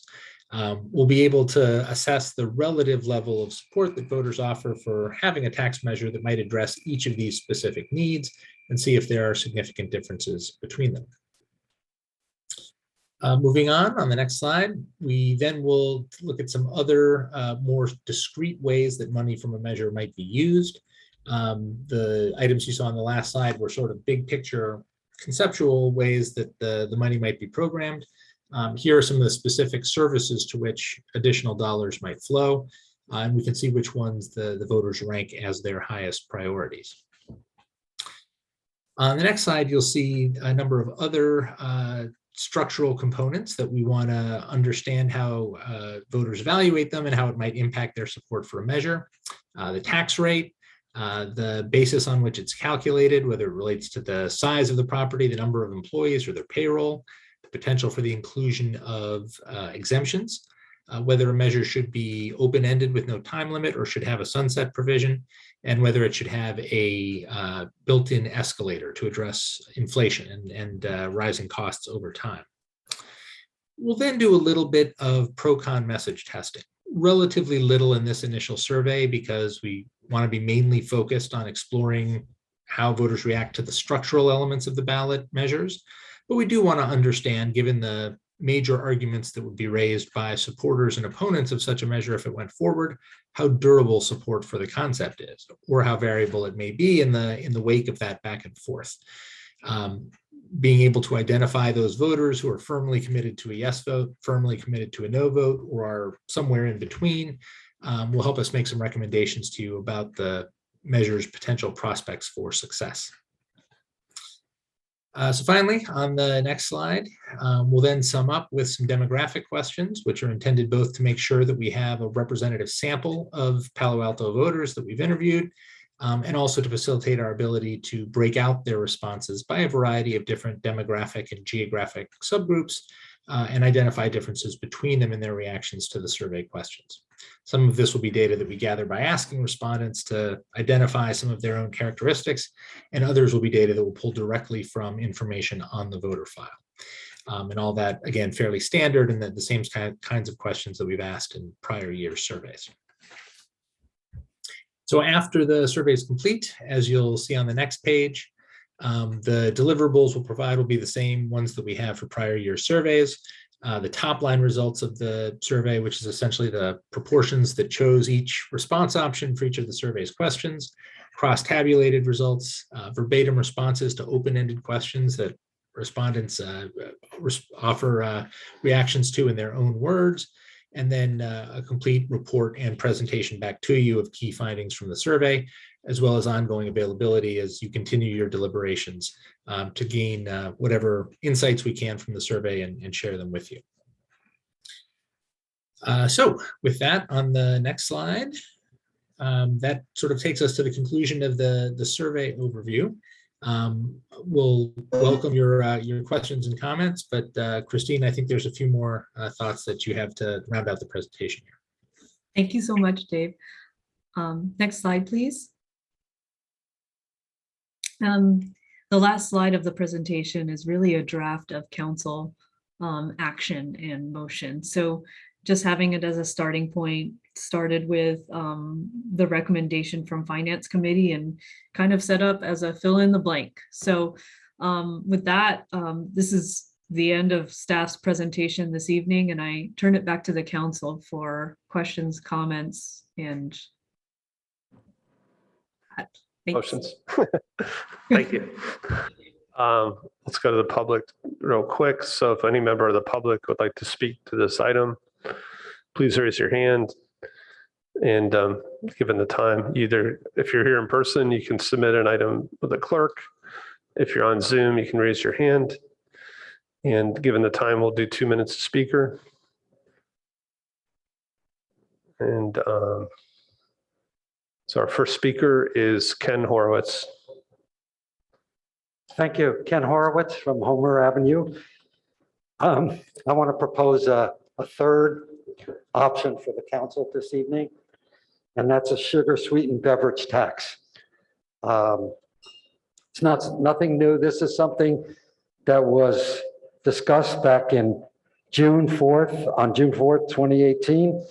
I have the minutes from that. 4 of the council people or council members were present at that time, including the mayor. So they know about that. And I would like to, can you see that? I would like to propose that you, I guess the best thing would probably be to refer to Policy and Services Committee. I'll be there tomorrow evening to decide on what kind of tax you want to implement. And then, of course, to the Finance Committee to decide whether it should be 1 cent or 2 cents. Boulder, Colorado presently has a 2 cent tax. And I think we can raise close to $3 or possibly $4 million a year from this tax, especially if people keep drinking boba teas. They're not cheap, and they've become very popular, and a lot of sugar involved in boba teas. So with that, I would like to ask someone to propose that this be an option. And finally, that Metz and Associates do a polling to see if a sugar beverage, sweetened beverage tax is something that the citizens of Palo Alto would support. And thank you for your time. Thank you. If we could go back to the speaker list. Next speaker is Rebecca Eisenberg. Hi. Despite ample evidence to the contrary, staff proposes a tax that has questionable legality and will lead to more lawsuits. This bizarre and arbitrary tax proposed of square footage for businesses and not landlords clearly fails both the nexus and uniformity requirements under the US and state constitution and case law. Consider an electric plane startup occupies a warehouse, has 2 employees and no revenues. A multi-billion-dollar tech startup run by a billionaire narcissist squeezes 3,000 employees into an office 1/10 the size. Should the world's biggest company pay less tax to Palo Alto than an electric plane startup? This is Palo Alto, guys. SPUR, the San Francisco Bay Area Planning and Urban Research Association, a nonprofit think tank that has been studying municipal tax policy for decades, has much to say on the topic. Notably, SPUR never would recommend such a silly thing, and you can't find any reference to it on the website. What taxes does SPUR recommend? The same taxes used in all the successful cities that use these taxations, and you can look it up. Taxes that target large profitable businesses and fully exempt small, medium-sized businesses such as retail and restaurants. Receipt taxes, AKA company revenue taxes, that increase progressively in order to make sure that the largest companies pay their fair share. Payroll taxes instead of headcount taxes. In recognition that a venture capital firm that generates $10 billion a year for its general partners logically should be taxed more than an architectural firm with the same number of employees that generates $1 million in revenue for its general partners and pays them the same. Overpaid executive taxes that capture the externalities created by the increase in wealth divide between the highest paid and median paid employees. In recognition that this wealth divide augments the racial injustice, increases poverty and homelessness, problems that Palo Alto is facing. Please look at Spur, avoid lawsuits. I appreciate your consideration. Speaker is Bob Moss. Will be followed by Angie Evans. And our final speaker will be Liz online. Yeah, thank you, Mayor Du Bois and council members. Well, I've been advocating for a business tax for decades. Palo Alto is the only city in California that doesn't have one. Even purely residential cities like Atherton and Woodside have a business tax. They tax contractors.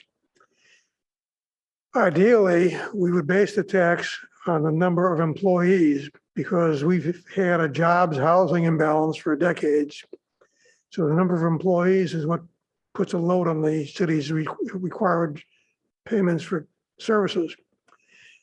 Problem with that is the way that companies are working nowadays, significant numbers of their employees are working remotely. So how do we tax an employee in Atherton or in Tokyo or in Redwood City, who works in Palo Alto? So we're probably stuck with a property tax based system. And square footage is one easy way of basing the tax. I don't think that's really as equitable as number of employees, but it's probably what works.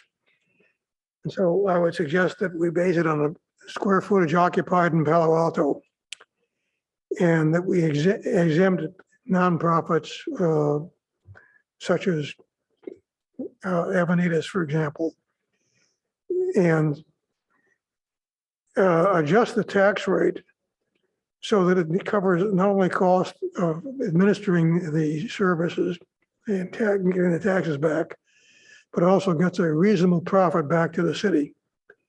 We definitely need the money. We have a lot of applications that need to be funded. And so I think a business tax is overdue. Thank you. Our next speaker is Angie Evans. Hi. I'm waiting for the time. Okay, there we go. Okay, so first, I'm just to clarify, I'm not going to speak about the business tax until we have more information about the scope and application. But I do want to speak tonight for two reasons on this. One, I want to remind you to consider equitable application when you're looking at the utility tax. We can all say we want more affordability, we want renters' voices to be included, but you aren't ensuring any equity in your policy development or your polling. You didn't even include renters or owners in your demographic polling thing. That slide. We know that renters' utilities are going to go up on top of our continuing to rise rents, and we don't have a choice whether our home is switched to gas or electric. That's just not something we have any choice in. Secondly, it really seems clear that we're not going to be able to get to the package of renter protections, which the city has been looking at since 2017. This is so urgently overdue. The rent registry that we have in the renter protection package you're supposed to look at would actually help you implement your sustainability goals. You have no way to talk to landlords and identify when there are key moments where they could be making spending decisions, upgrade decisions, and actually incentivize them to make the more sustainable choice. With the rent registry, you could actually do that. So I hope you're going to prioritize the rent registry and the other impactful measures that afford renters the stability and predictability in the same way that longtime homeowners have with Prop 13. Thank you. Thank you. Our next speaker was Leanna Hunt, but I think she may have dropped off online. I don't see her. So we will go to Liz and see if Leanna returns. Liz, you should be able to speak now. Can you hear me? Yes. Okay, thanks. Yeah, so I do want to speak to this, proposed business tax, which I support, but as Bob Moss was talking about, I think we need to expand it, or the city should expand it to homeowners and do it by square footage. I am really perplexed that the city has not brought forth the very overwhelmingly voted for Proposition A, which was $950 million for affordable housing, and why those numbers have not been applied to the city of Palo Alto as we move forward with our arenas. That said, I do really feel that the city, even if they do these surveys and such, that this threat of businesses leaving the city of Palo Alto due to an increase in business taxes is a worry. So I'm really hoping the city explores this a little bit further, especially as it applies to producing affordable housing down the line in the near future. And speaking to nonprofits, I do want to raise the question that it said nonprofits were going to be exempt. Now, if you were to look at the example of something like the NRA, who is exempt in a nonprofit status, I mean, they bring in, millions and millions of dollars a year. So is there a cap on what nonprofits are going to be exempt from? So they make $1 million, they're bringing $1 million a year. There's a lot of nonprofits out there that are making multi-millions of dollars a year that are going to be automatically exempt from this tax. I think that needs to be explored, as well as just predominantly the survey that kind of goes out to residents of Palo Alto, but a lot of Palo Liz, your Alton. time is up. Just if you Okay. can finish your sentence. Yeah, so just that it is expanded to non-residents as well, like students who are here temporarily are not full residents of Palo Alto. Thank you. Okay, thank you. So we'll return to council for questions and comments, motions. Actually, I was going to go to the chair of the finance committee if you wanted to provide a little update. That would be great. Thank you, Mayor Du Bois. Do you want me to do an introduction or just consider this my round and do both? If you just take a minute to talk Sure. about what the finance committee did, that would be good. Absolutely. There was a great deal of detail in the staff presentation. So I just want to focus my colleagues on a few things. One, the finance committee made the decision to start talking about this tax amount, not in terms of how much it will raise for the city, but what it will cost the people who are paying it. So that was a pretty big shift, and you can see the crosswalk, but that's point one.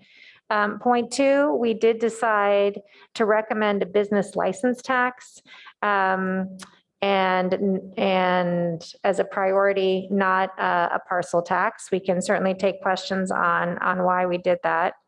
Three, it's a bit of a nuance, and we can talk about this a bit, but in addition to replacing the gas utility transfer, I think I missed a few words in there, equity transfer. We, in light of the fact that there's a sustainability concern going forward and a potential reduction that we hope for in the use of gas, realize that it might make more sense to take that amount and spread it across gas and electric, which we anticipate continuing, to provide our power needs. Finally, just in terms of exemptions, note we said possible exemption for retail, and we can discuss why that might or might not be a good idea. And then I do encourage my colleagues to look at the polling list and ensure that the questions are appropriate and we aren't missing anything. So I know it's a big lift, but this is an important topic, and that's as brief as I can make the overview of what we did and what we need to do tonight. Okay, so thank you. So generally, I think we have something like this. We try to encourage people who weren't on the committee to speak, but the first three hands are the finance committee. You didn't? Oh, your light was on. But so why don't we go ahead, I guess, because I don't see any other hands at the moment. Councilmember Filsa. Hi, yeah, just real briefly. Can you guys put up slide 11, please?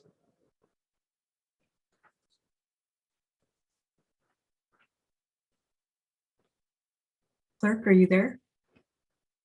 Oh, thanks.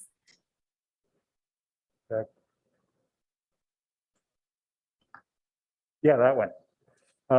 So the Finance Committee asked that we rephrase this in terms of cents per square foot per month. So change this to 5 to 20%, 5 cents to 20 cents per month per square foot.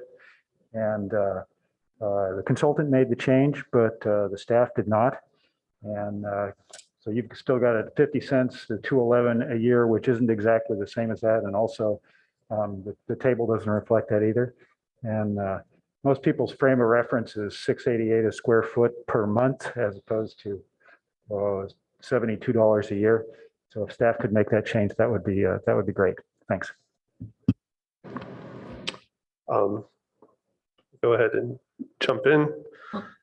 I guess the question for staff is, how comfortable are we with the square foot estimations? Like, are they conservative? Are they optimistic? Was related to Kylie or somebody or Christine. Yeah, thank you very much, Mayor.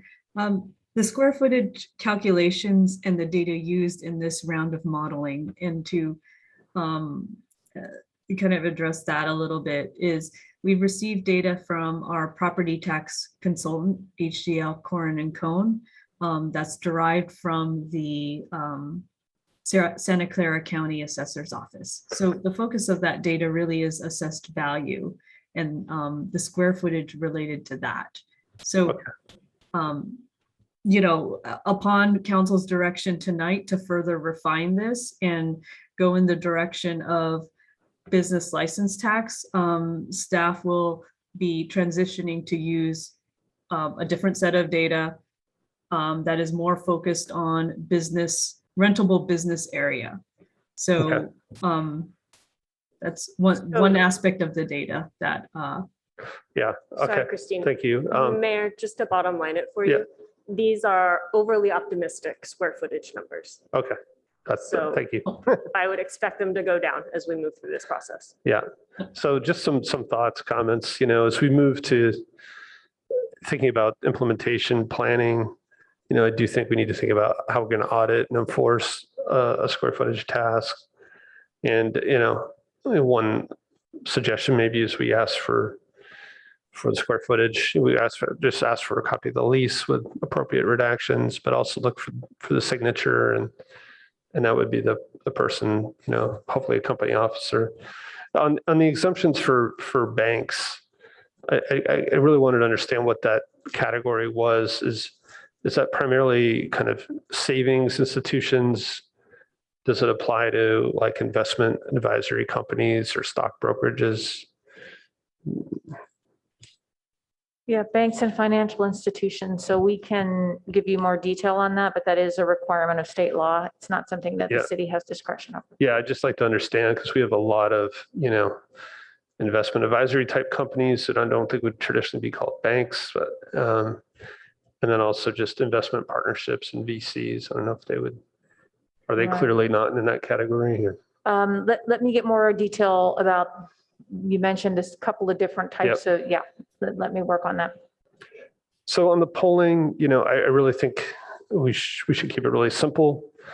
And focus primarily on the uses of the tax.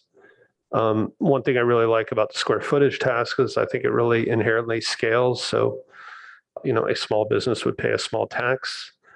At this point, I'm not really convinced that we should have any exemptions from, you know, if there's a lot of disagreement here on the council, you know, I think if we poll on some exemptions, I think I'd want to qualify maybe a retail in a smaller space, possibly grocery stores. And I believe we need to make the point that the business tax and the polling, that the business tax really reflects the changing nature of the economy, that sales tax is not, for goods, has not grown with the level of business activity that we've seen. And that, just part of the shift to a services economy. And so business tax really lets us generate kind of a fair share for the general fund from our business stakeholders. And, there were some articles this week about tech companies in our area having a $2 trillion market caps, and that they're on their way to 3 trillion. And the FANG companies, Facebook, Apple, Google, they make up 25% of the S&P 500. And again, just imagining what $1 trillion is just hard to comprehend. And so, the point of all that is that we've had incredible value creation in our area. And if these companies were making products that were taxed, the sales tax, we wouldn't be having this discussion. And so I think we need to work that into kind of the reasons for we're looking at a business tax as we do the polling. I do think we should poll for the tax going to the general fund with the intention to use it for transportation, housing. I think we should include city safety services, police, fire, medical transportation. On the gas utility transfer tax, I was initially thinking we should keep it the same, and then immediately thinking, well, if we're shifting people from gas to electricity over the long term, that made sense to me that we would structure it as a task across gas and electric. But I think the messaging needs to be the same, that this is a longstanding practice and we're confirming it as a tax, but it's just a continuation. And I think it's kind of important that we don't add more to it or look to increase it. And I thought the examples from Burbank and Pasadena, those two cities, I thought the wording was very good. That they're maintaining essential city services, they're continuing past practices. All the money will be spent for the benefit of Burbank residents. In Pasadena, we're maintaining 911 response, fire, homeless services, street repair, maintaining the long-standing transfer. It will require financial audits, and it benefits Pasadena residents. Both of those passed with 80% of the vote.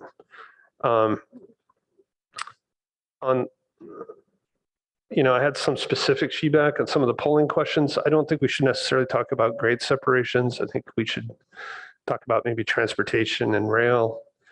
I'm not sure grade separations is a popular topic with our residents. And I do think we should need some explanation of this longstanding practice, why it exists. The city invested and created these utilities, that we've had this longstanding transfer to city services that's been funded by the city's return on that investment. And there were some specific questions. Again, I thought they should just be generalized, asking about transportation programs instead of specifically a shuttle program.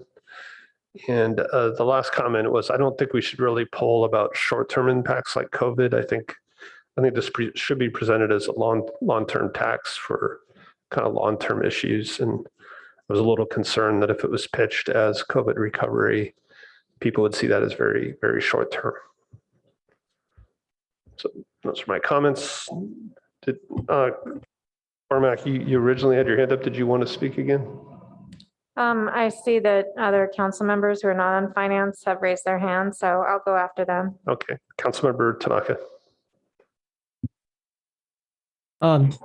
Can staff turn to slide 12? And while they're turning to slide 12, I'll talk a little bit about this. So I think one thing that we should do is, because we do own our own utilities, which is different from a lot of other cities. And so it's like, the analogy would be like renting a house versus owning a house. And, once you paid for the house, like we have paid for our utilities, the cost of living that house is actually a lot less, right? Because you're just paying for maintenance, maybe property tax. Versus when you're renting, you're gonna have to pay, a high level rent forever because you don't actually own the asset that's producing, that's the house. So I think the issue I have with slide 12 is that it shows the difference between Palo Alto and PG&E. And it's almost the difference between somebody's house who's been paid off, like ours. So we own our utilities free and clear, versus PG&E where we're renting a service. And so to me, the comparison is like, well, we're paying PG&E is a relatively high rate, but the difference is that PG&E people are renting, right? They didn't have to invest billions of dollars into utilities. So I think this is not quite a kind of a fair comparison, because it's comparing apples to oranges.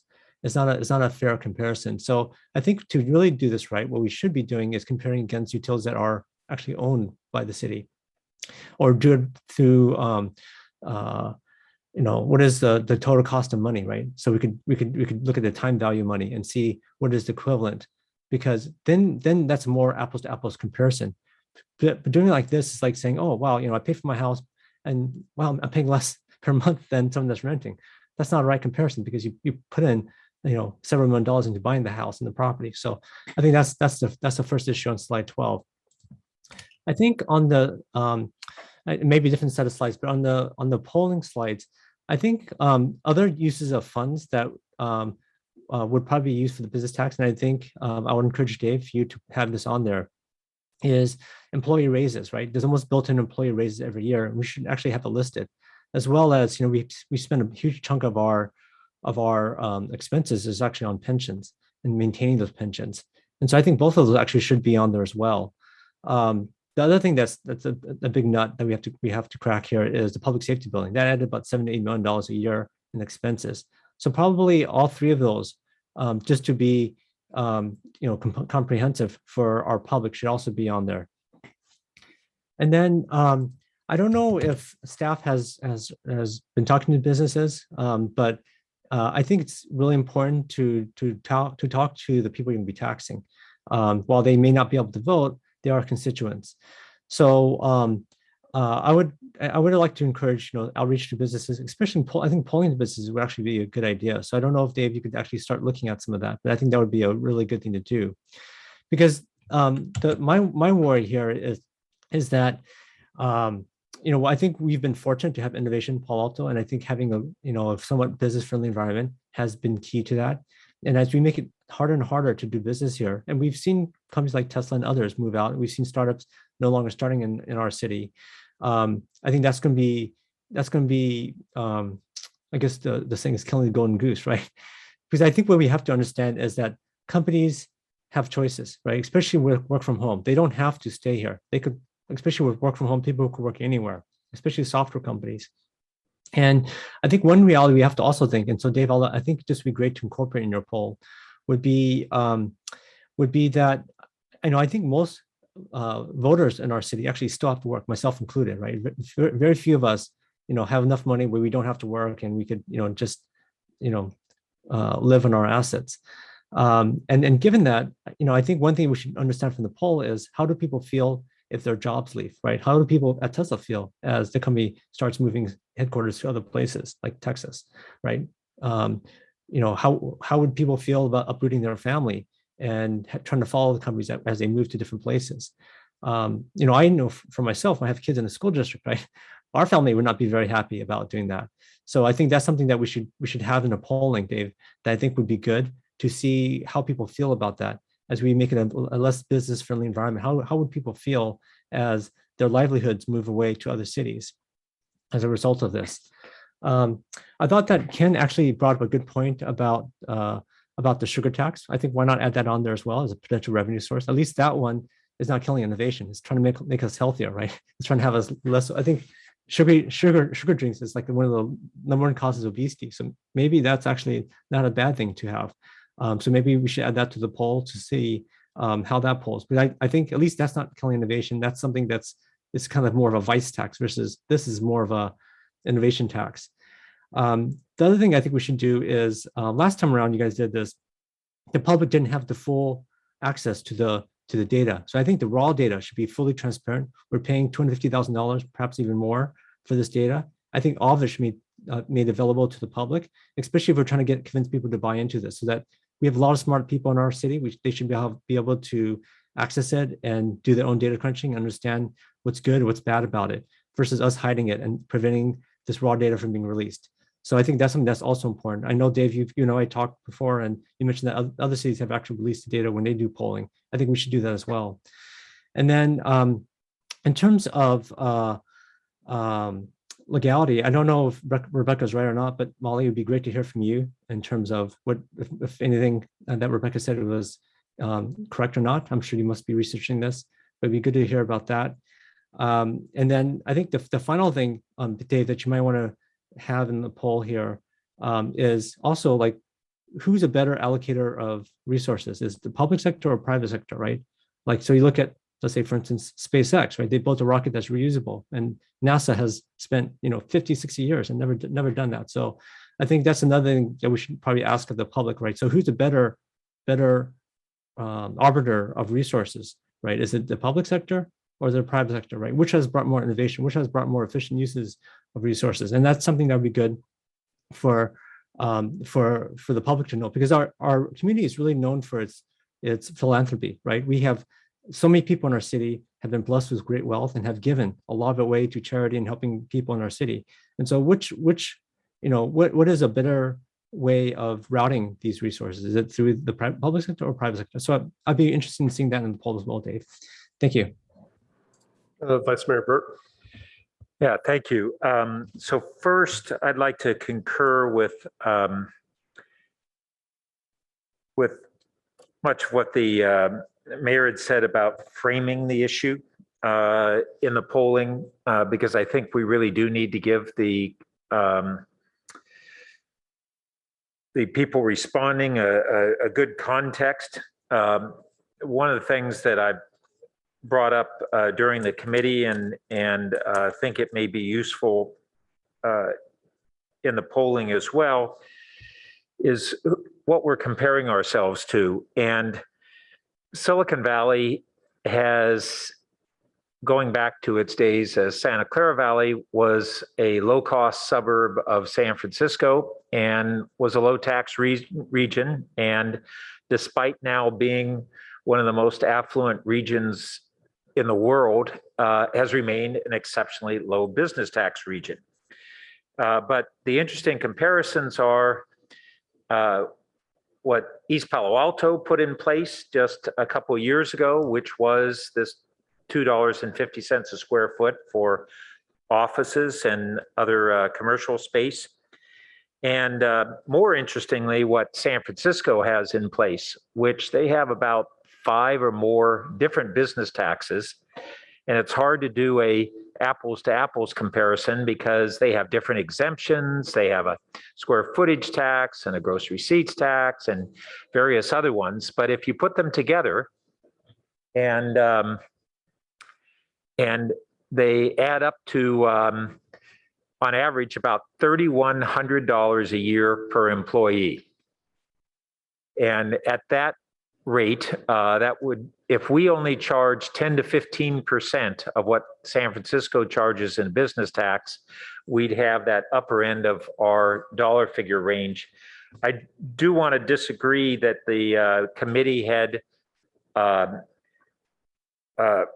focused principally on what it would be the rate it would be to the taxpayers as opposed to the revenue it would generate. It was, we were looking at that in addition to looking at the revenue it would generate, not instead of. And I think that's an important distinction because ultimately we're wanting to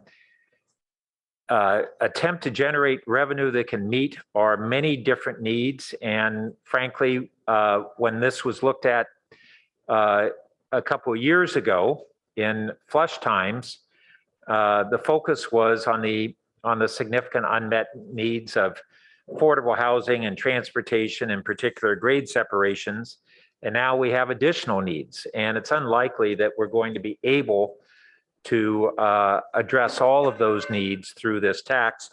We're going to get informed by the polling, and I think we need to allow the polling to inform us, not determine our decisions, but certainly inform us. I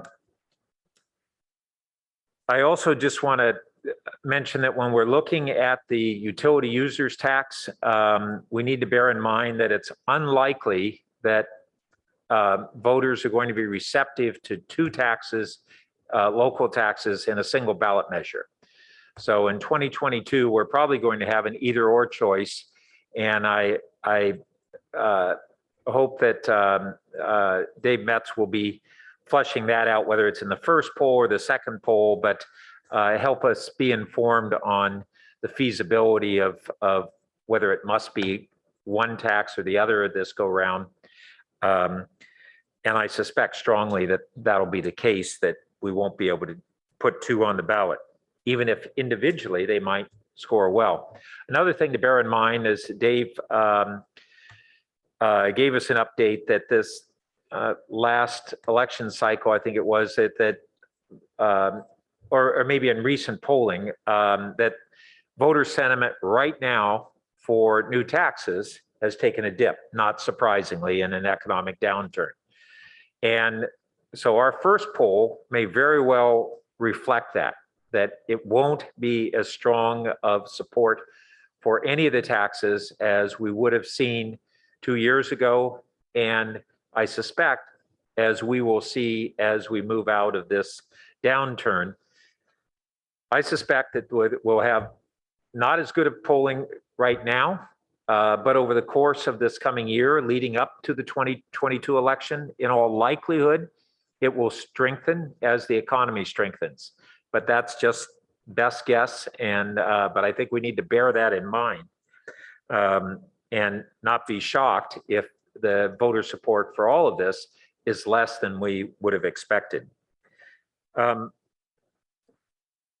I also agree with the mayor that I don't think that we should either be looking at a short-term shortfall as the basis for the tax, and I suspect that the polling is not also, it's not going to be very attractive to the voters to say, oh, we want you to do a new tax, even if it's on business, but it's to simply maintain the status quo,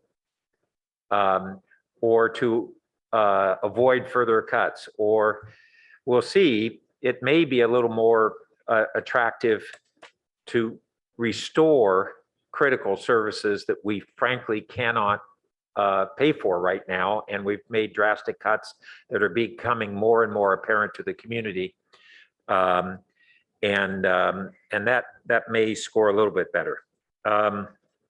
One question I just wanted to get clarified for everyone is, under the square footage tax, as I recall, it cannot be applied to the property owner. It has to be to the business that is leasing the property. Is that correct? Yes, for a business license tax, that's correct. And That's correct. Yes. okay, and so over the long term, as those businesses look at their cost of doing business in a given location, all the costs of doing so, including local taxes, will be built into their decisions to the extent, say, a 20 cents a square foot tax is going to make a big difference on where a business is going to be located.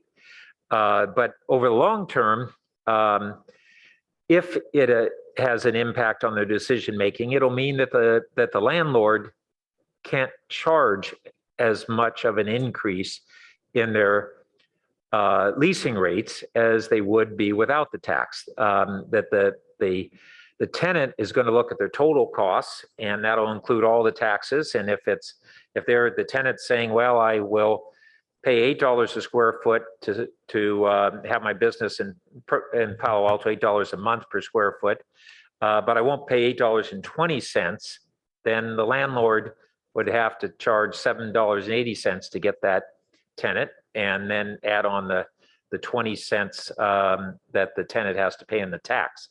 That's to the extent that businesses are really going to look at this tax and have that be a major decision in where they locate. In reality, they're paying tremendous premiums to be in Palo Alto for their leasing rate, and even bigger premiums historically for their employees. Now, we all know that we're in a bit of a flux right now, but those have been the decision points. I will just say in response to Councilmember Tanaka's analogy on PG&E, I don't get it. PG&E owns all of their own capital, like we own all of our own capital. They actually own the land that their equipment resides on, like we do. So I can't follow that comparison. So let's see. Well, I think that covers my comments for now. Thanks. I want to welcome Councilmember Koo, whose internet went down, so she drove in. We got to get that fiber to the home going. All right, Councilmember Corman. Thank you, Mayor Du Bois. You know, we've been talking a lot about details this evening, and that's what's in the staff report. That was what is in the presentation. But really, what this council should be doing is thinking about what we want to use this money for and how much we need. And that isn't the discussion that we have had yet. And while yes, we should be informed by the polling, I think that's the work we should be reflecting on, and that certainly the voters will expect us to have done before we bring anything forward next year. So I just wanted to come up a level from all the details, you know, where we usually spend a lot of time, and encourage my colleagues to think about that. We had some pretty clear consensus with the last council, and we need to figure out what that is with this council. I don't think that the vice mayor and I are disagreeing. I was just explaining that we are reframing how we're describing the tax from how much it's raised to how it's being assessed. And yes, we're continuing to look at both numbers, but that was a change that we made. I do want to talk a little bit about some of the details in the polling. I just want to start with a small thing. We did discuss in finance removing the quote, changing character of the community. Well, at least I was curious about it. I see that's been removed in the staff report, but it was still included as a potential problem seriousness battery question in the slide. So just want to be sure that that isn't going to be included. I see Director Nose nodding. Okay. All right. So on to the poll, a few things to talk about. So I'm on packet page 127 for anyone following along at home or here with us. So 11B, so this is important. We really need to get a sense of whether or not the community is ready to pay extra to fund the important transitions we have to make over the next 8.5 years in order to meet our goals. And this poll is going to help us figure out if this is going to be a way to do that. So it's important that we get that information, and I'll look forward to that answer. On question 12, I love the wording of C, investing in community-owned assets. That's great, way better than infrastructure, so appreciate that. And then, you know, to get a little bit tax policy wonky on page 128, the reason we've got for-profit medical and educational facilities in there is that by law, we're required to exempt the nonprofits. And if you look at the largest employers in our community, they're in healthcare. And if you believe our colleague, Councilmember Philseth, that the business of Palo Alto is education, we should at least take a moment to decide if this makes sense. And I haven't formed a position on it, but I just wanted to flag that for my colleagues as we talk about this. And then back to exemptions, I am aligned with the mayor that none/fewer is better. And I say that for a couple reasons. One is a different version of equity, and the other is that there is some conventional wisdom that the reason that the prior business tax failed was its complexity. So I think if we have a 20,000 square foot exemption level and we go and do our outreach, we're going to find out if we're missing something. Maybe it should be 25, maybe it should be 15. We don't know. That'll be part of the outreach. And it's my hope that we really limit or don't have any other additional exemptions. At finance, we had talked about retail as a possible exemption. And I'd made the comment that retailers are paying sales taxes. Technically, they're not actually. Each of us, when we buy something, pays the sales tax, and the retailer is collecting it. So we can go down that road, but I just wanted to align myself with the mayor on limited exemptions for all those reasons. And then just to address the topic of whether or not we'll be able to put two taxes on. I have a lot of faith in the people in Palo Alto. They're pretty smart. And I think if we have two different situations, we might be able to accomplish two things at the same time. That's it. Thanks. Thank you. So, you raised a couple of issues. So I didn't realize we were actually looking at this as the poll exactly. I'll go ahead and basically try to, I'll make the staff motion, and with a few additions, I guess, or changes. And this is really a question, I think, for FM3. So on the how we would ask about potential exemptions, would we get information about having no exemptions, the way the questions are worded, or would we need to add that as a choice? Well, I think hearing the feedback from the council this evening, probably the best way to handle it is to have the base case proposal be one that has no exemptions, and then have a follow-up question, introduce the idea of adding exemptions, and see whether the public is supportive or opposed to each one. Okay. Yeah, so I would be supportive of asking about no exemptions.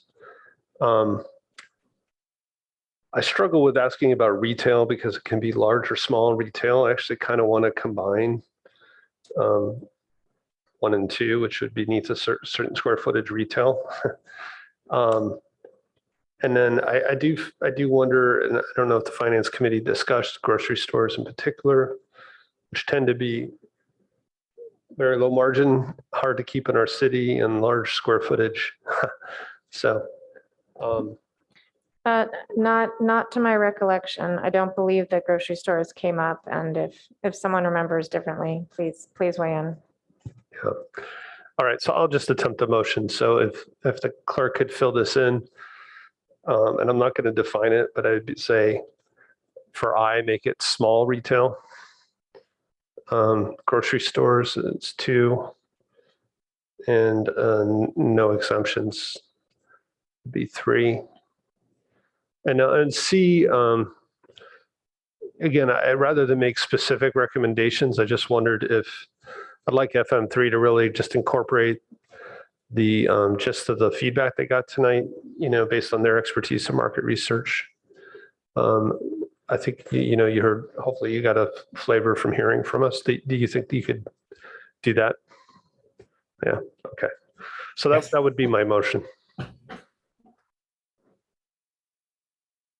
Mayor DeBose, clarification on small retail. We can certainly model something to begin with, but it would be helpful if council would define small in this case. Yeah, for polling, I'm not sure. Well, this is, I guess, for modeling, but I guess I hopefully would apply to the poll as well. I don't know. I'd be interested in hearing. I don't know if it's 5,000, if it's 7,500, if it's 10,000, but relatively small retailers would be my concept. But I need a second before we would proceed, I think. Second. You have to move your mic. Second. Okay, and speak into it. All right, so I think I made my point. I'm open to defining what small retail means, but I'm just not convinced we should apply it to all retail of all sizes. And overall, I would favor fewer exemptions. Councilmember Koo. I apologize for missing a large part of this, but I agree. Defining small retail and lesser exemptions, making it simple is easier. On the utility, on the JFE transfer, I was wondering, you might have explained this, but there was the part that spoke about that it would actually decrease the rate. I think there was a table which showed that it would be $37 versus the 54 or something to that. I was trying to understand how that works. Yes, Councilmember Koo. Apologies. Not a problem. It is quite a complex item. And it's on slide 12, if the clerk doesn't mind bringing that up. I just want to verify, is right now the right time to answer this question? Yeah. Okay. We can do it quickly. Yes.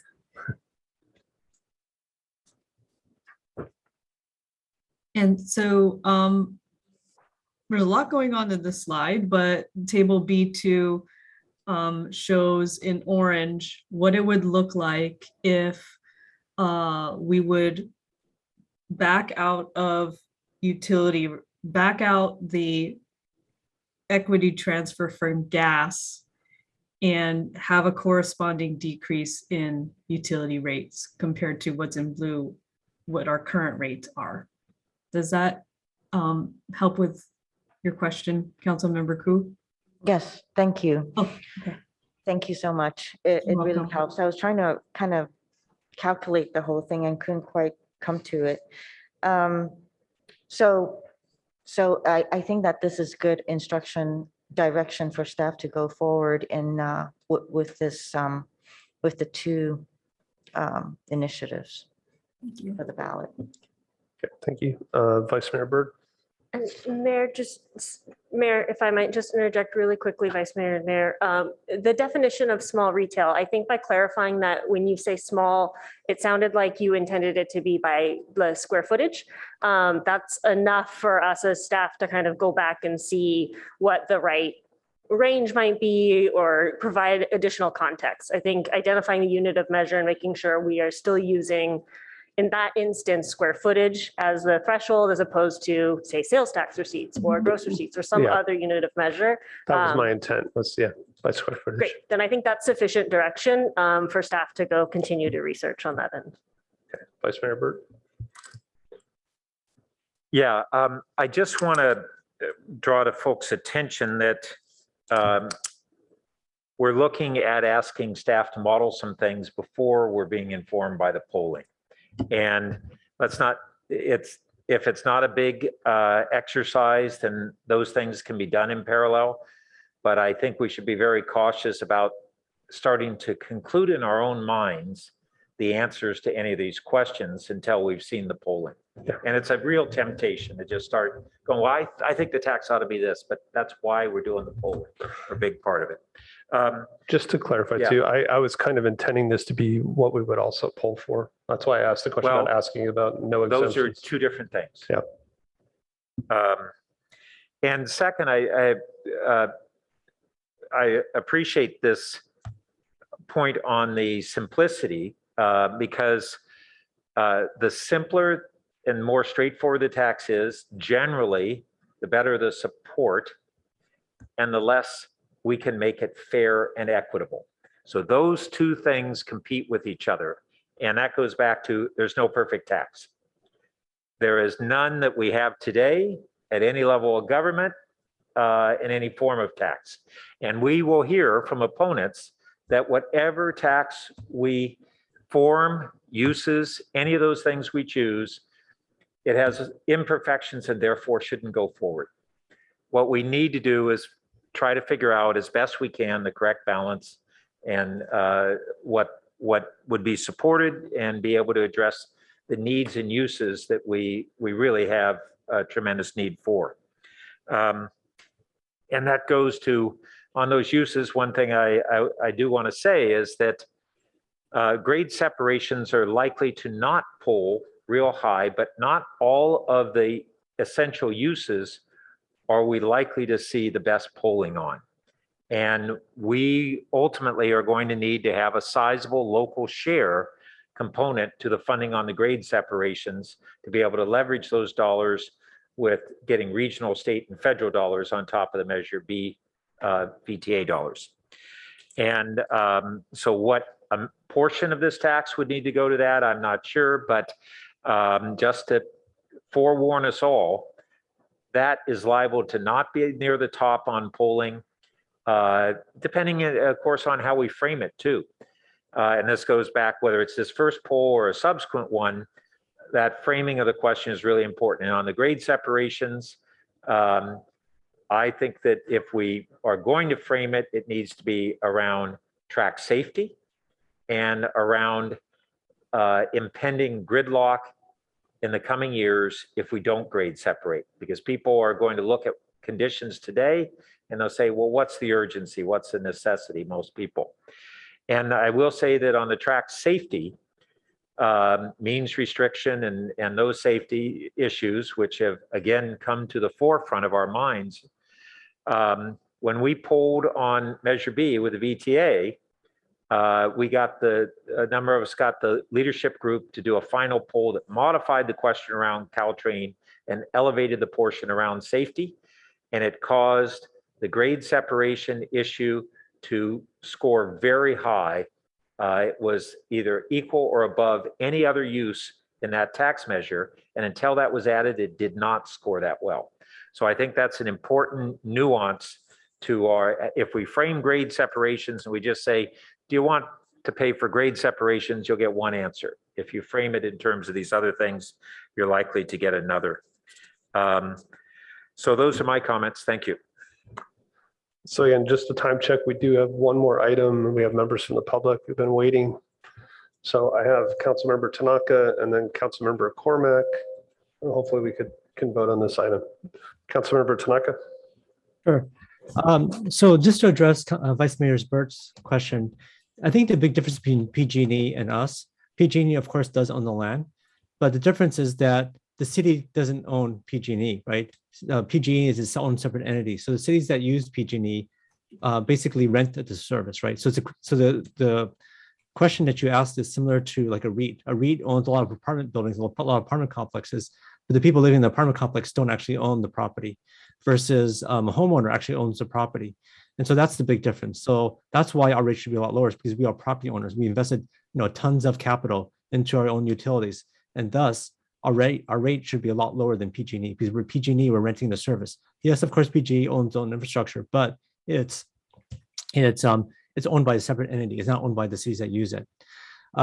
Second point here is, I think when we do this, I think it's really important, because us as the representatives of the community, is really important that what we use the polling for is mainly to make sure that we have as clear message as possible. I don't think what we want to do is we want to basically engineer a poll that passes. I think what we want to do is we want to be straightforward as to what we're going to do with the money, why we're raising it, why we need to do it, and be as straightforward, as transparent as possible, even if it doesn't pass. I think it's really important to be it's more important to be transparent and clear than to just, finagle language just to get it to pass, because I don't think that's in the best service of our constituents. I think the third thing I wanted to mention is I do believe that this business tax, if it does pass, will decrease commercial property values. There's no doubt about it, right? Because it's a layer on top of it. And so the rents will drop, which means the commercial property values will drop, which means that we'll have less money for our schools, less money for our cities, less money for, even the county would be hit. And when that depends on property tax. So I think it would behoove us also, when we do this, to actually do an analysis of where we actually get more money, because by actually taking money from the tenants, it will actually hurt the property values and thus our property tax. Dave, you heard me talk about the employee raises, pensions, public safety building, whether people, are going to be worried about, their job leaving the city. Is that all the stuff that you can just put in there, or do we have to kind of micromanage this and put in the poll, or can you just incorporate that into the poll? There definitely are places we can include those items. We'll, be testing pro and con arguments. We'll be testing uses of the money, and we can okay. Then I'm on a shot clock here, so I'm not going to dwell into it. So if you could address the points I brought up before, because I think it'd be good for everyone to know how people feel about it. So I think that would be great. I think the other thing is, and I don't know whether we have to have this in motion or not, but I think it's really important, especially when we're spending the public's money to try to get them to vote for a tax, that we have full transparency and that we have access to the raw data. I know you have it, but in the past, staff has not released it. And so does that need to be in the motion, or is that something that you could just do?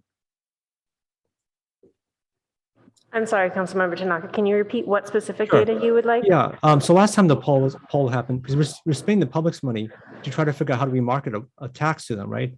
So I think if we do that, it's really important that we be transparent, that we release the data that's used for the poll, so the public can actually do their own number crunching and statistical calculations.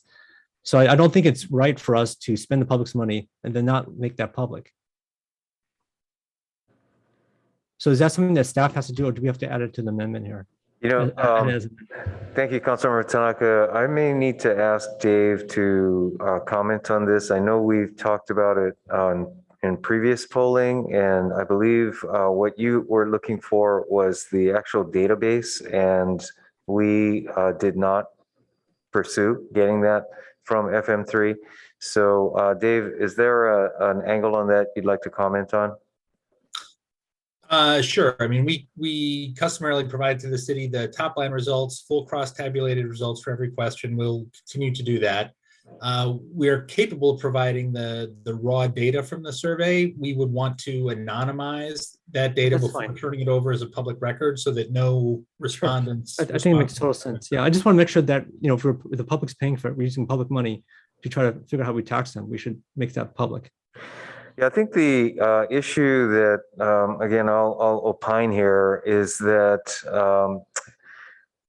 it's happened in the past that independent analysis of the data reach conclusions that we do not agree with.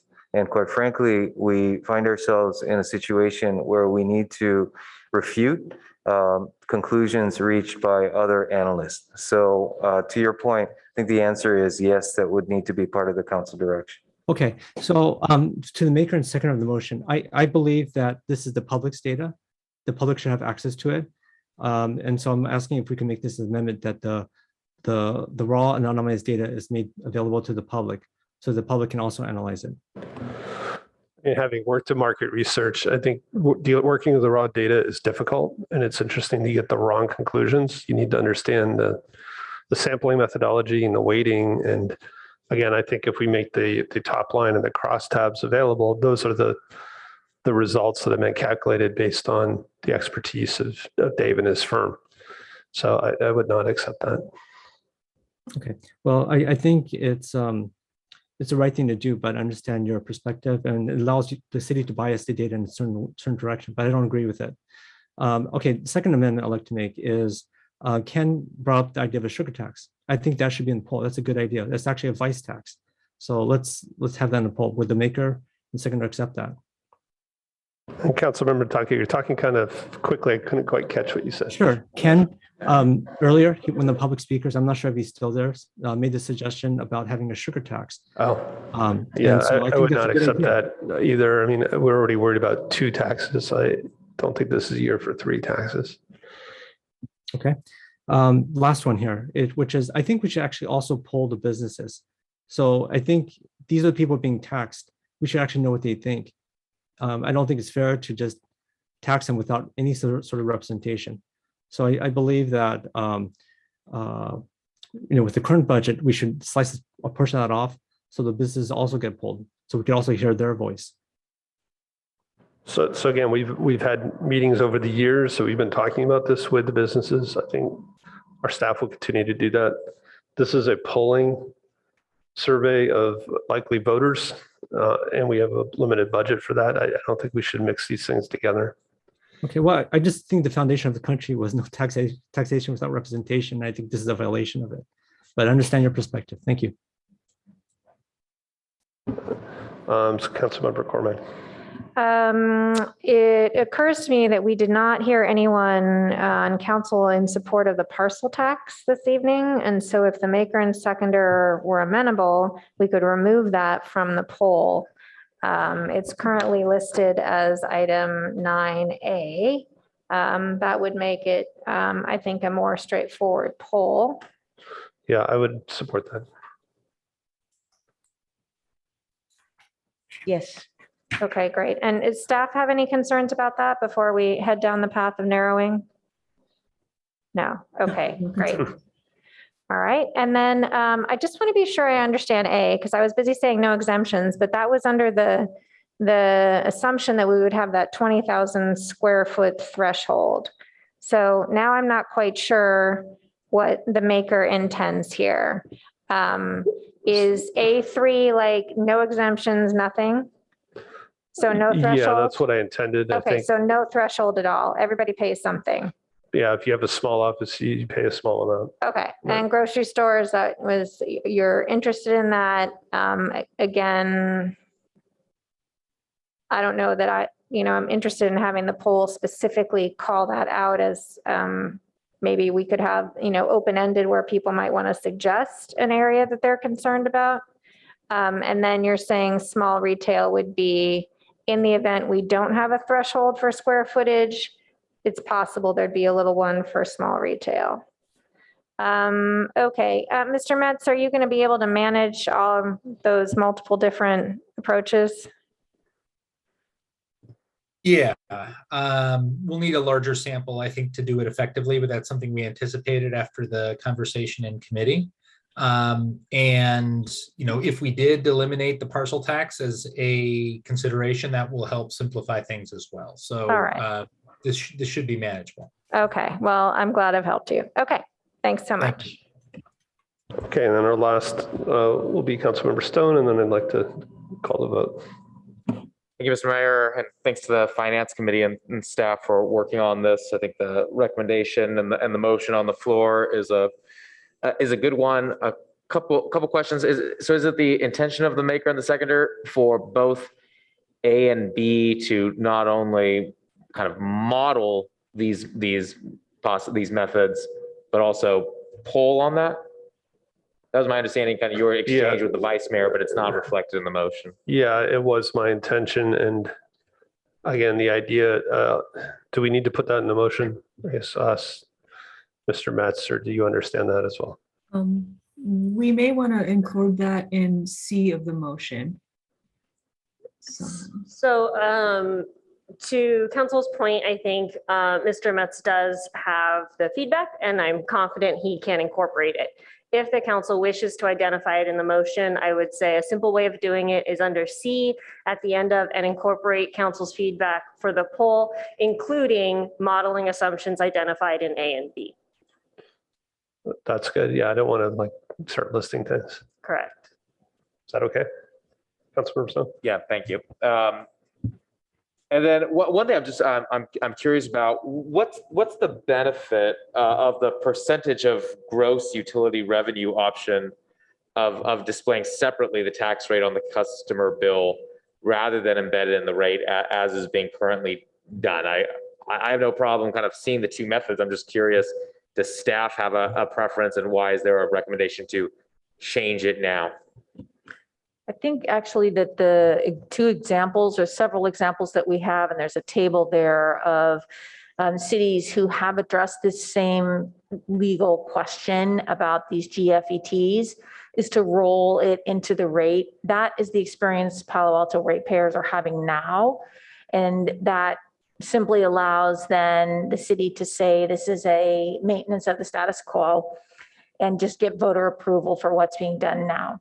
So it seems to us, unless maybe the city manager, assistant city manager have additional comments, that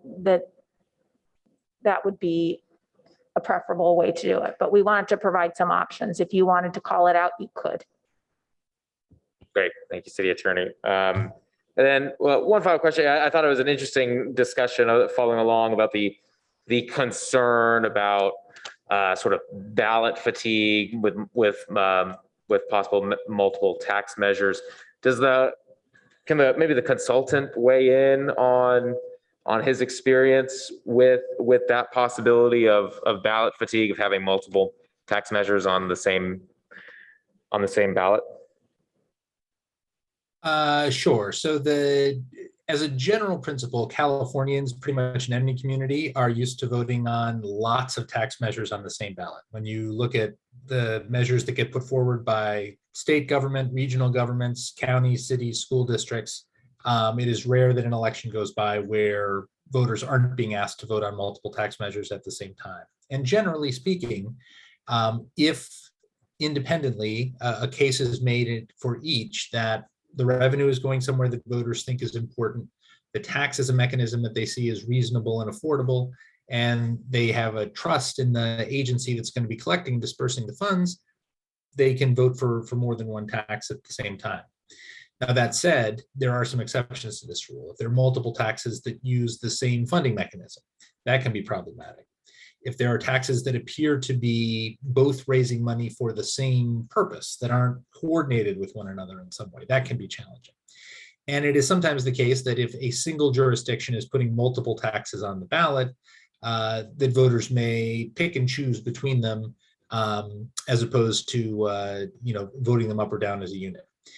The survey structure we're proposing to use here, I think, is designed to get us a good objective answer to the question of whether that's likely to be a problem with these two measures in the elections next year. So I wouldn't prejudge what the answer is, but we will design the survey to get you the clearest possible window into how voters evaluate that. Perfect. Thank you, Mr. Metz. And you anticipated my follow-up question, so thank you. And yeah, those are all my questions. I concur with many of my colleagues as far as how we, as far as kind of some of the discussion points on framing the polling and other kind of just issues and concerns. So happy to support this motion moving forward. Great, thank you. So let's go ahead and vote on the motion. Starting with Councilmember Koo, Yes. Councilmember Stone, Yes. Councilmember Tanaka, No.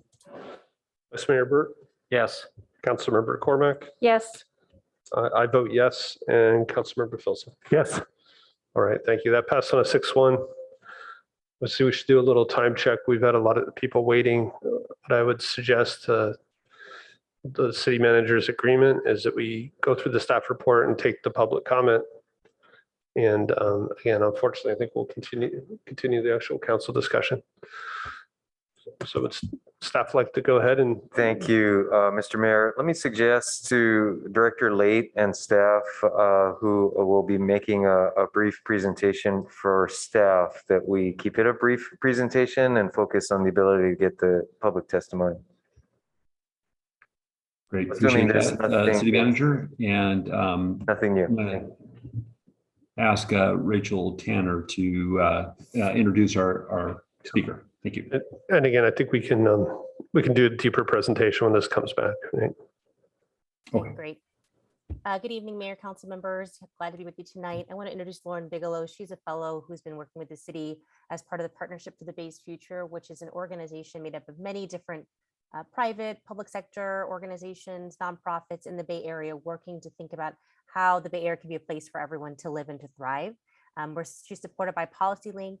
We've been working with Silicon Valley at Home on this initiative for the better part of about 18 months. And tonight we really want to focus on just explaining what was in the staff report. We practiced, it was about 10 minutes. I think we will be pretty short as staff reports go. And really just want to emphasize that the purpose of this project, likely the deliberation in the future, is really on having council provide staff direction on areas that you'd like to see further research and study. None of these policies are fully baked as research tonight, but just kind of saying, where does the city think we have the most energy to put our staff resources to further do research and bring that back to the relevant values for future consideration. So I'm going to hand it over to Ms. Lauren Bigelow. Thank you. Good evening, council members, and thank you for the opportunity to present tonight. My name is Lauren Bigelow, and I am the Partnership for the Bay's Future Fellow placed with the City of Palo Alto, working on developing more renter protections. Next slide, please. And next, tonight I will be, back one. Tonight I will be presenting recommendations I've worked with staff to build over the last year after doing a significant amount of research and interacting with the public regarding these ideas. Our purpose this evening is to review these policies, prioritize them, and provide staff with direction regarding further development and implementation. Next slide, please. As a reminder of why we're here tonight, there are 11,764 housing units in Palo Alto that are renter units, and 46% of Palo Alto's housing stock overall is occupied by renters. Also, more than 70% of renter households making less than $75,000 a year are at risk of being displaced due to rent burden or paying more than 30% of their income. Next slide, please. The process of looking at Palo Alto's renter protections did not start with my fellowship, though. Councilmember Koo and Mayor Du Bois authored 2 colleagues' memos as early as 2017, emphasizing the importance of renter protections to stability in our community. With that in mind, the city applied for and was awarded a mid-career fellow through my program. And then in 2020, 3 hours before California announced shelter in place, I showed up at City Hall and the work began in earnest. And we started researching who Palo Alto renters were, as well as what protections and resources already existed within the community. From there, we looked at best practices and began having conversations with stakeholders. Then this year, we brought forth a set of recommendations to the PTC and HRC so we could hear their thoughts on these ideas. All of that led us here tonight, where we hope to get your direction as to which policies staff should bring back to you with recommendations on implementation and drafted ordinance language. Next slide, please. The original colleagues memo requested city staff find alternative renter protections to rent control. Therefore, there are many renter protections presented here.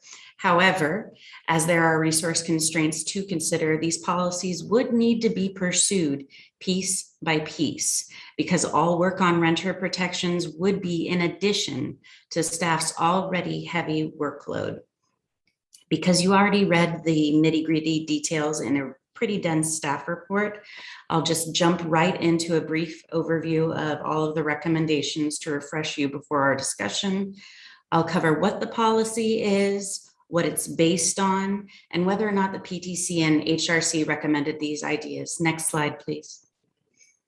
As I mentioned earlier, there are several policies to get through tonight, and we would like your feedback on each individually. All of them are listed here. 9 policies were studied. Policies 1 through 6 are recommended to develop local action. Policy 7 is recommended to endorse at the county level. And the last 2 policies were studied, but not recommended for implementation at this time. These are currently prioritized in the order which staff would recommend pursuing them based on levels of feasibility. Next slide, please. So the first recommendation is for a rental survey program, which is just a method of collecting data on the rental housing stock in Palo Alto that has been successfully implemented all over the Bay Area and has been part of our municipal code since 2002. The PTC and HRC both fully recommend this program as the highest priority, as the data collected can help shape the development of the rest of the policies listed. Next slide, please. Next is another renter protection that we already have on the books, tenant relocation assistance. Tenant relocation assistance is basically help provided to tenants by landlords when the tenants are being displaced. The current iteration of this policy only covers about 22% of renters. Again, both the PTC and HRC did recommend this policy, but had different points of emphasis in their recommendations. Next slide, please. Third is an eviction reduction program, which essentially acts as an extension to the Renter Protection Act of 2019, or for short, we call it AB 1482. So that the carve-outs listed here are offered the same protections at every other renter in the community. The eviction reduction program specifically focuses on making sure there are rules for when a renter can be asked to leave their home. The PTC and HRC were both interested in this policy, though, again, they disagreed on the necessity of covering all of the carve-outs. Next slide, please. Policy 4 is the anti-rent gouging policy and is also based on the lack of coverage for all renters in AB 1482. This policy is supposed to extend the rent cap to the renters left out by the legislative carve-outs, which is meant to protect renters from large rent increases. The PTC did not recommend this, but the HRC did. Next slide, please.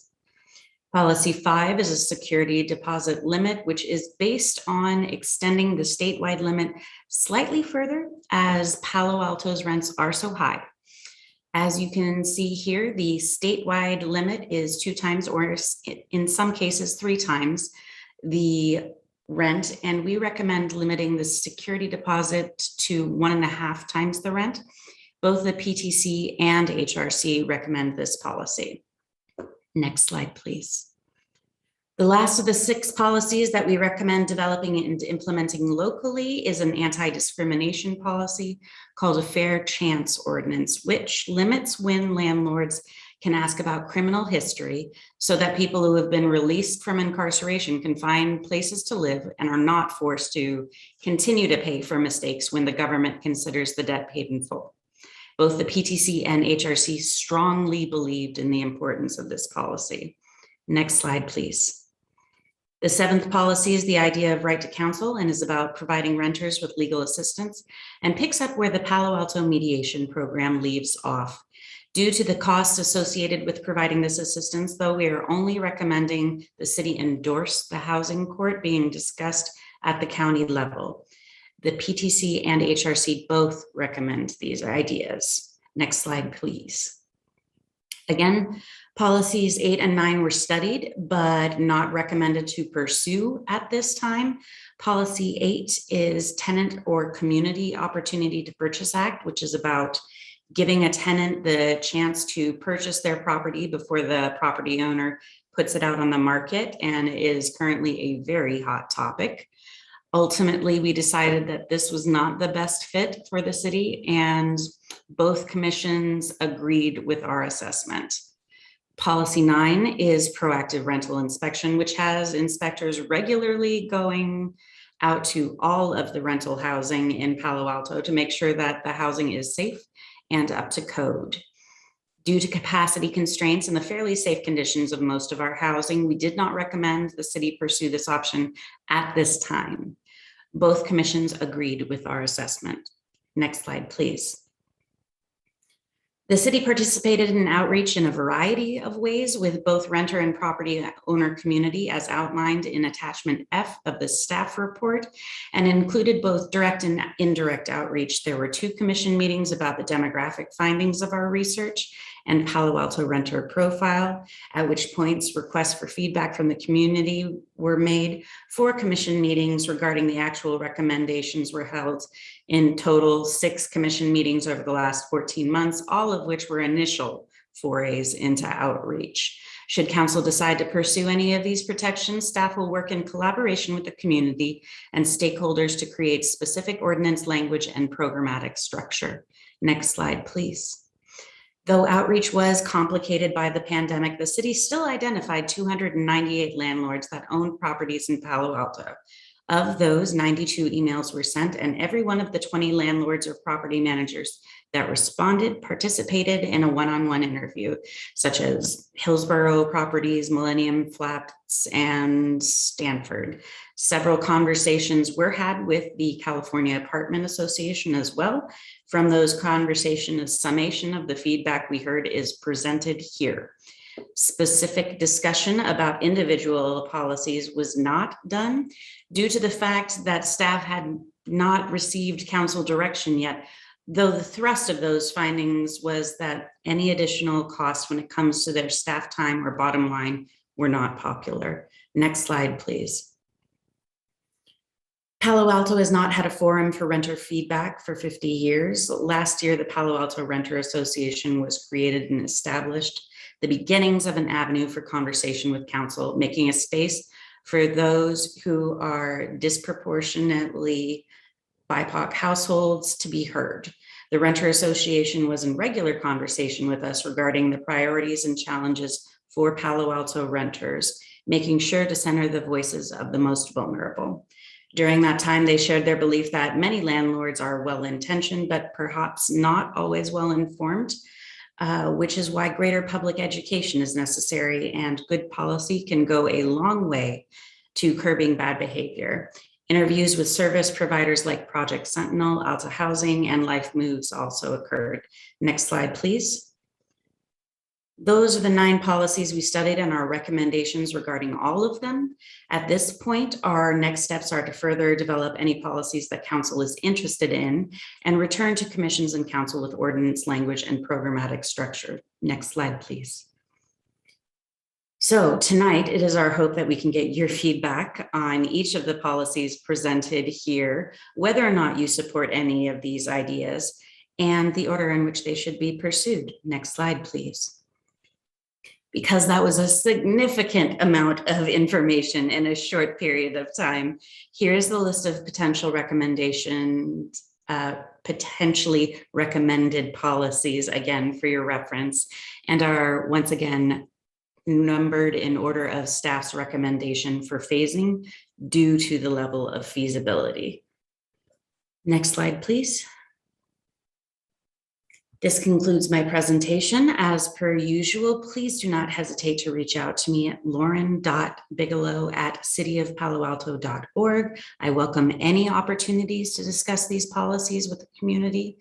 Thank you so much for your time, consideration, and attention. I look forward to a robust conversation that includes all voices, and I will return the screen to staff.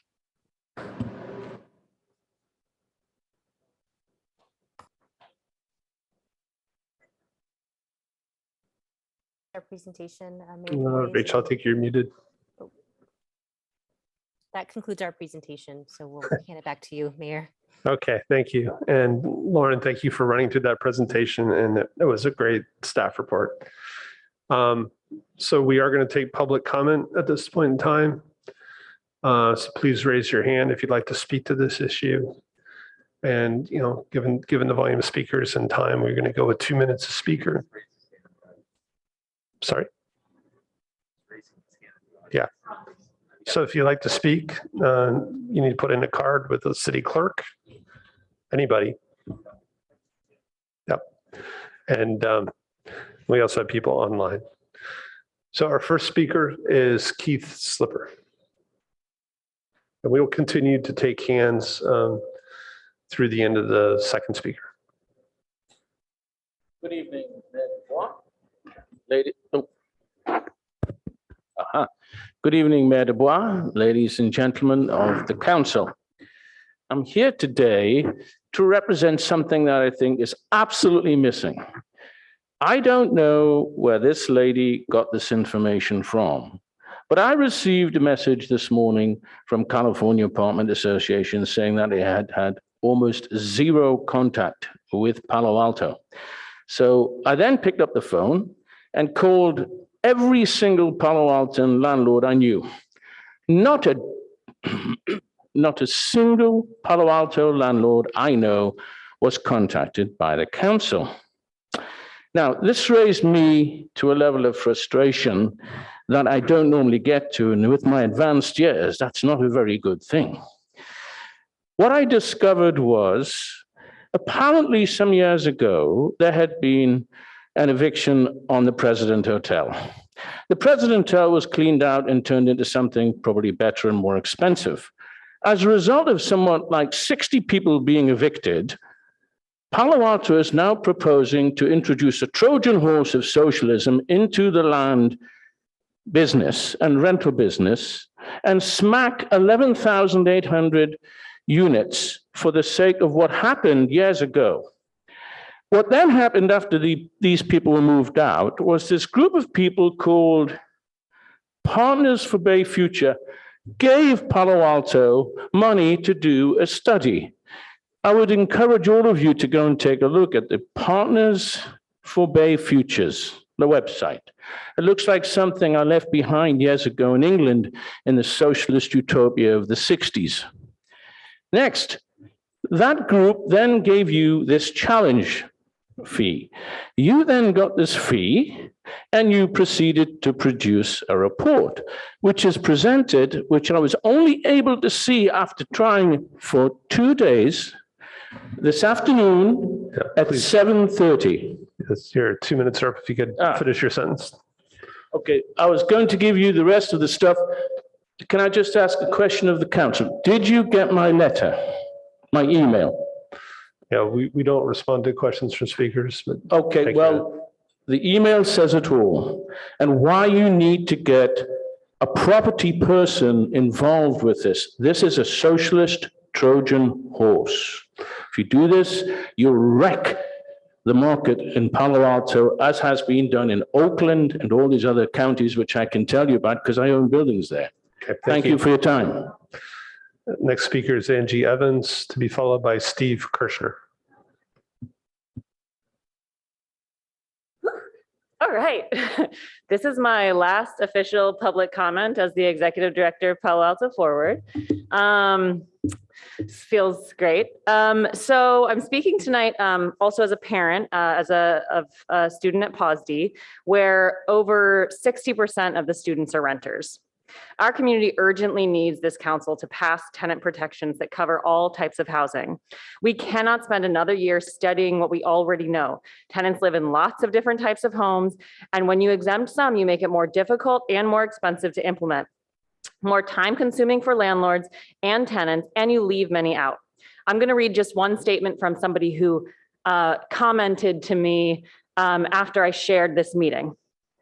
This is not me, this is somebody else, so I can't claim anything to it. She said, I'm a single mom working 4 jobs to be able to afford a small 1-bedroom where my kids share the room and I sleep in the living room floor. My greatest worry is when the rent will be raised and if I'll be able to afford that increase. The last time that happened, my girls and I became homeless and living in our car in Palo Alto. It's a permanent renter class for sure, and never a fair one. Palo Alto is the city that passed the first inclusionary zoning policy in the state of California. We are also the city that developed the first kinds of homeless shelters that were a partnership between faith-based groups and residents and the city police. We were also one of the cities that were the first to pass an eviction moratorium related to COVID-19. We can do something right now to change people's lives. This is just one story. I cannot count the number of stories like that I hear every single week as one of the 8 people who responds to Palo Alto Renters Association emails. I just hope you will take that urgency and the fervor that you need to act. Thank you. Next speaker is Steve Kirshner, to be followed by Anna Toledano. Thank you. Steve Kirshner, Webster Street. Honorable Mayor, Council. I've lived in Palo Alto for 20 years. For 20 years, I've been a renter. I don't represent anybody else. I'm not affiliated with anybody. I've been to some of the meetings here. I don't agree with everything that was in the presentation, but I urge the council to consider the voices and the lives of the people who rent here. Some of the statistics show 46% of the units are rental units. And I'd like to speak against the basic proposition that to consider any of this as socialism. I think the 2 major criticisms of considering this as the Cunard of socialism and the think tanks that say that rent control and other things have ruined cities. Well, New York and San Francisco have various types of rent control and renter protection, and those cities seem to have the most expensive and the most desirable rental properties in the country. And as far as socialism, well, in this world, we have regulation, we have taxes, you can't avoid them. Proposition 13 is socialism because it took people at a certain time and froze their taxes, and it doesn't bring everybody else's, it doesn't bring their property taxes up to market rate. You know, if you got rid of Proposition 13, then all the Eichlers could be the people that couldn't afford the current taxes.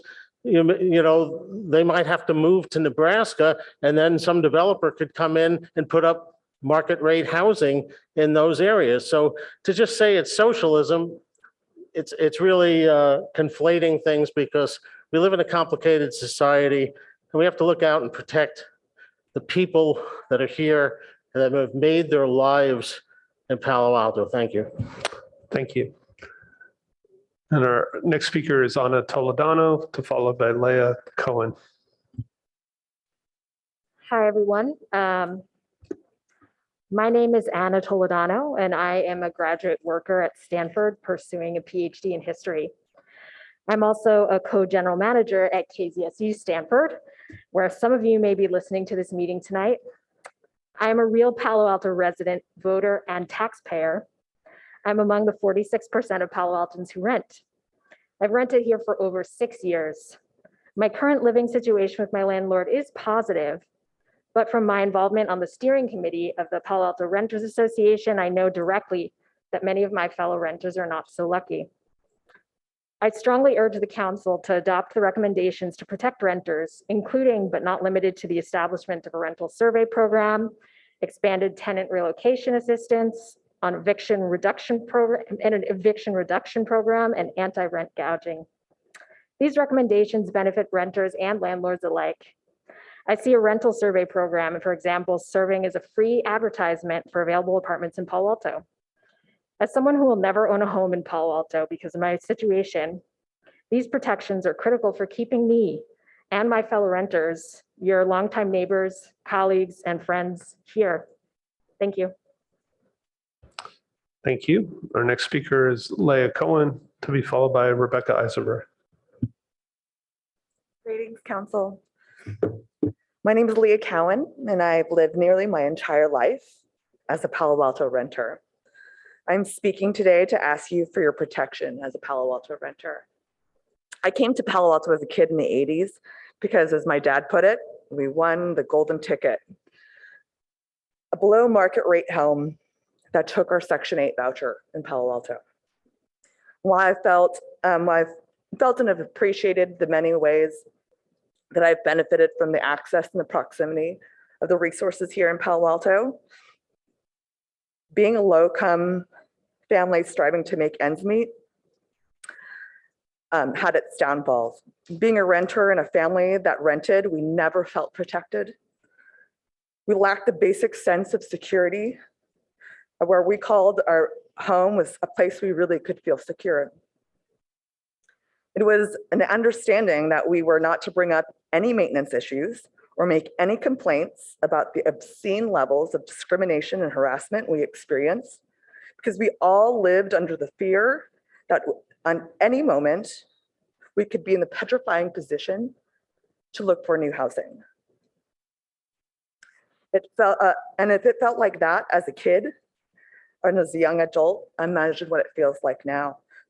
That level of insecurity, that anxiety over one's living situation has only increased since, and that increase is exponential with the rocket sky cost of housing in this city.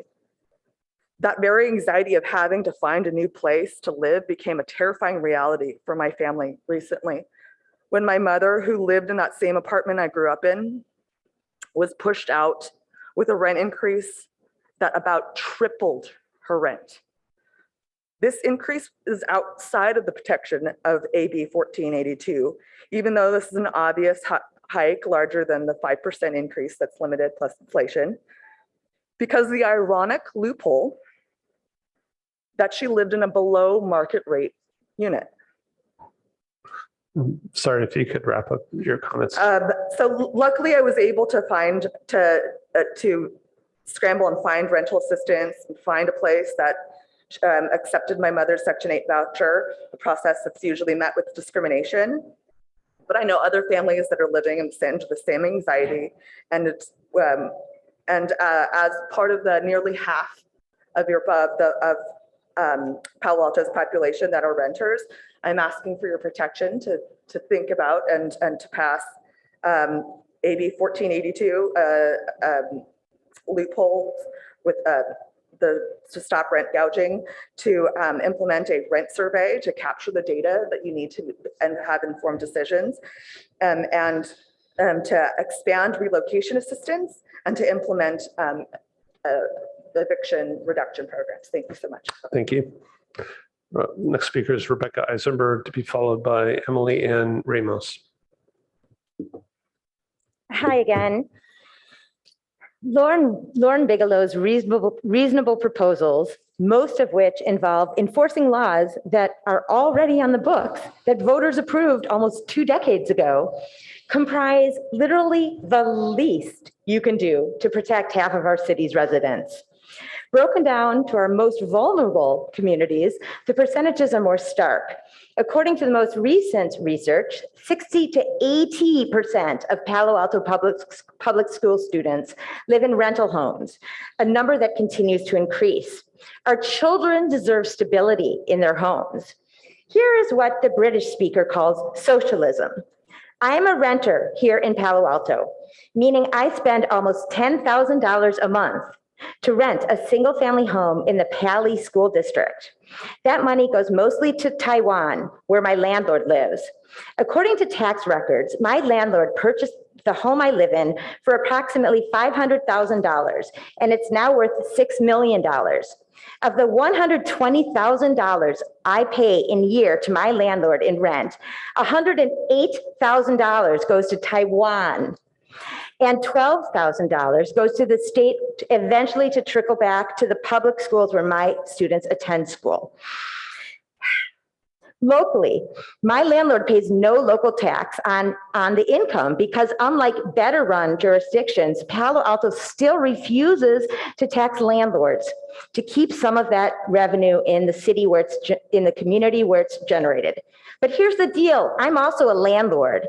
I rent out a single family home. I also now own a stake in multifamily housing. And I strongly support every single one of those proposals. Plus I support rent control on pricing because stability helps neighborhoods. Stability increases the value of my assets.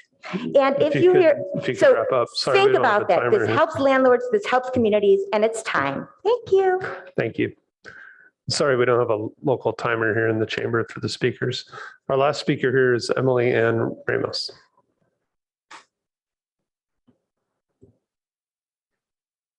Can you hear me? I'm so used to that over Zoom now. Hello, Mayor Du Bois, Vice Mayor Byrd, and council members. Emily Ramos representing Silicon Valley at Home. SB at Home has been proud to partner with the city of Palo Alto since 2019 as a community partner in the city-initiated grant from the Partnership for the Bay's Future, which provided additional staff capacity to explore and develop anti-displacement and tenant protection policies brought before you today. Because City Council explicitly asked for recommendations that might avoid the rancor over rent stabilization ordinance, the policies presented by staff focus instead on leveraging and expanding existing city ordinance, filling gaps in measures already taken at the state level, and some smaller steps that were identified as barriers to housing through research and community engagement process. These proposals come with a clear recommendations from both PTC and the HRC from earlier this year. And these recommendations have been incorporated into the priorities presented to you by city staff. 46% of Palo Alto's residents are renters who are deeply impacted by the high cost of housing in this area. Housing insecurity is the primary cause of displacement and central to increase homelessness. This council should support these solutions to protect tenants and direct staff to bring back and implement ordinances in the recommended order priority.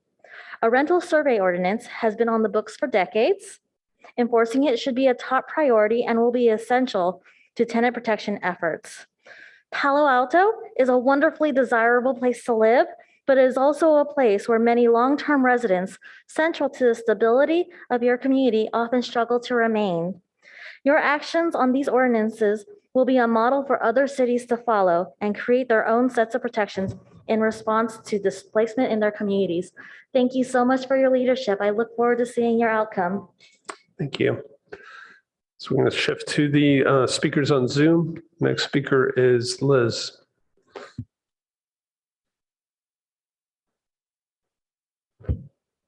Give me 1 second. Okay, Liz, you should be able to speak. Oh, good. Thank you.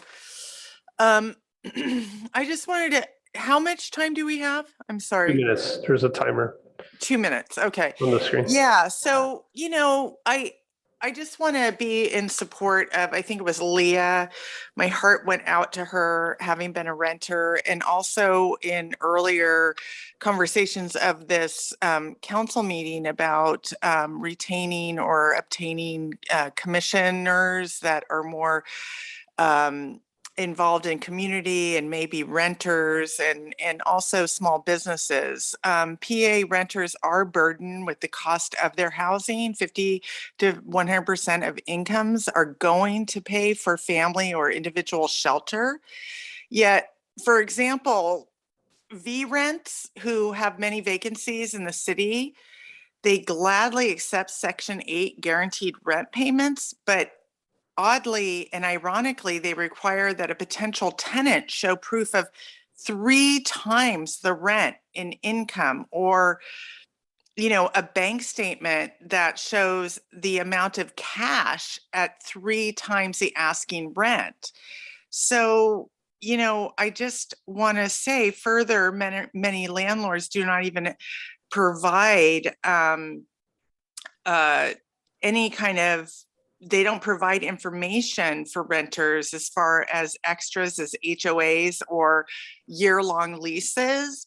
So it's really important that the city look at this, because renters, especially during COVID, especially during a time where women and single moms are struggling in this community, with children, these landlords are asking outrageous, having these requirements to even, be approved for a rental. So I am just pleading with the city to say, even expand these renter protections further to make it fair and equitable for all incomes, all abilities, all ages to join in this community and collaborate Liz, so if that you could wrap up. yeah, and move forward. Thank you. Thank you. Appreciate it. People can watch the clock. Our next speaker is Eileen Kim. My name is Eileen Kim, and I'm a Palo Alto resident property owner. I've been both landlord and tenant in my life. I'm here to ask the City Council to carefully consider what real solutions are to our city's housing crisis. Governor Newsom signed Bill AB 1482, ensuring tenants are protected against rent hikes and rent evictions. This bill imposed a rent increase cap, also known as a form of rent stabilization. To use Governor Newsom's very own words regarding this bill, I quote, "California will boast the nation's strongest statewide renter protections," end quote. However, if the city of Palo Alto further implements rent control policies, what starts out as good intentions will actually have long-term deleterious effects for our beloved city. Instead of relieving the rental affordability crisis, this quick and dirty Band-Aid solution will actually worsen the housing situation. Many economists widely agree rent control can make problems worse for renters in the long run, such as policies will cut into the profits of property owners and encourage them to get out of the rental business. Simply put, rent control leads to a decrease in the amount of housing stock. Furthermore, what's even worse is that rent control policies lead to a decline in the quality of housing and the creation of rental ghettos. As property owners find their expenses and maintenance costs increasing year over year, while their rental incomes are severely capped year over year, these disincentivizing policies will create rental ghettos where tenants feel trapped and unable to move from their dilapidated housing, while property owners feel frustrated in trying to maintain a well-kept property with their limited income. Rent control is nothing more than a quick and dirty, hasty Band-Aid solution to our housing problem. I urge the City Council to take a long-term view of what really improves the housing situation, which is to create more housing units. Instead of instituting rent control, consider creative policy options that encourage large developers to build certain percentage of rental housing units dedicated to low and middle income earners. Seek out real solutions, not the most politically expedient Band-Aid that does more harm than good to our city. Thank you very much. Thank you. Our next speaker is Dan Pan.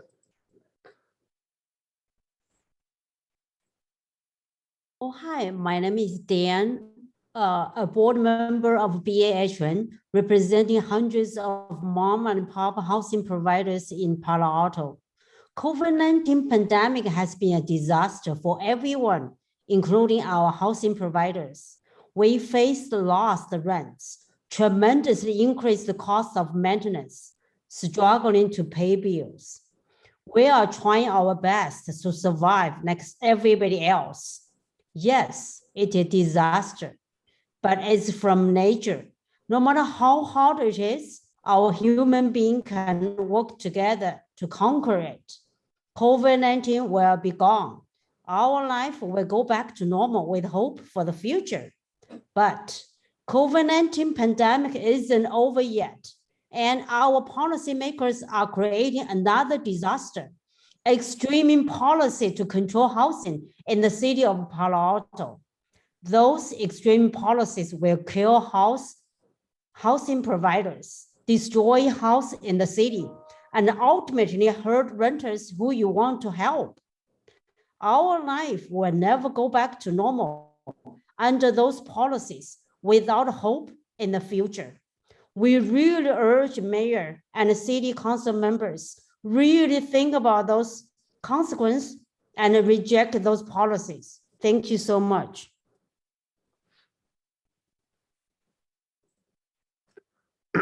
Our next speaker is Anil Babar.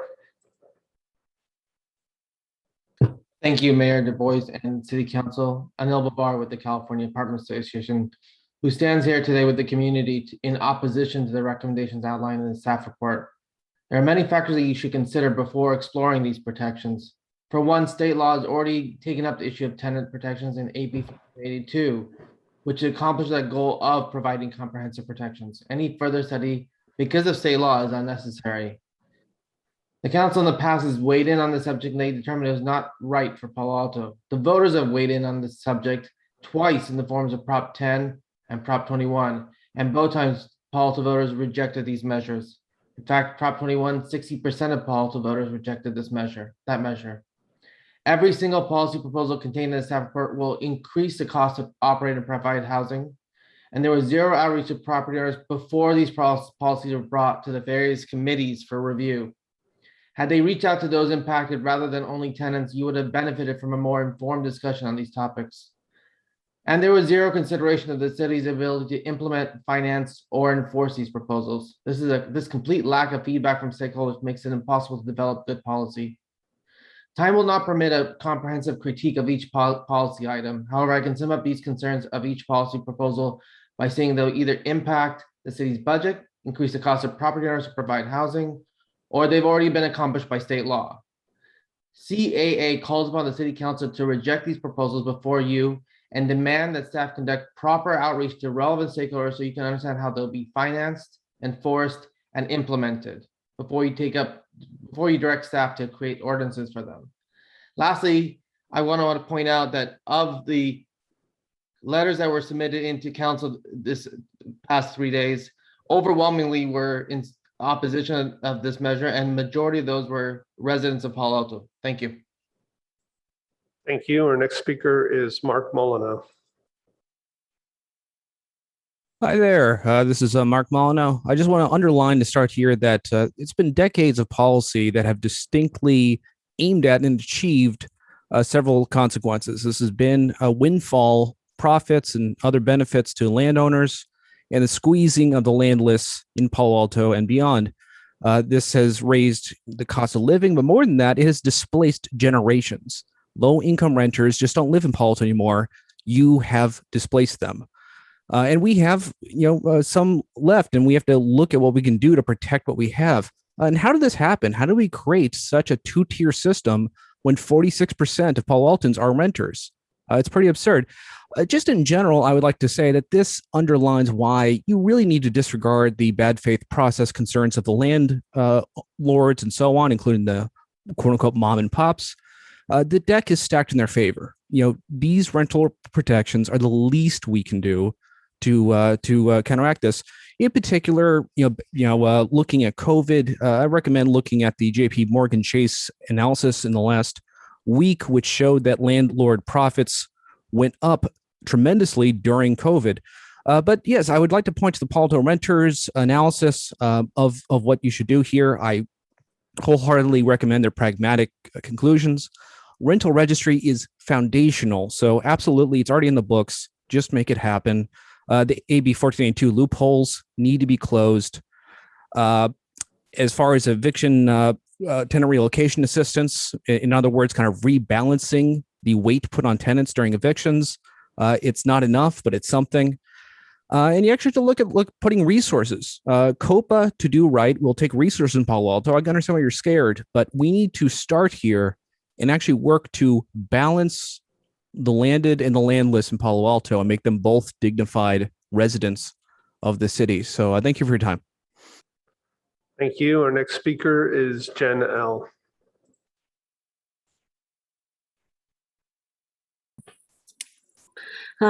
Hello, dear Mayor Du Bois and City Council members. I'm a Palo Alto resident and a small housing provider. I feel that the proposed rental protection policies are bad for landlords as well as for the tenants. The past year and a half is extremely hard for us housing providers. Rents have decreased.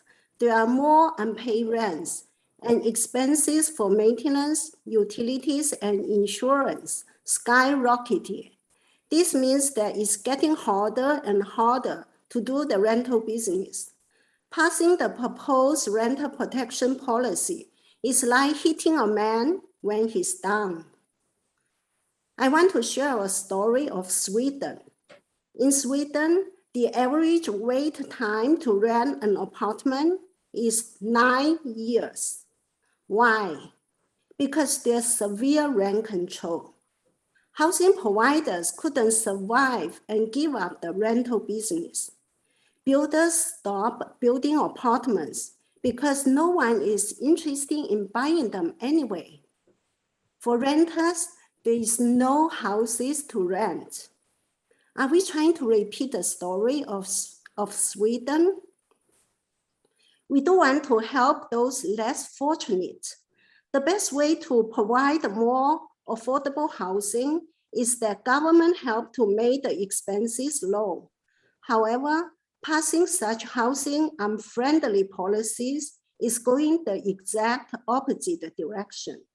Rental registry and administration will greatly increase the burdens of housing providers as well as for public, making housing less affordable. Please reject these anti-housing policies. Thank you.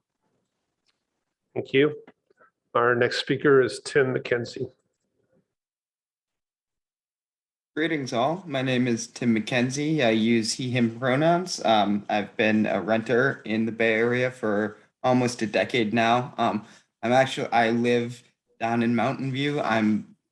Feel very lucky to have the stability of rent control that allows me to stay in my community. I'm really excited that my neighbors in Palo Alto will be getting rent protections, and I'd like to raise my voice in support of them, and especially the call to implement a rent registry to expand tenant relocation assistance, to close loopholes in AB 1482, and especially, I know it wasn't recommended by staff, but to explore a community opportunity to purchase act. The city of Mountain View just made a development go through where there was COPA involved. That was a win-win situation for everyone involved. I'm sure Palo Alto could do just as well or better if you put your minds to it.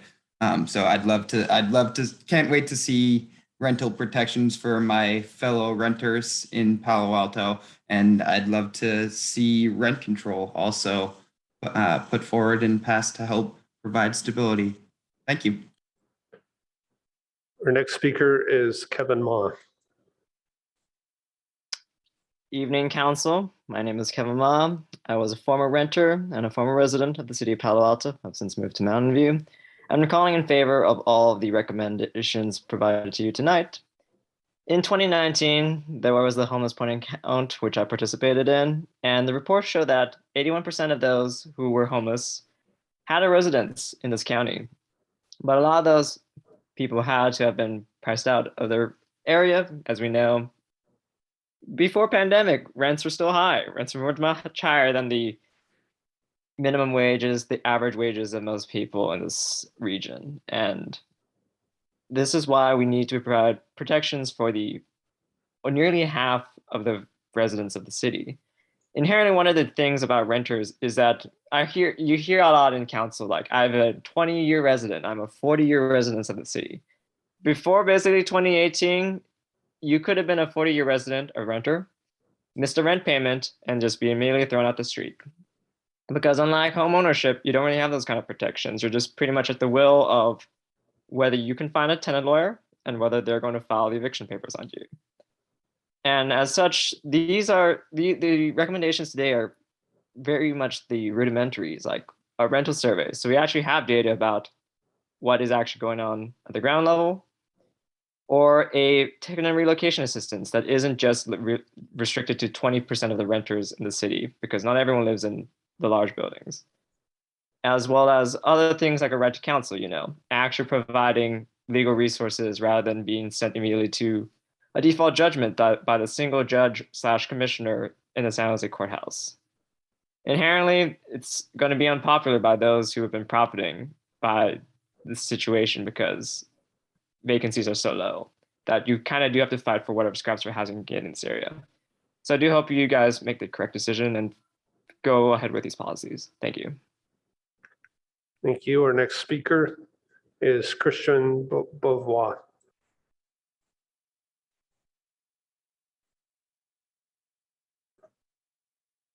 Hello? Yep, we can hear you. Great. Hello, everyone. My name is Christian Beauvoir, and I'm here speaking on behalf of the Palo Alto Renters Association. We're the first tenant-led organization in Palo Alto in 50 years, and we're hopeful that this is the beginning of ongoing and more inclusive dialogue with renters. Palo Alto needs a data-driven approach to housing. Many people are under the impression that renters here are just a small group of wealthy tech workers, but it only takes knocking on a few doors, hearing stories today, coming to one of our Renters Association meetings or joining our Renters Picnic to meet someone who's rented in Palo Alto for 30 years, who's now disabled, whose landlord is harassing them constantly because they know that a new tenant will bring them thousands more in rent a month. And this story is not unique. People are being pushed out of their housing in Palo Alto with nowhere else to go. And they're extremely vulnerable to abuse without the protections that we're talking about today. When we don't have data, when we don't have something like a rent registry, people slip between the cracks. And for large management companies, that might mean they save money on fees, but for like regular everyday people, for the individuals that make up this community, that means they're forced out of their homes and they can't afford anywhere else to stay. And I know you've already heard it and you'll hear it again, but renters are 46% of this community. And the policies that come from this council should reflect that. They should care about and protect renters. They should be folded into work plans and implemented quickly to ensure that they are made more tangible. Palo Alto needs robust renter protections that includes a rent survey, a right to counsel, eviction protections, and expanded relocation assistance. This is far too large a group of people and far too trying of times for us to pretend these needs aren't real. Thank you. Thank you. Our next speaker is Kelsey Baines. Thank you and good evening, council members. My name is Kelsey Baines. I am a Palo Alto resident and director of Peninsula for Everyone.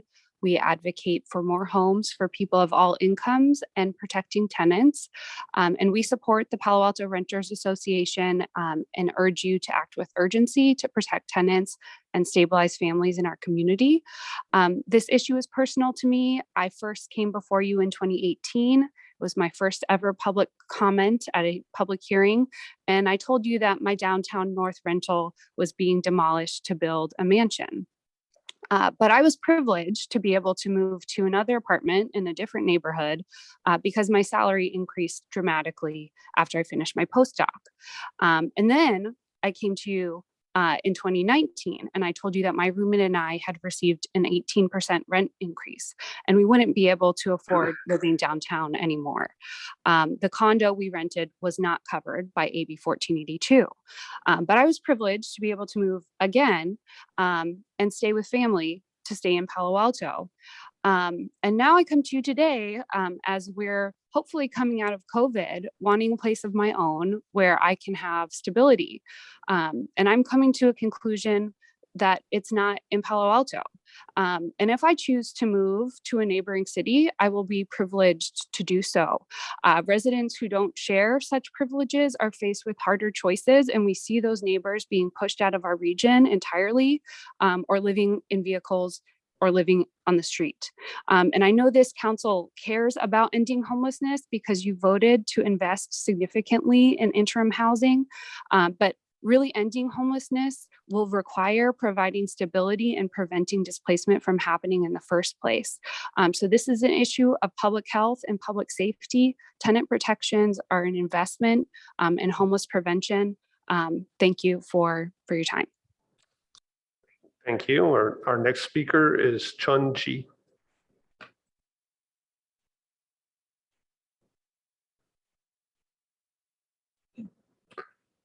Chun Chi, you can speak now if you're there. Yes. Hi, my name's Chun Chi. Good evening. I'm a small mom and pop landlord in Bay Area and a member of BOM, BHM. Last couple of years, due to COVID, has been very trying time for both tenants and landlord. All is struggling. Rent was lower to retain tenants and haven't been raised for the last couple of years, while everything else is going up in cost, such as utility, property tax, insurances, especially on the repair and maintenance, all going up rapidly. I'm pretty sure everybody here have the experiences. Government does offer lots of rental assistance, like 46 billion for the whole US. However, it's very challenging in actually receiving such fund. For instance, for our cases, we have a tenant who owes us like between 20 to 30,000. We applied several months ago and still waiting. So the landlord are suffering from this pandemic just as much as tenant. We are not asking for any favor from government. What we ask is simply to be treated fairly and not to shoulder the responsibility that belong to the entire society. Regarding the free consultation of legal consultation for the tenant, my own experiences is that you take about 4 months to have an eviction go through without any attorney assistance for the tenant. If you have a free legal aid to the tenant, that will be probably 6 months. And so I think it's pretty unfair for the landlord without any assistance from the government side. So in response, we are already in the very deep hole as is. Like if the Palo Alto doesn't want to be San Francisco, Oakland as a shining example, I suggest we start digging more deeper hole. Thank you. Thank you. Our next speaker is Julie Beer.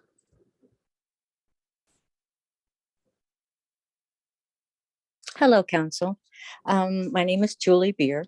I've lived in Palo Alto as a renter with my husband for about 40 years, about maybe 38 years here in Palo Alto.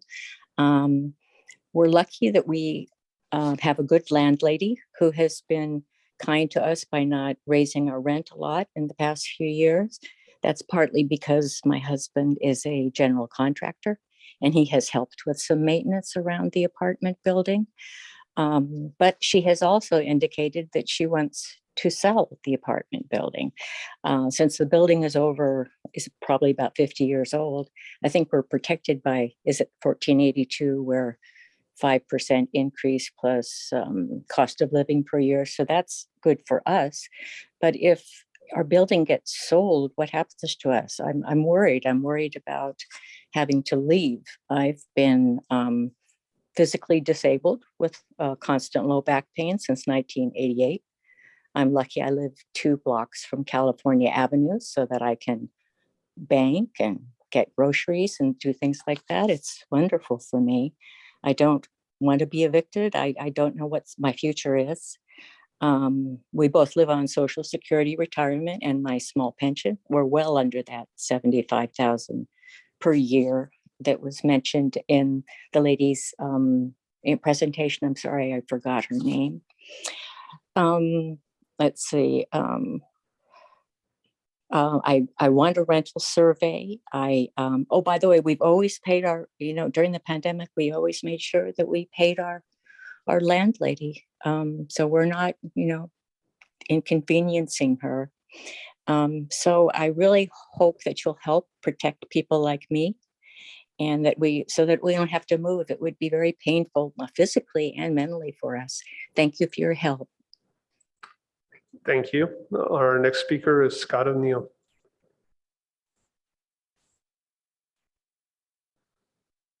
Hi, my name is Scott O'Neill. I'm a Palo Alto homeowner, voter, and a former renter. My father has been a landlord for as long as I can remember. I've seen all sides of this, lament the zero-sum nature of some of the policies being considered, and would never demonize landlords. They're important. But I recognize that the reason I'm a homeowner, I prefer renting, is mostly to avoid getting displaced. As our kids approach school-going age, we wanted to make sure we never had to move schools because a landlord decided to go in a different direction. I once was forced to move because my then landlord was confused about his taxes. He's a great guy, but a little bit of a doofus in that way. In my situation, that was just a hassle and a little bit funny in retrospect.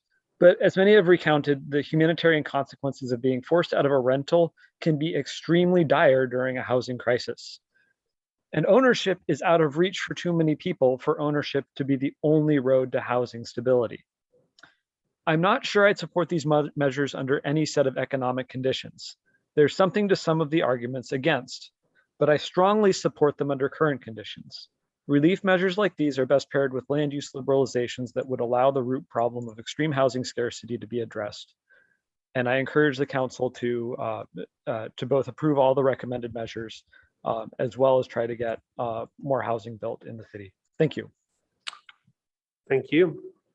Our next speaker is Ellie.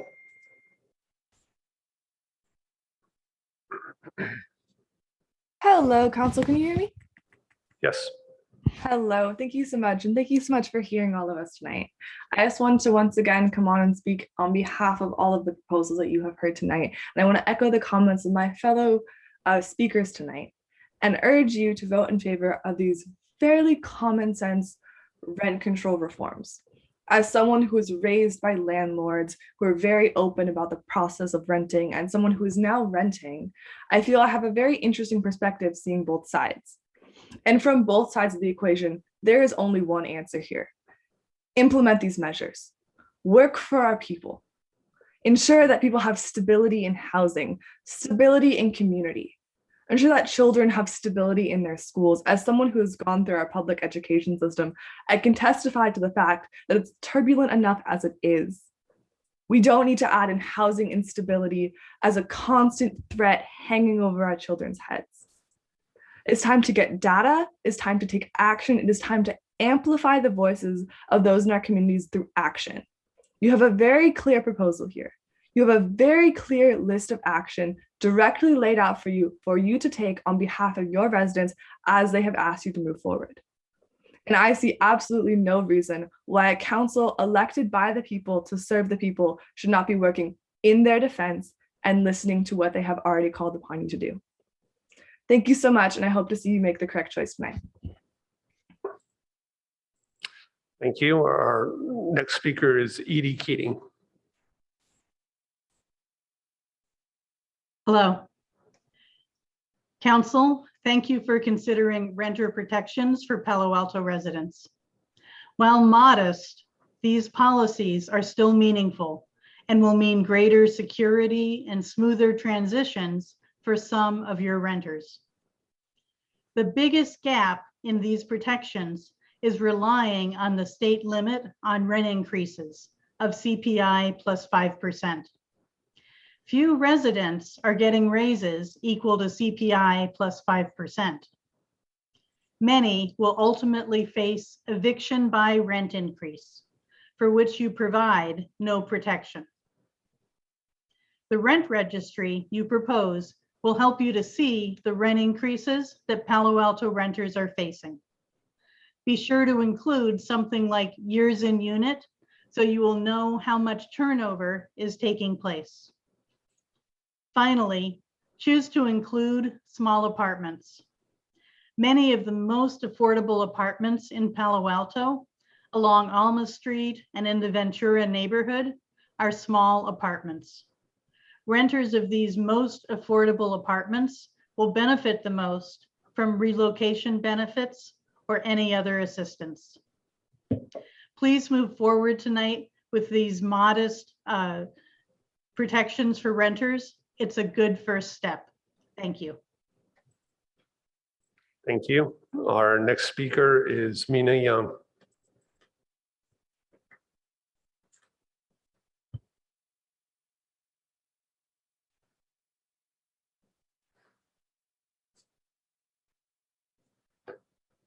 Mina, you should be able to speak.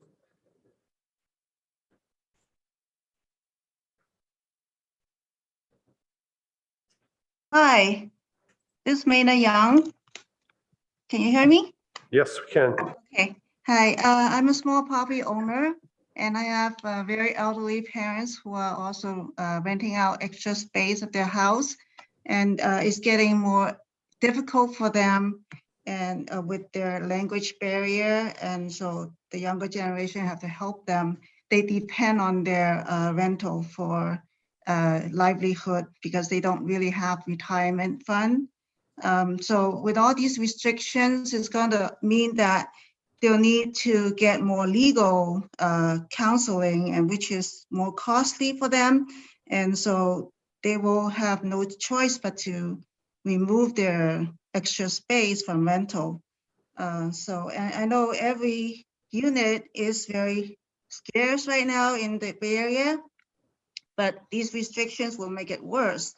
I hear that some economists said rent control is the most effective way to destroy a city's housing supply other than bombing. And I see that happening in the Bay Area. In San Francisco, I think every year more and more units are removed from the market because it's just becoming too risky for the owners to run, and it's just not worth it. So in order for the renters to have more choices, the policies need to stay flexible and be amiable between the two parties, the renters and the owners. So right now, Palo Alto is reasonable, so please keep it that way, and encourage more housing units to be rented out. Thank you. Thank you. We are going to take one final speaker on the phone whose phone number ends in 7268. Phone caller, you can unmute yourself.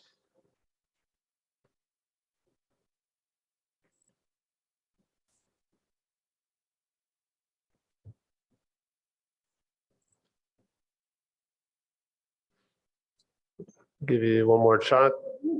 If you're on the phone number ending in 7268, you can go ahead and speak. All right, we don't seem to have that caller. All right, so that concludes the public comment. I don't think there's much appetite on the council to continue this item. I mean, work on it tonight. No. All right, so we will continue that item. We are moving on to council member comments and questions, announcements. Anybody have anything? Councilmember Tanaka? Yeah, I know that there was an internet outage here in Palo Alto. I mean, I think that's why Councilmember Aku actually had to head over. So I got various text messages and stuff of people who tried to call in for this but could not.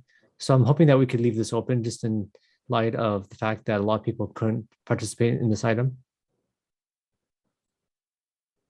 Okay, we'll take that into consideration. As far as I could tell, self-service was working. I'm not seeing any other comments, so we'll adjourn the meeting tonight in honor of Veterans and Veterans Day, which is coming up in 2 days. Thank you. Good night.